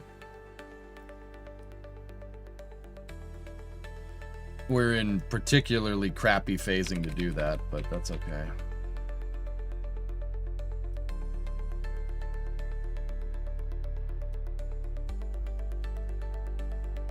It's gonna take a couple of days to get up there.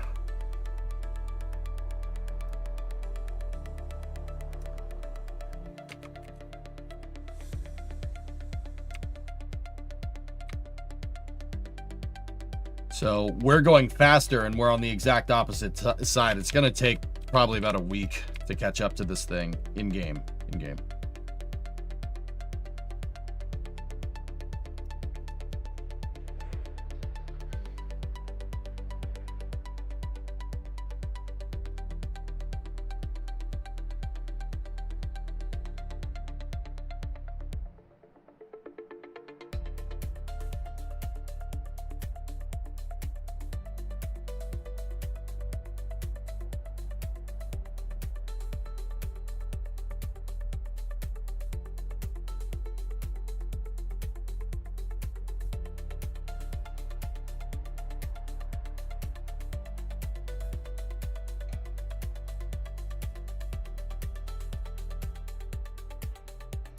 See, look at the cost for Delta V here. Costs nothing to change this stuff when you're this high up around Minmus.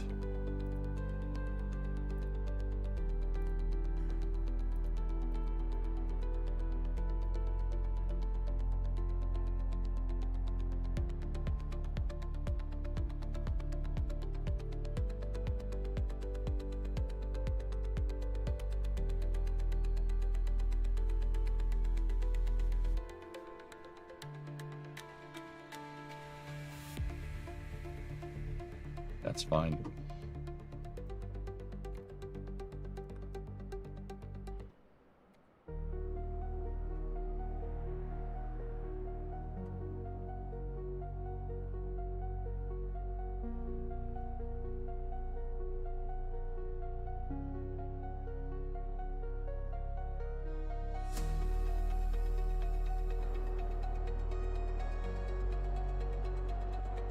Not even going to need the engines to do this. We could just do it with the RCS. 1.5 meters a second is nothing.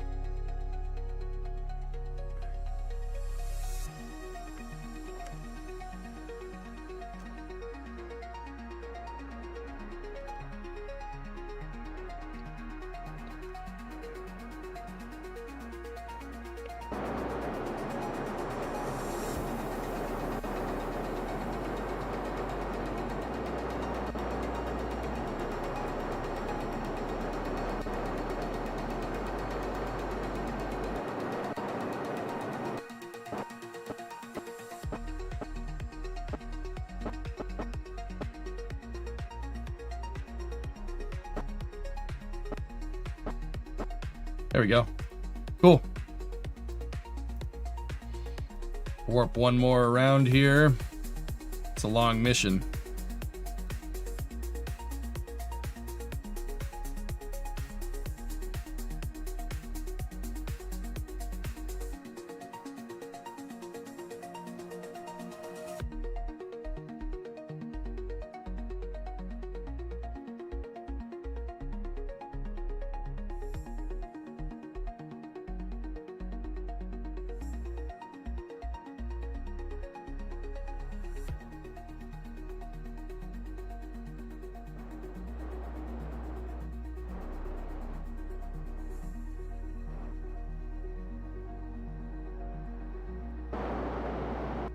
All right, we're going right towards it.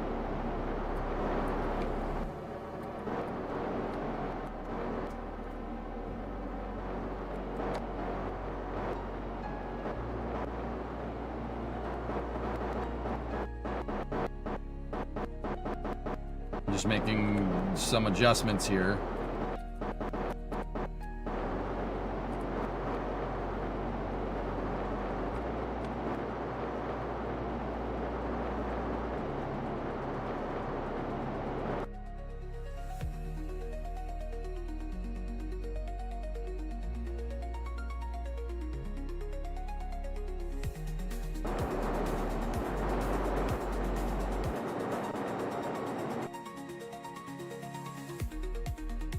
Approaching the target.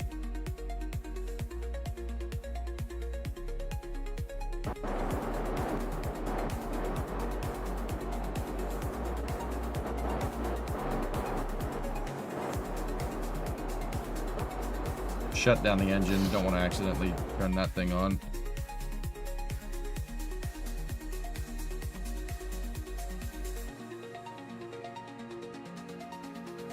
Hey, New Glenn, how are you doing? I'm really pissed off at the debate with Charlie Duke. I told you, don't let these people live. Don't let these people occupy your mental capacity. Do not do that. That guy's an idiot, New Glenn. Why are we listening to an idiot? The podcaster too. You don't understand. Giving him attention and giving that podcaster attention is making the podcaster richer and lending credence to that moron's ideas. Do not do that. That's uncool. Don't do that.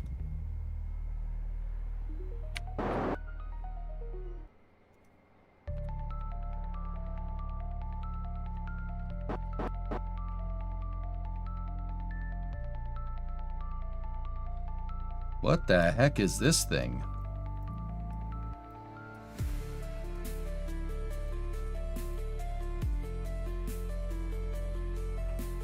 Compressed nitrogen, Pigzig, if I'm remembering right. Maybe a dumb question, but it's legit. Would it not have also been acceptable in terms of Delta V to land on Minmus first and then take off in the direction of the target orbit? Well, that would be adding an extra 150 meters a second Delta V.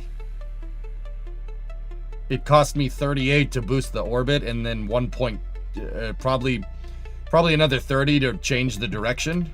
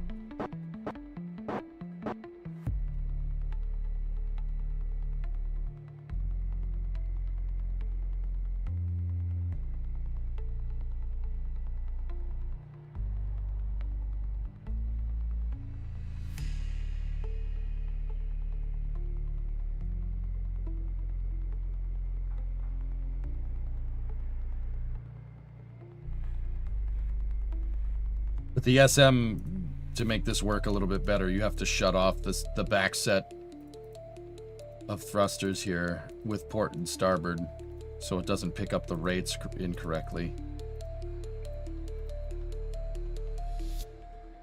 Good.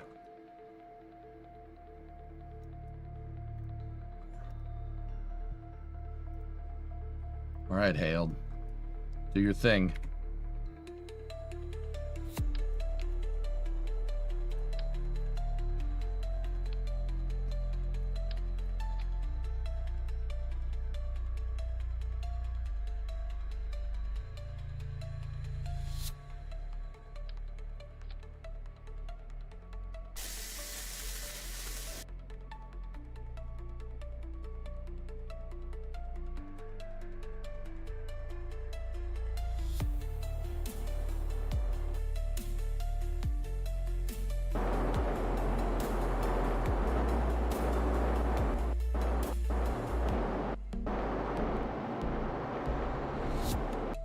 Did we get it?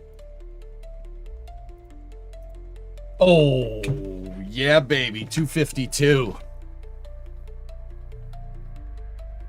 Not sure if I should be happy with this or sad. Just turned 18. Happy, dude. Dude, sad. Don't. This feeling old bull crap makes sense when you're my age, not your age. You're 18, dude. You're young enough to still do kid stuff, but you're old enough to be able to be an adult. That's awesome. You got this, man. No, you should be happy. Being 18 freaking rules.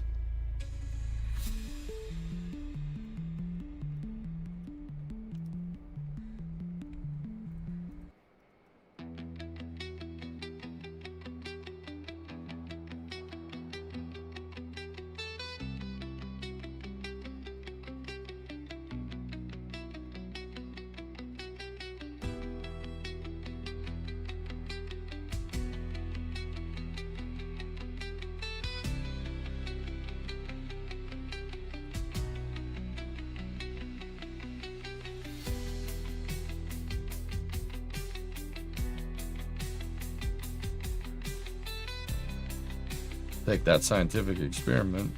Then science. All right, guys. Next step is to get down to get to the lander.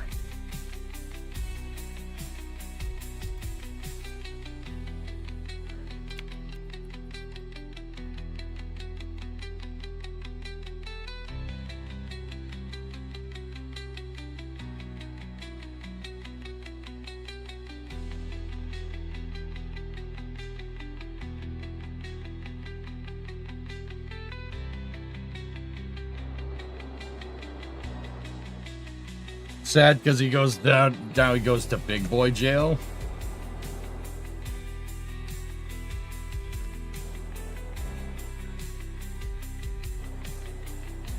Take your time and figure out what you like and pursue that. Yeah, baby.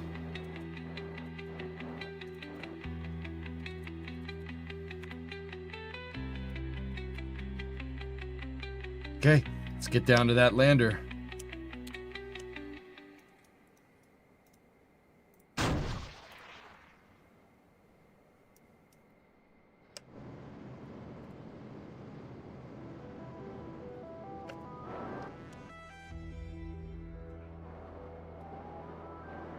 Hold on. Honk honk.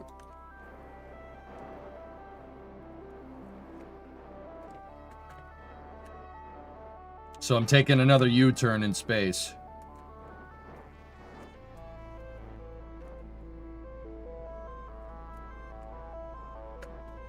Notice how I'm staying on the anti-normal burn.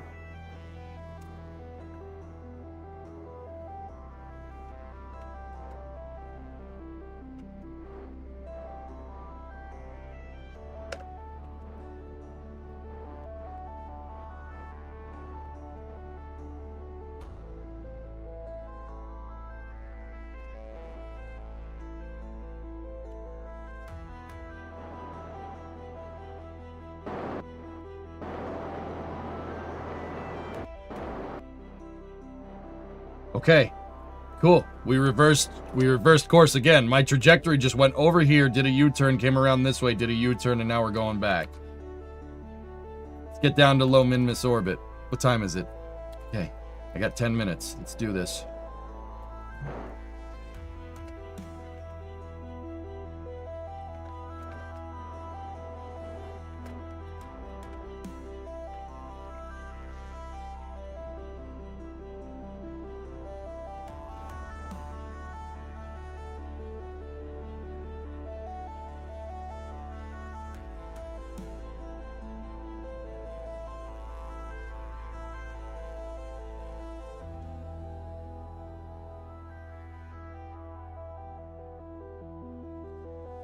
All right, dudes. Let's warp down here.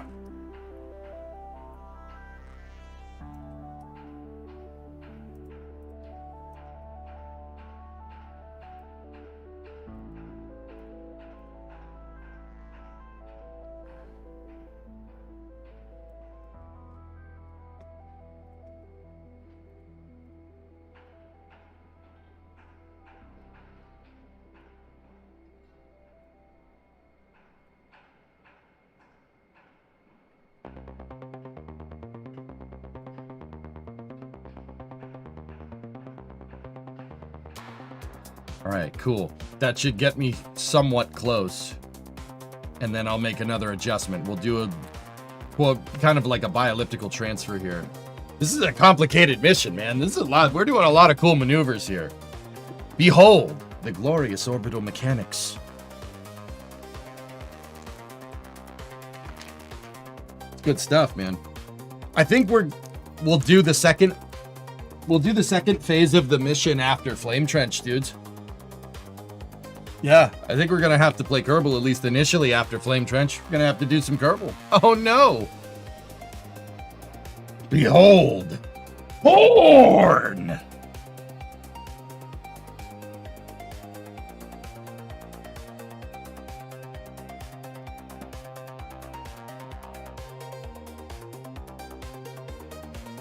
Did your car parts come in?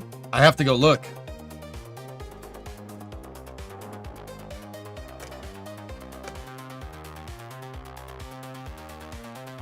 I like you being excited about KSP.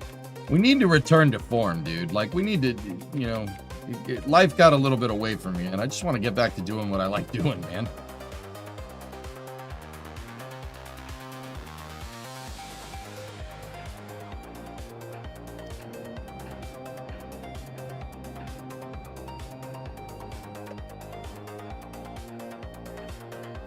All right, that got us the close rendezvous. So now, if we go over here and we do a retro burn, and then we add a little bit of a radial out component to that retro burn. Ponzister, look at it! We're gonna get it. Look at it. It's beautiful.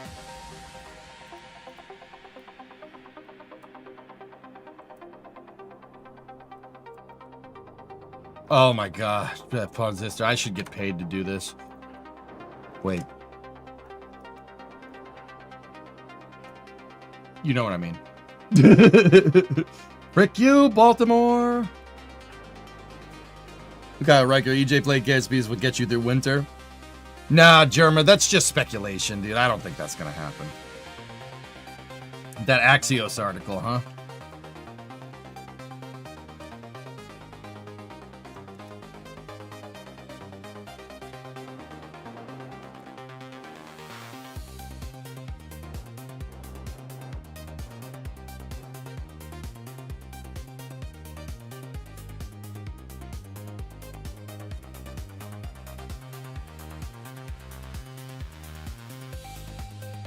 Man, is this Taurus capsule good or what?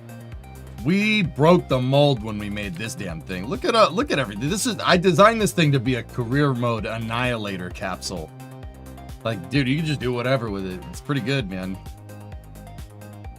But that really comes from me knowing exactly what we wanted to make. I knew what kind of capsule I wanted to make. I knew what kind of spacecraft I wanted to make.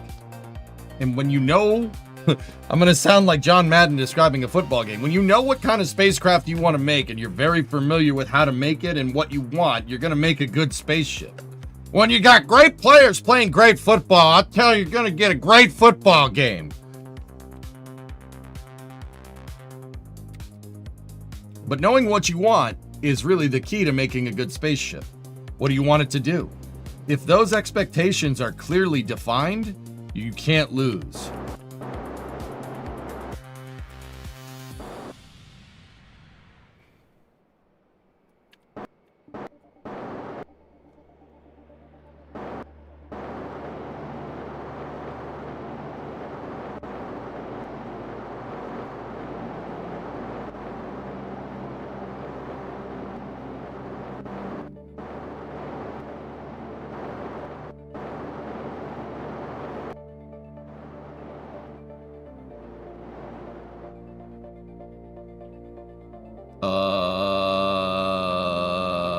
John Madden. John Matt, football.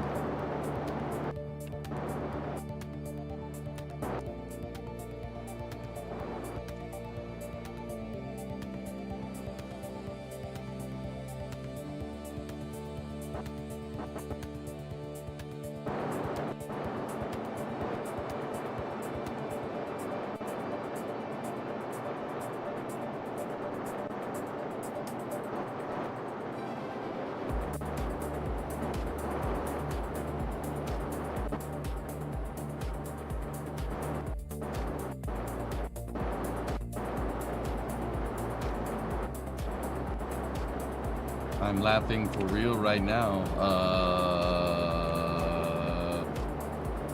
Horatio.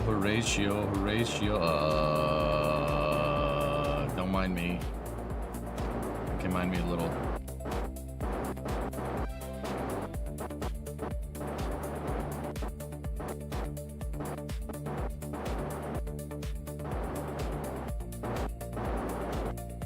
Uterant.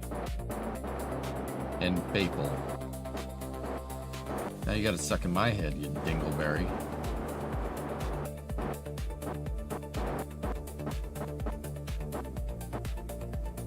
$200 is good enough to make this work.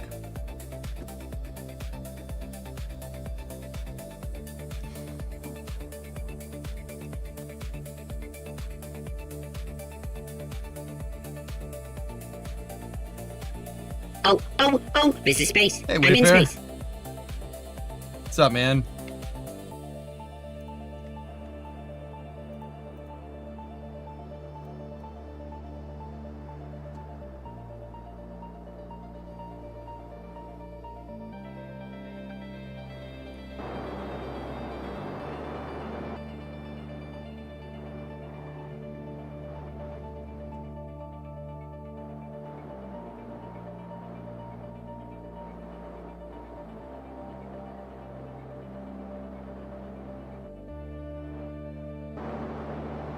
Okay.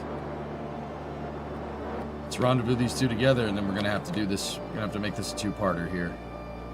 There's the lander.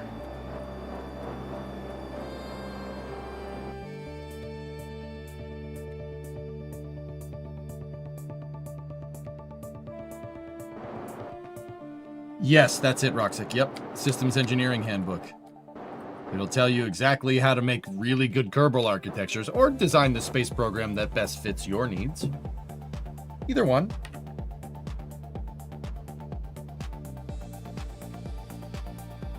I know you hate it. I don't hate ion propulsion, phone sister. Ion propulsion is super cool. Ion propulsion makes no sense if you don't have a good power source. You know what I mean? Ion propulsion hooked up to a nuclear reactor. Now we have now. That's not a bad idea.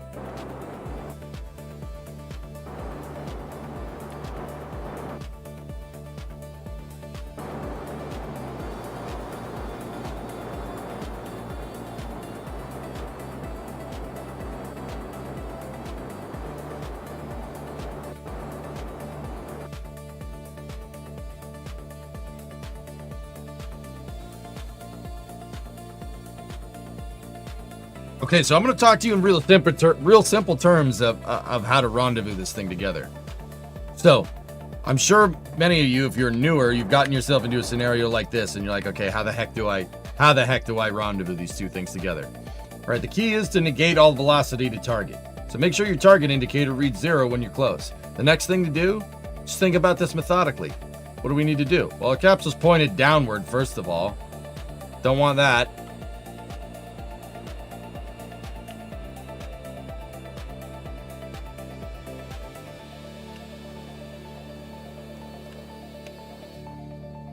Okay. We're not pointed downward anymore.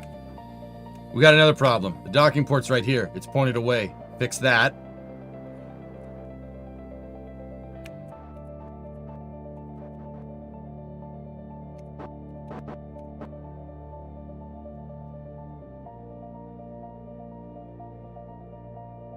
You find it easier to unlock mode? I mean, you find the way that best suits you.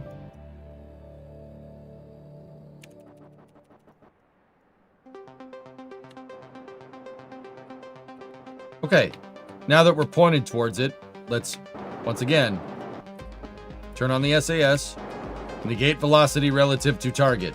So which way are we moving? We're moving kind of to the left.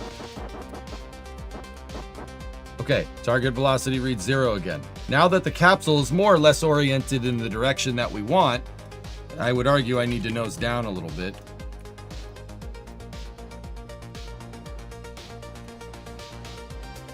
Hit SAS, and now it's just thrust translation from here. The SAS is going to make sure that the capsule stays pointed in this direction. Doesn't have to be perfect, just close enough. Just do some slight adjustments here, right? Slight adjustments. Now just ease her and close. I don't like going fast doing this. Don't go fast. 0.1 meters a second is good. You really don't want to rush this. It doesn't end well if you do. Unless you really know what you're doing.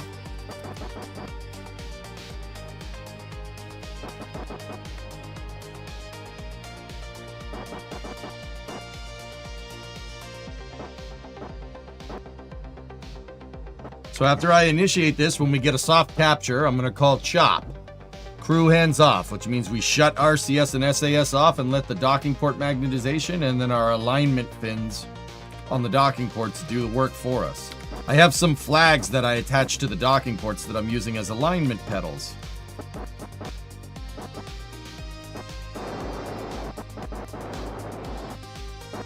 I'll make some slight adjustments here. Okay.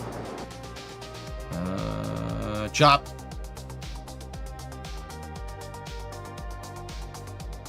Let magnetization pull us in from here. Might need to... There we go. Easy peasy lemon squeezy.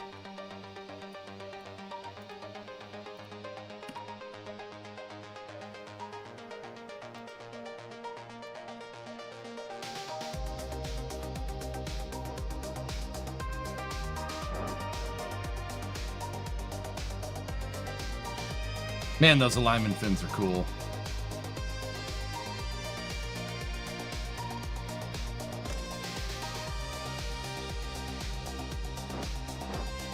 I wish I'd known about Chop a long time ago. Just let the docking ports do their thing.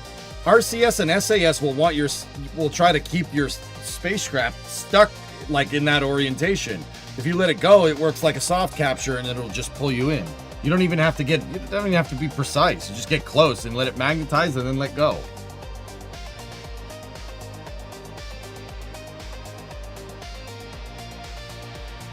All right, one thing that I have to do before we jet for Flame Trench, I got to take the wheels out of the 1-3 command pod and we need to put them on the capsule. The spare set of wheels.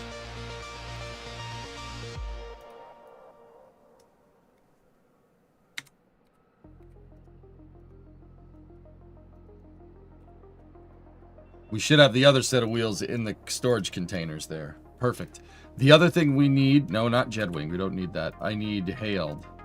The other thing is we got to take the probe control station and put it in the damn lander can along with the surface experiments package.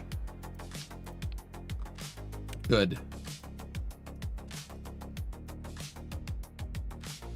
Killer.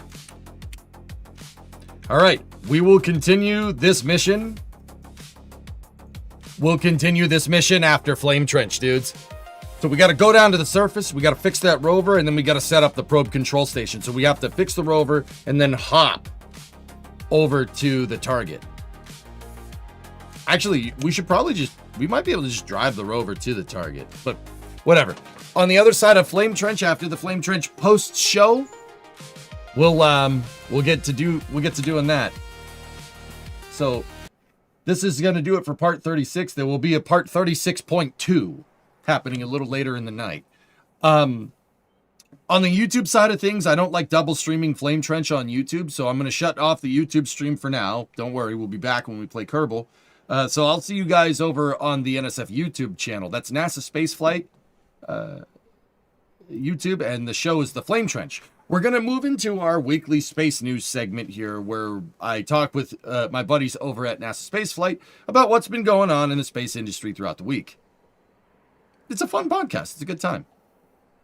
Stay tuned for that, and I will see you guys over there. On YouTube, lost a signal. On Twitch, just chill here for a second until I get the NSF stream piped up in over here. Once again, on Twitch, you don't need to go anywhere. But yeah, that's going to do it for part 36. Part 36.2 will be happening a little bit later in the night. Thank you for watching. Stay tuned. We'll be back very soon.